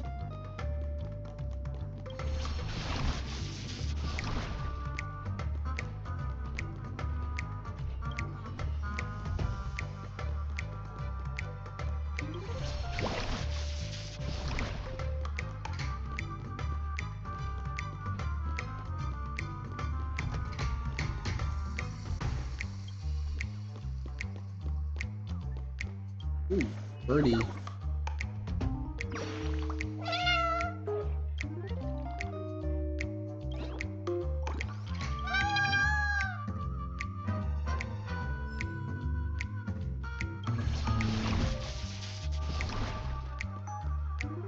Finally, that's all the jigsaw pieces.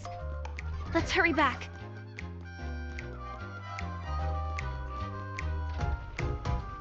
Not get that. Sad.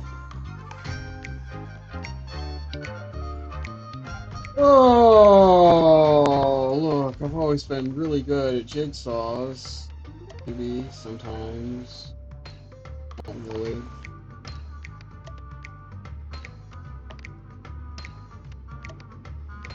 Oh my! The exquisite sensation of perfect alignment! Hurry now, Hanu! Touch that TV set and transform back into your old self. Then head upstairs. Your weapon awaits you there. Are such haphazard instructions really okay?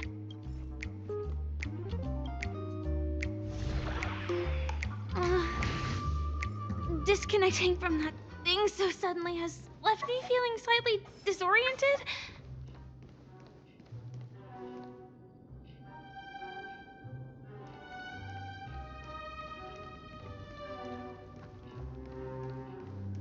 Is there anything else I wanted to search while I was here? Oh yes, let's open the door.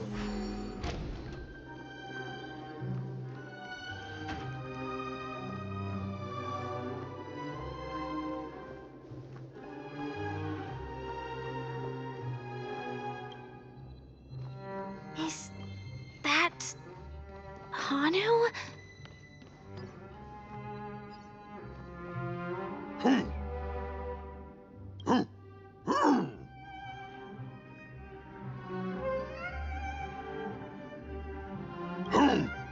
What exactly is he talking about?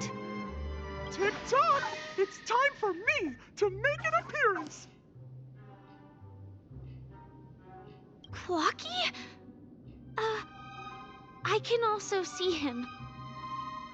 Is this character part of the show? In Dreamville, Clocky is everywhere and can do anything! Like right now! I can be your translator! Tick-tock! Hanu says, battle! We must do battle!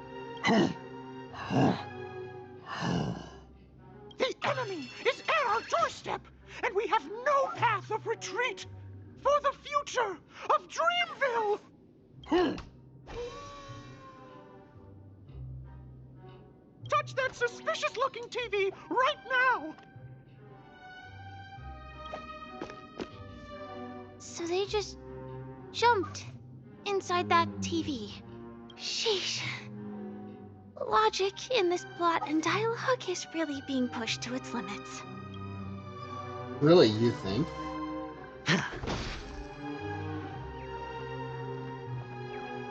There is a bird in this chair. Let me get it. There we go.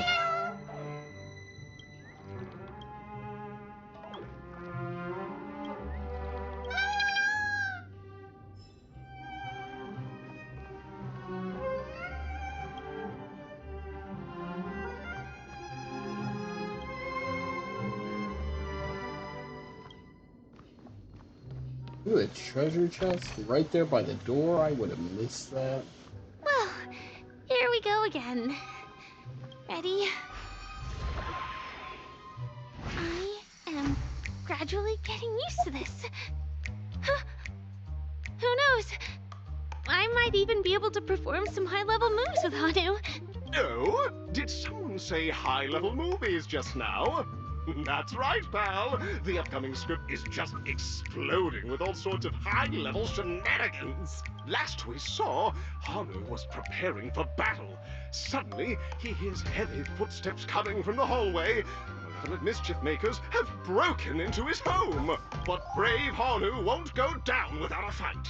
He instantly sprints for the storage room, ready for a do-or-die showdown against the baddies. But we still don't have any weapons in hand. Guess what? Hanu's favorite bazooka just so happens to be in that storage room. So get a move on. What a coincidentally convenient plot twist. It'd be even more awesome if the organizers allowed me to wear armor. Yeah, Sam.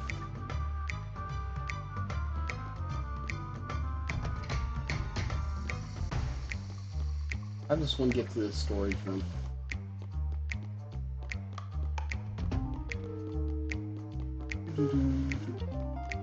The storage room. It's behind the shelves, right?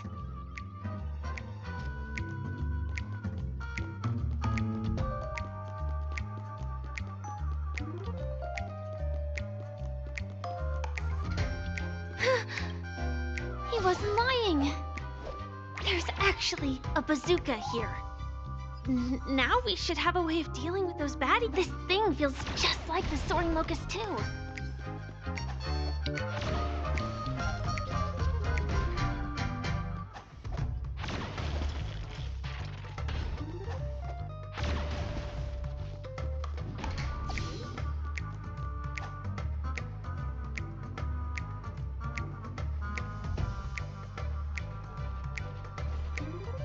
Careful. It looks like we've got more company. Get ready to fire!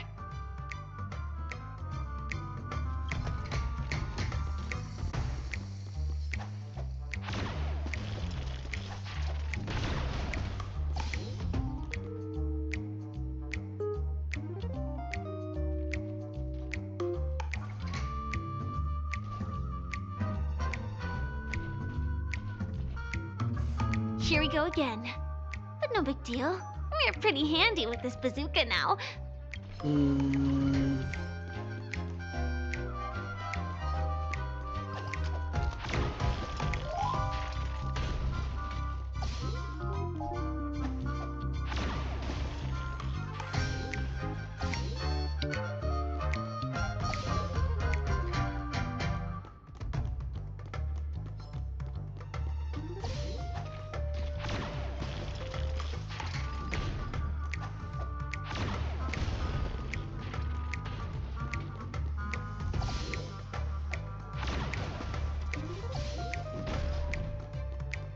That should be all of them, right? Oh my! Hanu is on a streak! Everyone! The stage is complete! Quickly! Head through the TV to the next stage!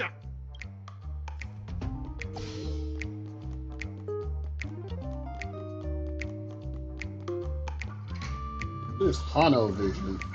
Oh well.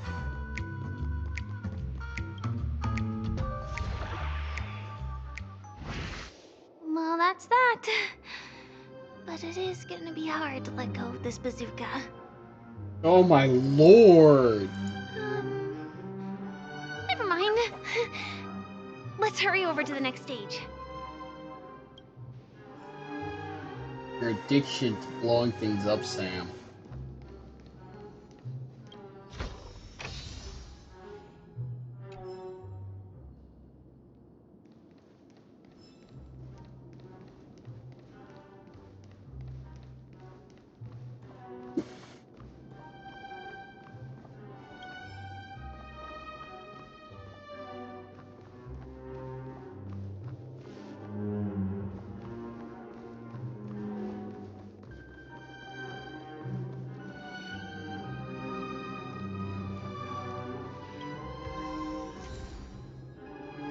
Little Caesar.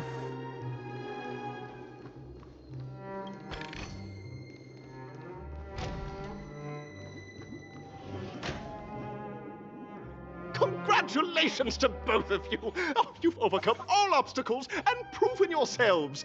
But, unfortunately, there is only one who can be Penacony's festive superstar. In the final stage, you will face the defending champion. If you fail, you will lose the opportunity to become the festive superstar. Welcome to the 33rd Scorched Sand Festival's third stage in the 20th season, sponsored by Soul Glad Enterprises, Superstar Showdown. Does he really want to go up against me? I mean...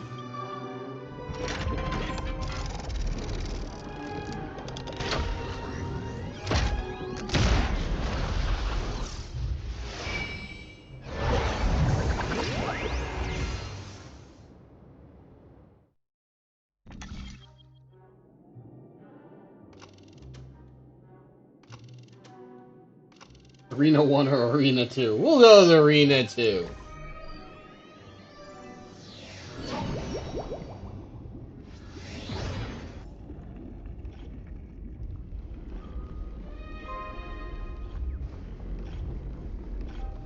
Oh, how did I know?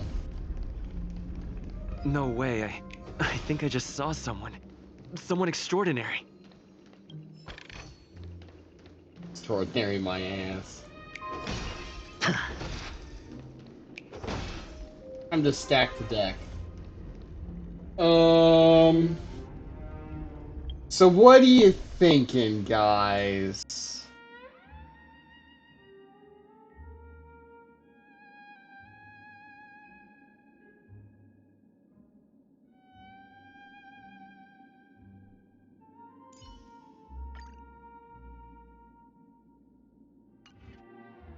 I think it's only fair. I mean, he's that vain, right? Who's better built? Their Argenti or my Argenti?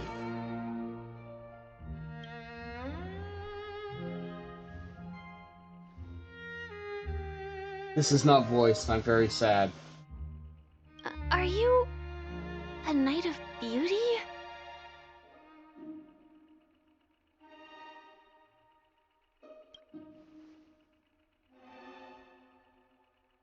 Why is he not speaking? That's so sad.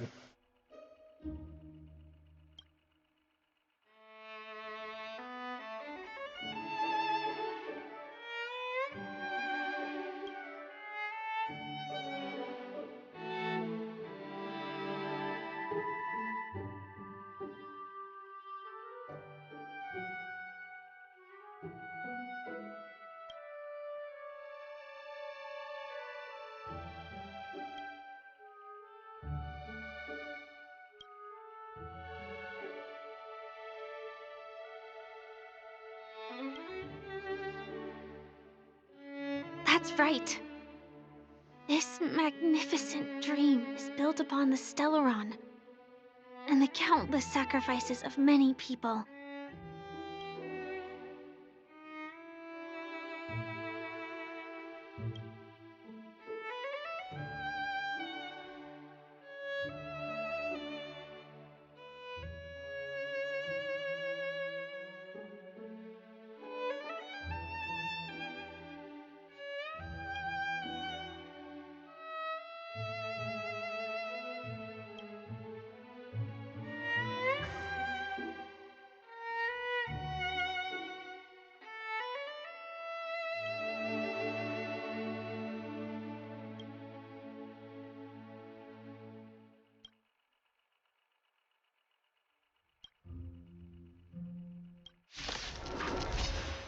I am so upset that he is not voiced.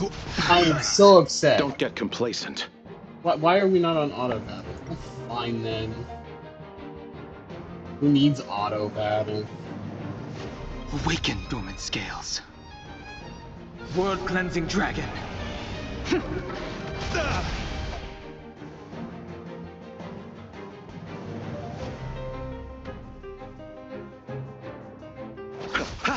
Hedge your bets. Spend freely.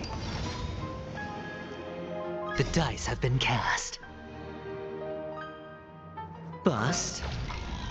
Or maybe I'll take it off. The flesh wound. Watch your head.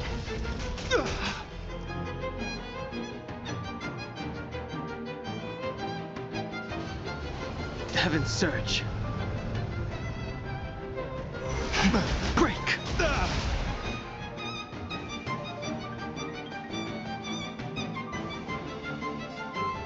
Wretched and fleeting. Confess. Put forth all your might.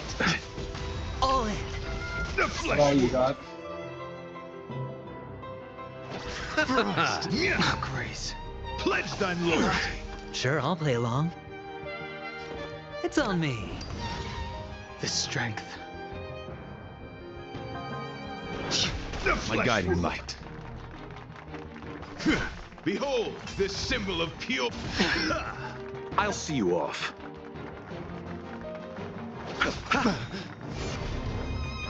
Eternal sleep is not the dead return! Hedge your bets. The flesh Sense a storm. Heaven's Surge. Rise. Challenge. You are fighting a gentleman. Confess. Watch your head. Rise to the challenge. Awaken, dormant scales. World-cleansing dragon. The flesh wound. My oath is to a solitary rose. You chose the wrong enemy. Until I see that light. You're gone. I will protect all beauty. The flesh wound. You have a second phase? That's bold! The dice have been cast. Bust.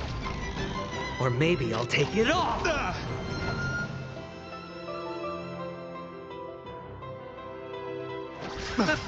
Bear witness. To let the duel commence. Pledge thine loyalty. All in. Put forth all your might. The last time I fought you on the train, you ran away before we could finish the battle. It's on me. Because you're a Strength. giant coward. Heaven's Surge. Rise. Great challenge. My guiding light. The beauty is eternal. Flesh I'll wound. see you off. Watch your head. All in. You are fighting a gentleman. Put forth all your might. Nothing major.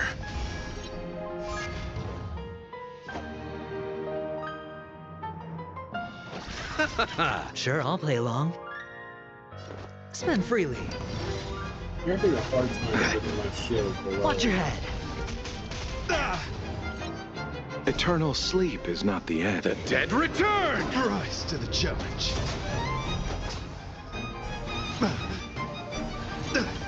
The dice have been cast.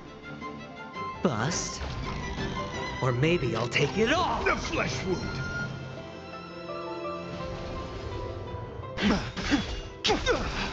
Awaken, dormant scale. World-cleansing dragon. Behold, this symbol of pure. Let the duel commence. Oh, I'm out of skill points. How'd that happen? You chose the wrong enemy. Rise to the confess.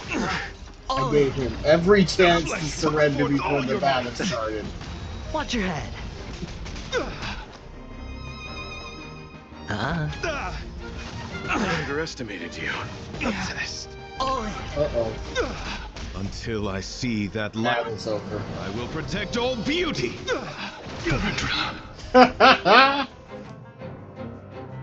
My Argenti's a little cracked.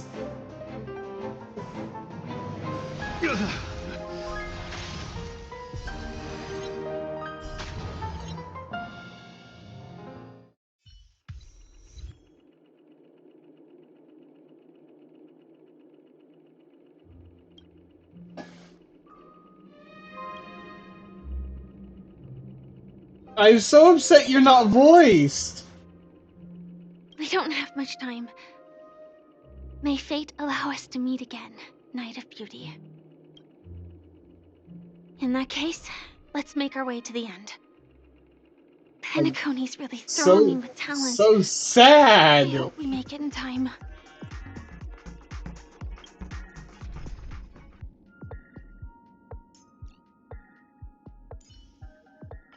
Like always, Dan Hung.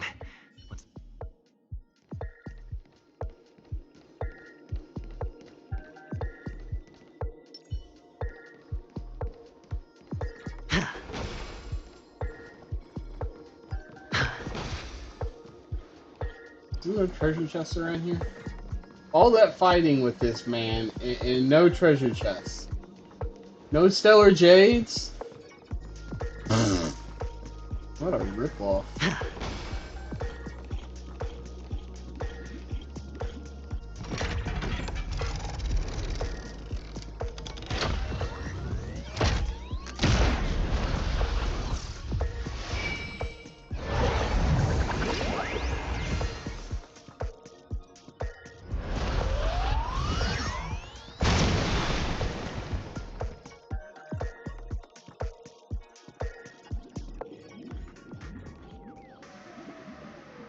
Congratulations to the Galactic Baseballer and Firefly on becoming this Scorched Sand Festival's champions!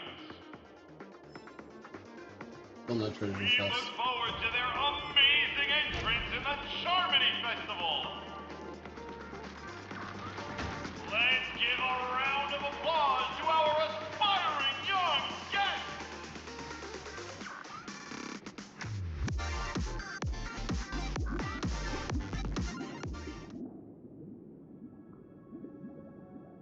Congratulations to the both of you on becoming the festive superstars of this year's Charmony Festival before entering the Grand Theater.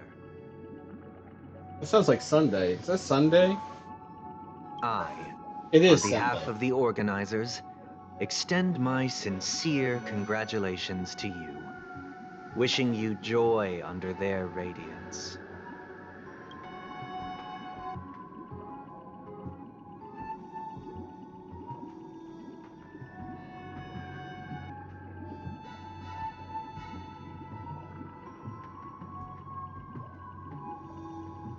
Where are my stellar jades? Your endeavors are worthy of extra recognition, and I've taken steps to ensure that. However, this reward is not a material one, but rather the opportunity for an open and honest communication between us. Really? As previously promised, my sister, Mr. Yang, and I have met with the Dream Master. We delved into the truth about Penacony and its Stellaron, and have come to a consensus. Both I and the Oak family cannot acquiesce to your request. Just as expected. We acknowledge the perspective of you, Nameless. Penacony does require change, but not as you propose. The planet of festivities cannot and will not revert to a place characterized by chaos, disorder, or anarchy. Through your journey of overcoming obstacles, you must have glimpsed the essence of that era. The vulnerable ruthlessly eliminated, equality non-existent, common folk living precarious lives, eking out a dreary existence.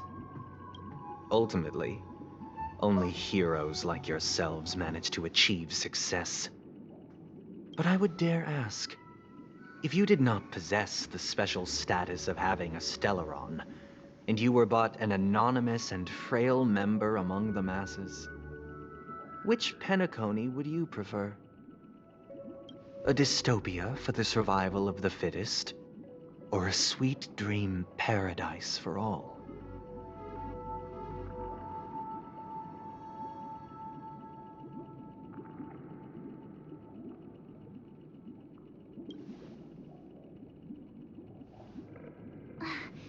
That's not the point! Don't let him mislead you! Mr. Sunday, even if the members of the Oak family can't fully agree on what to do about the Stellaron, now's not exactly the time to be holding an extensive discourse about Penacony's past and future, is it? The Stellaron issue concerns the life and death of everyone on Penacony. If anyone has a better suggestion, the crew is more than willing to listen. Also, it'd be best to tell us the ins and outs of that meeting. This way, we'll at least know what Welt and Ms. Robin are dealing with, and the reason why they failed to make our appointment. Ah, Navigator. That is precisely my intention. With all present, let's begin by discussing the details of that meeting. Let's talk about our tribulations and choices, our ideals and beliefs, and our final course of action. The only path to take. You're fixing to get beat up, Sunday. You mean to say that for the longest time, there have been scoundrels who would use the Charmity Festival that I have bequeathed to the masses as a tool to realize their ambition? Indeed, Dream Master. Once the Charmony Festival begins, the Stellaron's powers, along with the song, will be broadcast across the entire planet of Penacony. And then everyone in their dreams will be unable to awaken. This is indeed surprising to me. The dreamscape is maintained by the collective effort of the 5 families. If someone were to use the Charmony Festival to recklessly disseminate the power of the Stellaron, this individual must hold a position of great authority. Do you have any suspects? I'd like to ask, did you really not know of the Stellaron's existence? I would have never thought that this Nameless would point the spear at me. Quite astonishing indeed. If I have offended, the Astral Express extends its sincere apologies. But the current circumstances are dire and leave no room for meticulous inquiry. We're doing this out of concern for the Dreamscape's safety. So, if you could, please alleviate our concerns. Dream Master, it's just to prove that the Charmony Festival has nothing to do with the Stellaron. If we're being overly cautious, I will return to the stage to offer tribute in song, just per the arrangement. Sunday, Robin, I've watched you two grow up and know your dispositions like the back of my hand. Both of you, right now, can surely be lauded as their most devout advocates. I already know your resolve. The magnitude of this matter is enormous and cannot be taken lightly. Since Mr. Yang has asked with such earnestness, I will personally respond in kind. If there is a need, the entire Oak family will be mobilized to heed your call. Sunday, might I ask you to beseech them to cast their light unto me, and question me in their stead, so that no lies may be concealed? I will do as you command. Robin, Could I entrust you to be present as a witness, to document the truth, and to proclaim my innocence, so that all slander may be utterly dispelled? I will do as you command. May thy will be carried out on earth, just as it is in the heavens. Oh, triple-faced soul, please sear his tongue and palms with a hot iron, so that he will not be able to fabricate lies and make false vows. Let us begin. There is nothing else to prepare. Understood. Question. Have you devoted your life to your god, never worshipping other gods? Naturally. Do you love your god as you do yourself, always heeding their admonishments? Naturally. Have you strayed from the path expected by your god, betraying their name? Never. Have you ever been inordinate with your asks of your god, coveting more than the foundation of the creation itself? Never. Then, a final question. Do you swear to fulfill all vows, past, present, and future? With the Aeon as my witness, if I do not deliver on my words, or if I renege on my vows, may I be cursed in accordance with divine law. They have seen your faith, and have endorsed your faith. With this, it can be evidenced... Just a moment. What is it, Mr. Yang? I have another question I hope to have answered. To my understanding, the family's harmony and prosperity have never relied on so-called divine laws. The god you both mentioned, are they truly Shive? Mr. Yang should know that those belonging to the family toil together as if they were kin, embracing solidarity and unity under their light. All duplicity is laid bare before the harmony. Such a delicate and complex symphony. Which other god could perfectly harmonize this, if not for the great one, Shibe? Perfectly harmonize. Therein lies the problem.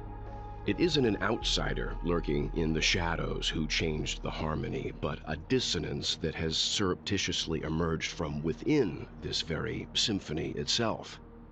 In the distant past, there existed an Aeon. With one flick of the wrist, they crafted the laws of the cosmos. Their followers formed the Beyond the Sky Choir, spreading solemn and reverent hymns throughout the universe. Later, they fell. The route traversed by this Aeon clashed with the harmony, ultimately being absorbed and fused into it. The chorus that once reverberated across worlds fell silent, and when it echoed anew, it was transformed into the hymn of harmony. Though an Aeon may perish, paths with no masters still linger. In the all-forgiving harmony, echoes of bygone dissonance may subtly arise. Mr. Yang, being overly astute can be a detriment. Especially when you find yourself alone and without allies. So this is how it is. For the sake of our grand cause Sunday, please afford these two an opportunity to rest. What?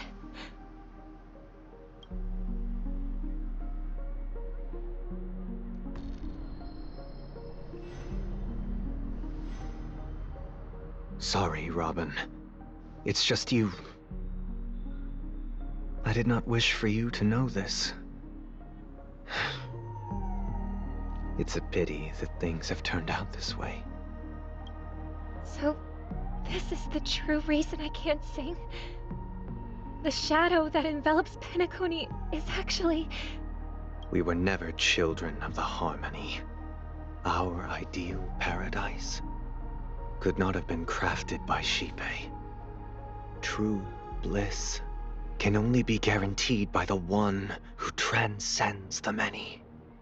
Within the foundation of law, humanity establishes civilization, and through harmony, we obtain order.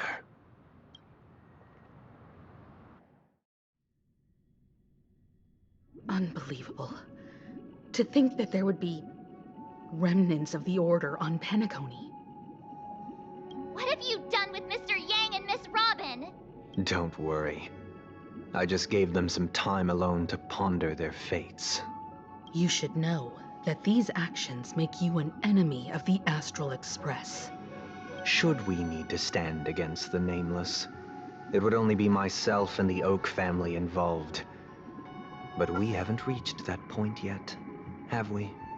Your efforts for the justice of Penacony are evident to everyone, and have been widely observed.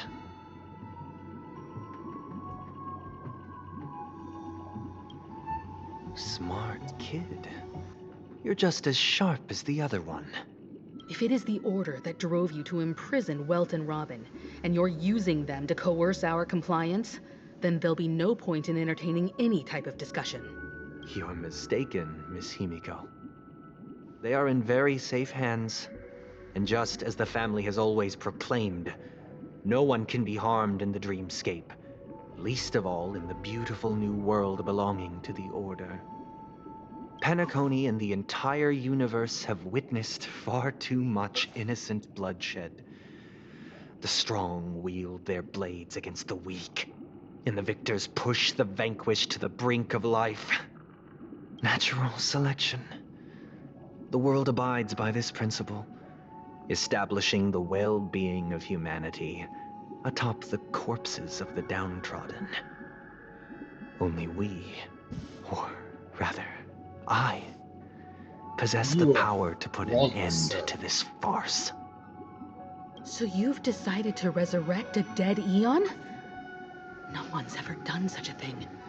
If Miss Himiko is interested, let's draw back the veil and speak candidly. I've always firmly believed that people can understand one another through peaceful means. I'm willing to divulge the unembellished truth as to the intentions of the Order's Pathstriders, so that you will make better judgment for the Astral Express, for Penacony, and for this stretch of the universe. Words can hardly do justice to the beauty of that ideal. So, come with me, everyone. Let us retrace our steps and see once again where this road leads. Huh? Where'd he go? Welcome. This isn't any location in Penacony's dreamscape. It's my inner world. The reason the scenery before you remains unchanged is because your consciousness has drawn on similar concepts to fill in the gaps.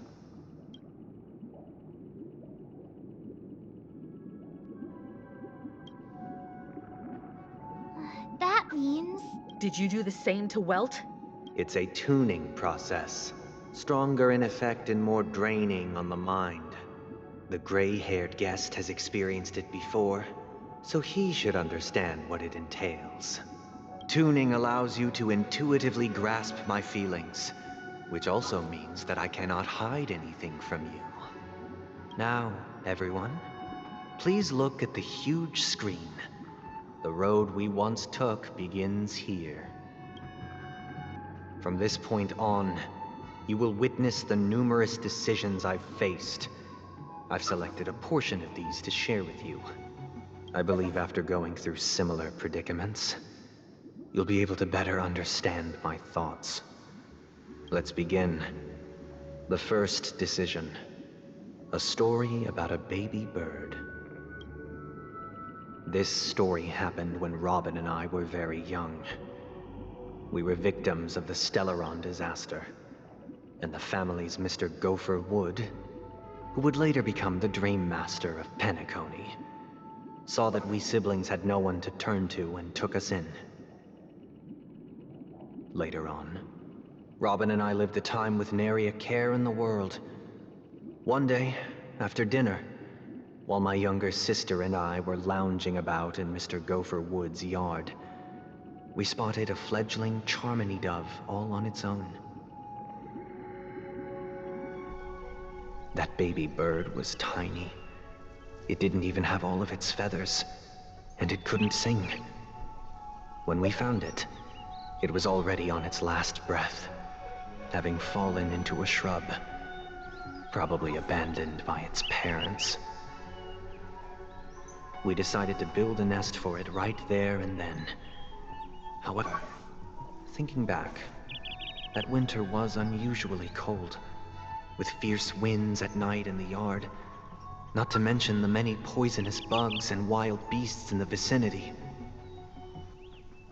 It was clear that if we left the fledgling in the yard, it stood no chance of surviving until spring. So, I suggested we take it inside, place it on the shelf by the window, and asked the adults to fashion a cage for it. We decided that when it regained its strength enough to spread its wings, we would release it back into the wild. The tragic part, something that we'd never considered, was that this bird's fate had already been determined long before this moment. Its destiny was determined by our momentary whim. Now, I pass the power of choice to you all. Faced with this situation, what choice would you make? Free will. Stick to the original plan and build a nest with soft net where the Charmony dove fell. Or build a cage for it and feed it, giving it the utmost care from within the warmth of a home. I eagerly await your answer.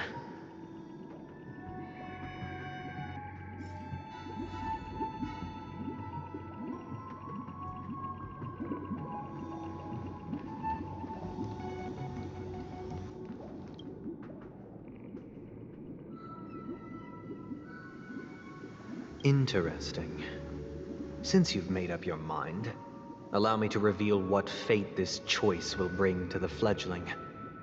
From what I've observed, there are at least 3 predators in that yard that prey on small birds: the Vossicle scorpion, Asdana wolverine, and the Huntington winged snake.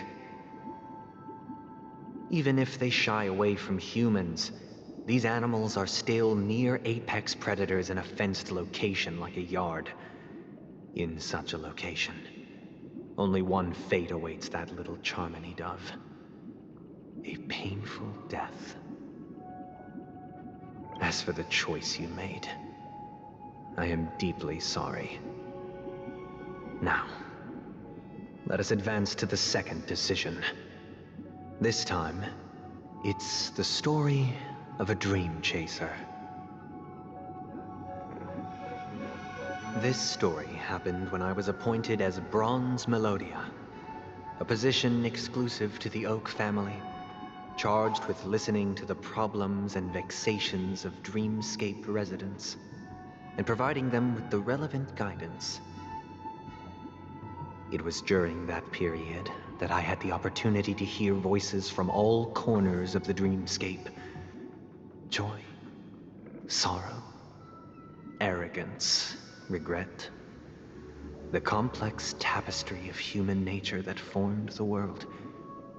And I was fortunate to catch a glimpse of it. He was a dream chaser, and an illegal stowaway. Just like the rest of them, he came to Penacony in search of a better life, except that, to most people, the price he paid, I suppose you could say it was everything. He told me I sold everything I could at home. The house, the land, even his 2 children. He said he could not afford to raise them, and that at least they could eat if they lived as slaves. He had a plan in place. He would buy back his children once he had made his fortune, and enjoy Penacony's beautiful dream with them. Alas, his plan to smuggle himself was somewhat clumsy, and he was sniffed out by those pig-headed hounds. After hearing the Dream Chaser's story, I immediately appealed to the Bloodhound family to cease their pursuit. That way, at least he could live peacefully. But I was still too naive to the ways of the world. I did not anticipate that what I thought was a kind gesture would later lead to dire consequences. I'll tell you the outcome soon. For now, I'd like you all to make a choice.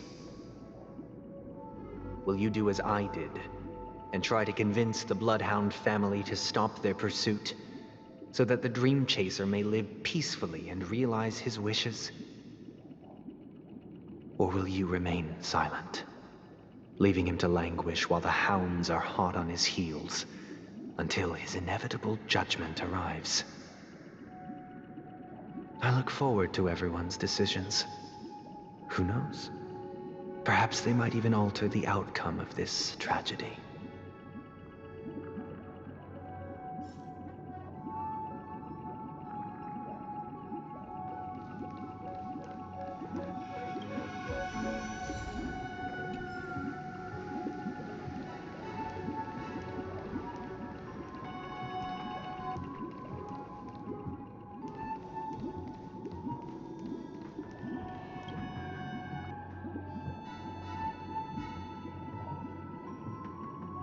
It seems you, like me, are pondering whether a different choice could have led to a better outcome.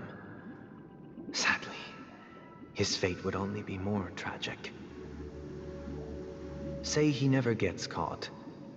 He would only die from delirium. The methods with which illegal stowaways enter dreams are unorthodox, not flawless like the hotels. Living in the dreamscape would be a mere pipe dream. Should he be apprehended, could the hounds afford to turn a blind eye? The answer is a definitive no. They couldn't bear the resulting consequences, and thus wouldn't dare extend a helping hand. As to your choice, I once again offer my heartfelt apologies. Next comes the third and final decision.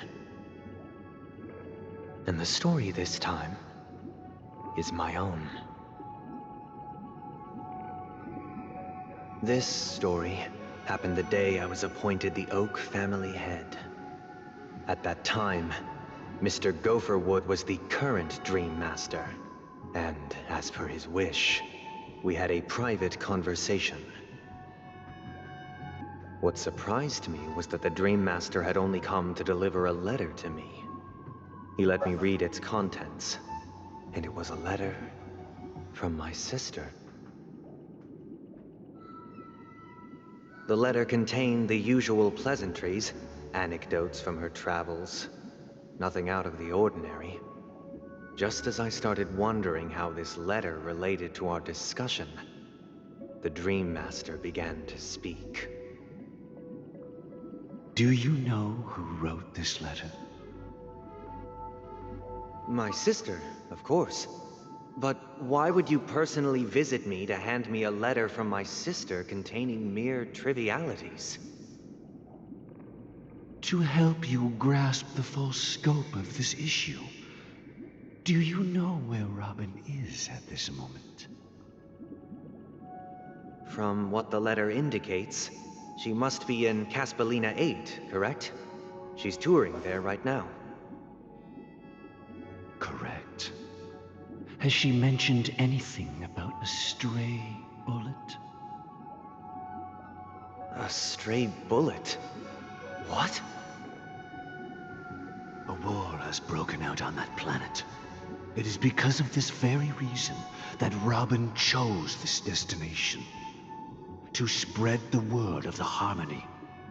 and to save the lives of that planet she personally made for the front lines.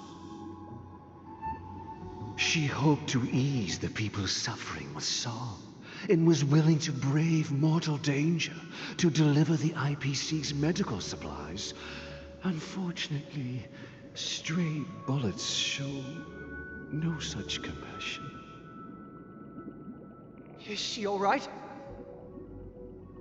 If the operation was successful, she should probably be recovering in the field hospital. By the eon above, the bullet struck her neck directly, yet possibly as a reward for her consistent deeds of harmony, it didn't hit any vital arteries. Once you've attended to your outstanding tasks, it'd be advisable to write her back as soon as possible. Those damned savages! I'll pack my bags right away. My gratitude for bringing this to my attention, Mr. Gopherwood. Now you understand why she always wears such elaborate neck ornaments, don't you? How could this happen? Miss Robin. It's all in the past, so please don't worry. I share this in the meager hope that you will understand the harmony's limitations and predicament. As grandiose as the strong defending the weak sounds, many times, it is nothing more than wishful thinking. Likewise, I've prepared one last question, one last choice. But rest assured, this choice will not have any grave consequences. Because this is merely a figment of imagination, a nightmare that has haunted me through countless nights. If you ever had the opportunity to make a choice like I did, would you still support Robin's journey on the path of harmony?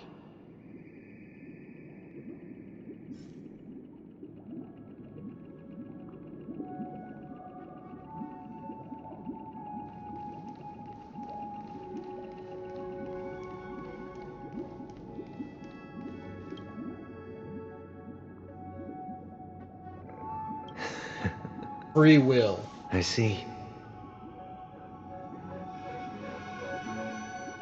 I am now aware of everyone's stances.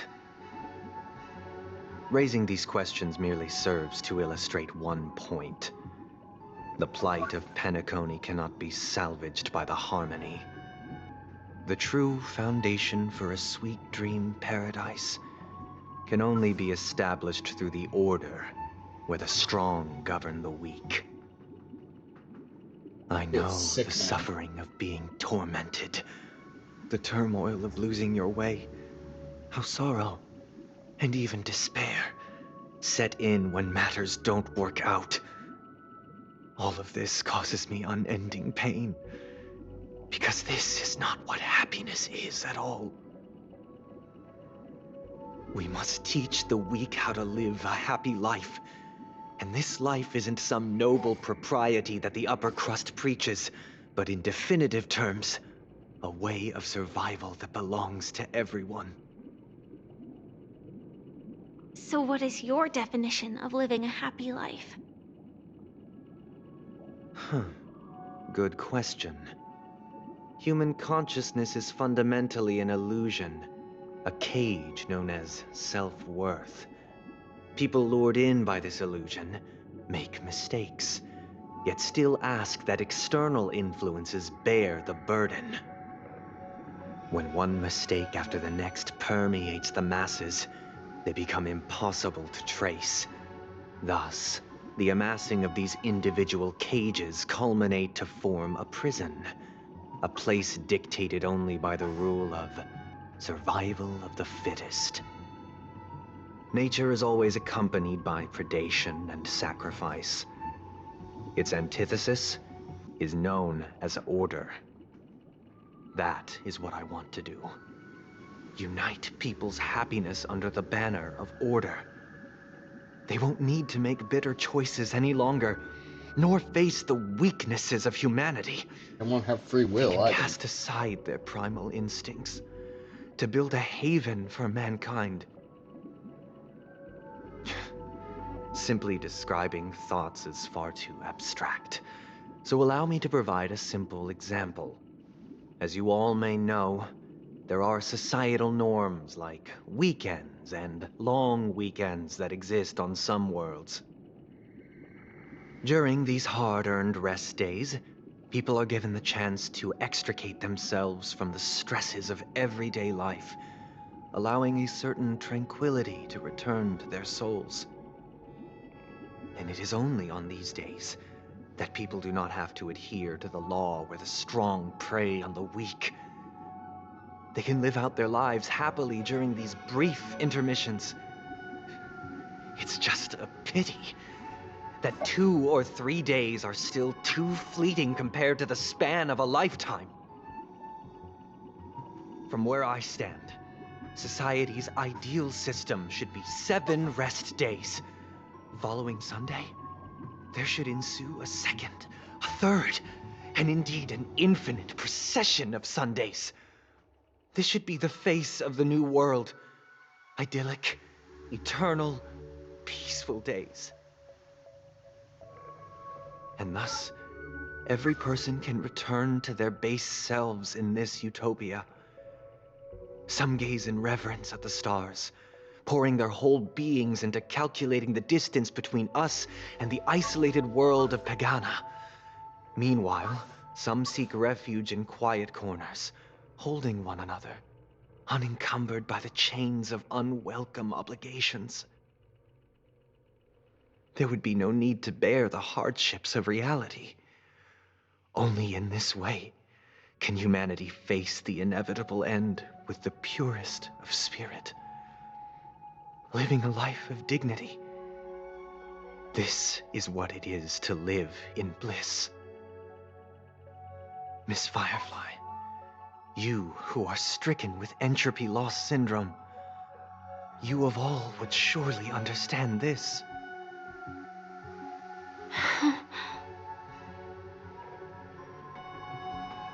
It sounds like a flawless theory. Stripping men of free will. But what is the price to attain all this? Free will. The cost is minute, merely a personal and eternal sacrifice.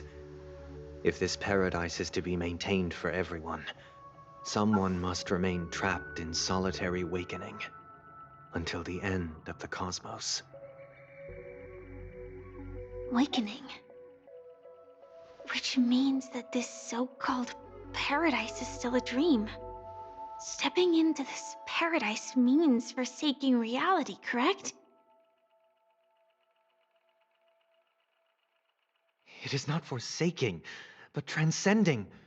Flesh, blood, sorrow, weakness. If the physical is the root of spiritual suffering, it is only logical that we defeat it. But in this supposed bliss, people won't have defeated their demons. The chance to overcome their tribulations would be forever lost to them. In other words, it is an escape. That's another way of understanding it. But there is no shame in escape. On the contrary, the seeds of escape exist in everyone's hearts. Don't you agree, Miss Firefly? And as to why we sleep, it is because we are afraid to awaken from our dreams. But this is not in conflict with the grand plan. Only in acknowledging this can we truly understand the frailty of human nature, and from there, show compassion and protection.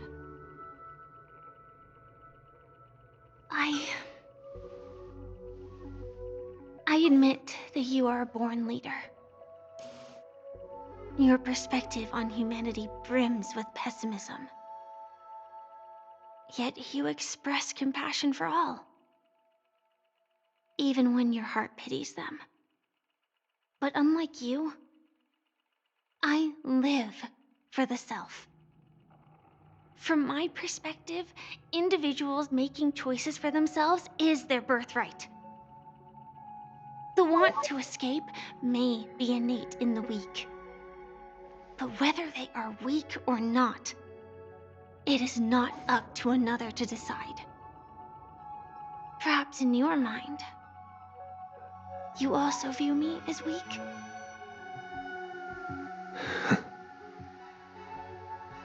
Because I don't think so. Since Miss Firefly has said her piece, the Astral Express will also naturally give you our answer. We'll leave it to you, just as Mr. McHale instructed before. Tell him our choice.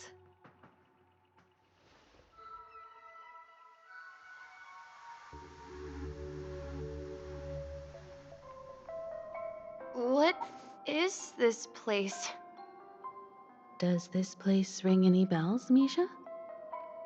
I don't know, but I feel a sense of déjà vu. What is this place? It's the realm within a dream bubble. This was left to the Astral Express by a nameless, but weirdly, when we entered it, it was completely empty. Dr. Edward from the Dreamscape sales store told me that dreams are formed from memories, and a dream bubble can't take shape if its core is empty. So I thought you might be able to help us in unraveling this mystery, Misha. As a hotel doorman, you know Penacony best among us. I don't know much about dream bubbles, but if you want to figure out what this mansion is, I'll do my best. I'm counting on you then. Himeko, I still don't get it. Why were you so sure that Misha had a connection with this dream bubble? I wasn't sure. It was just a hunch. But since Misha feels familiar with this place, my hunch might be correct.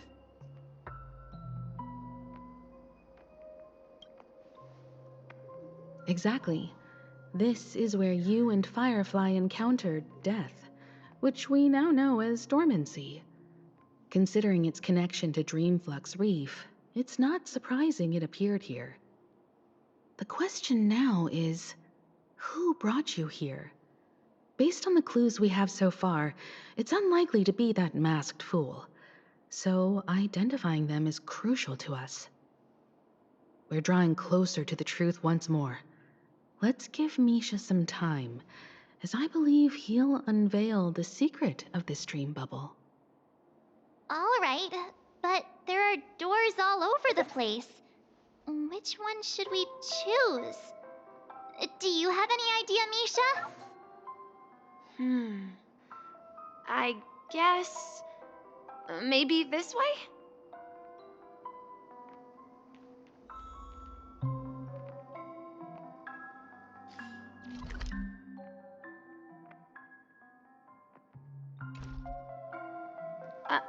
I'm not entirely sure, but let's give it a try. Boy can run. Wait, you managed to choose the right door on your first try?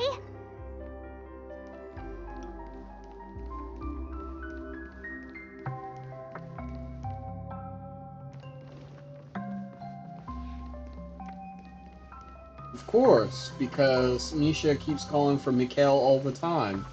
There's something going on there. Weird. This place is quite different from the hotel.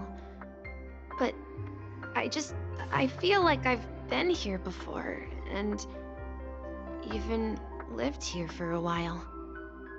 If I remember correctly, there should be a fireplace down that hallway. Clocky and I used to sit by the fire, listening to the crackling of firewood. And the room on the other side was the toy room. I loved spreading out all the toys from the box on the floor and making up stories for each of them. Hold on. This doesn't make sense.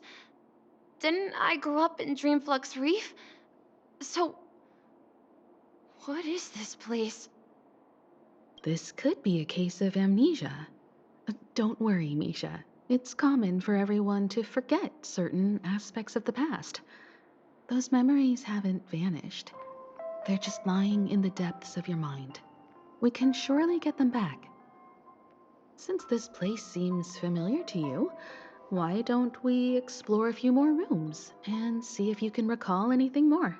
Yeah, then let's check out the rooms I just mentioned.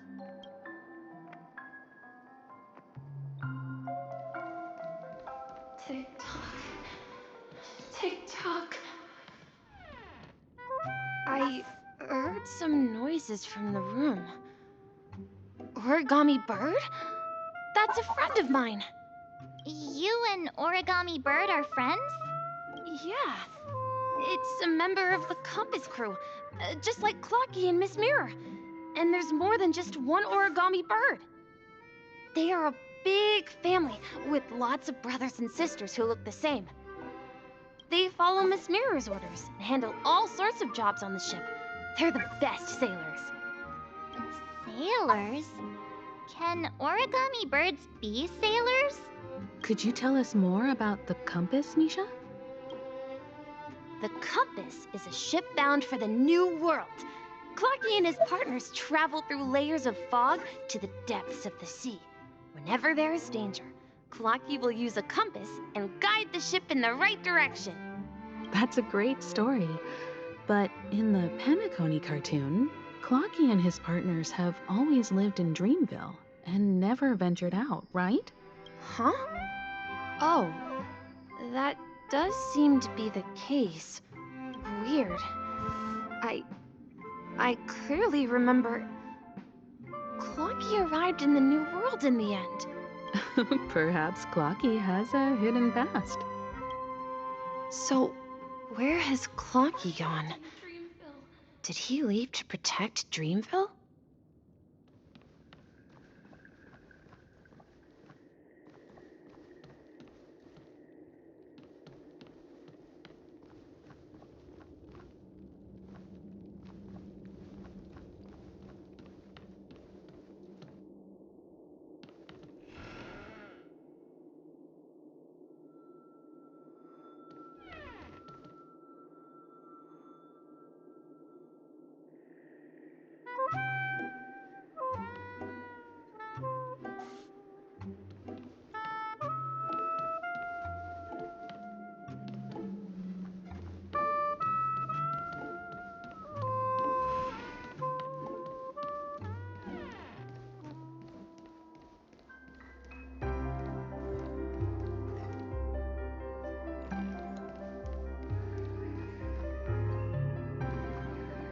Mikhail, that's the name.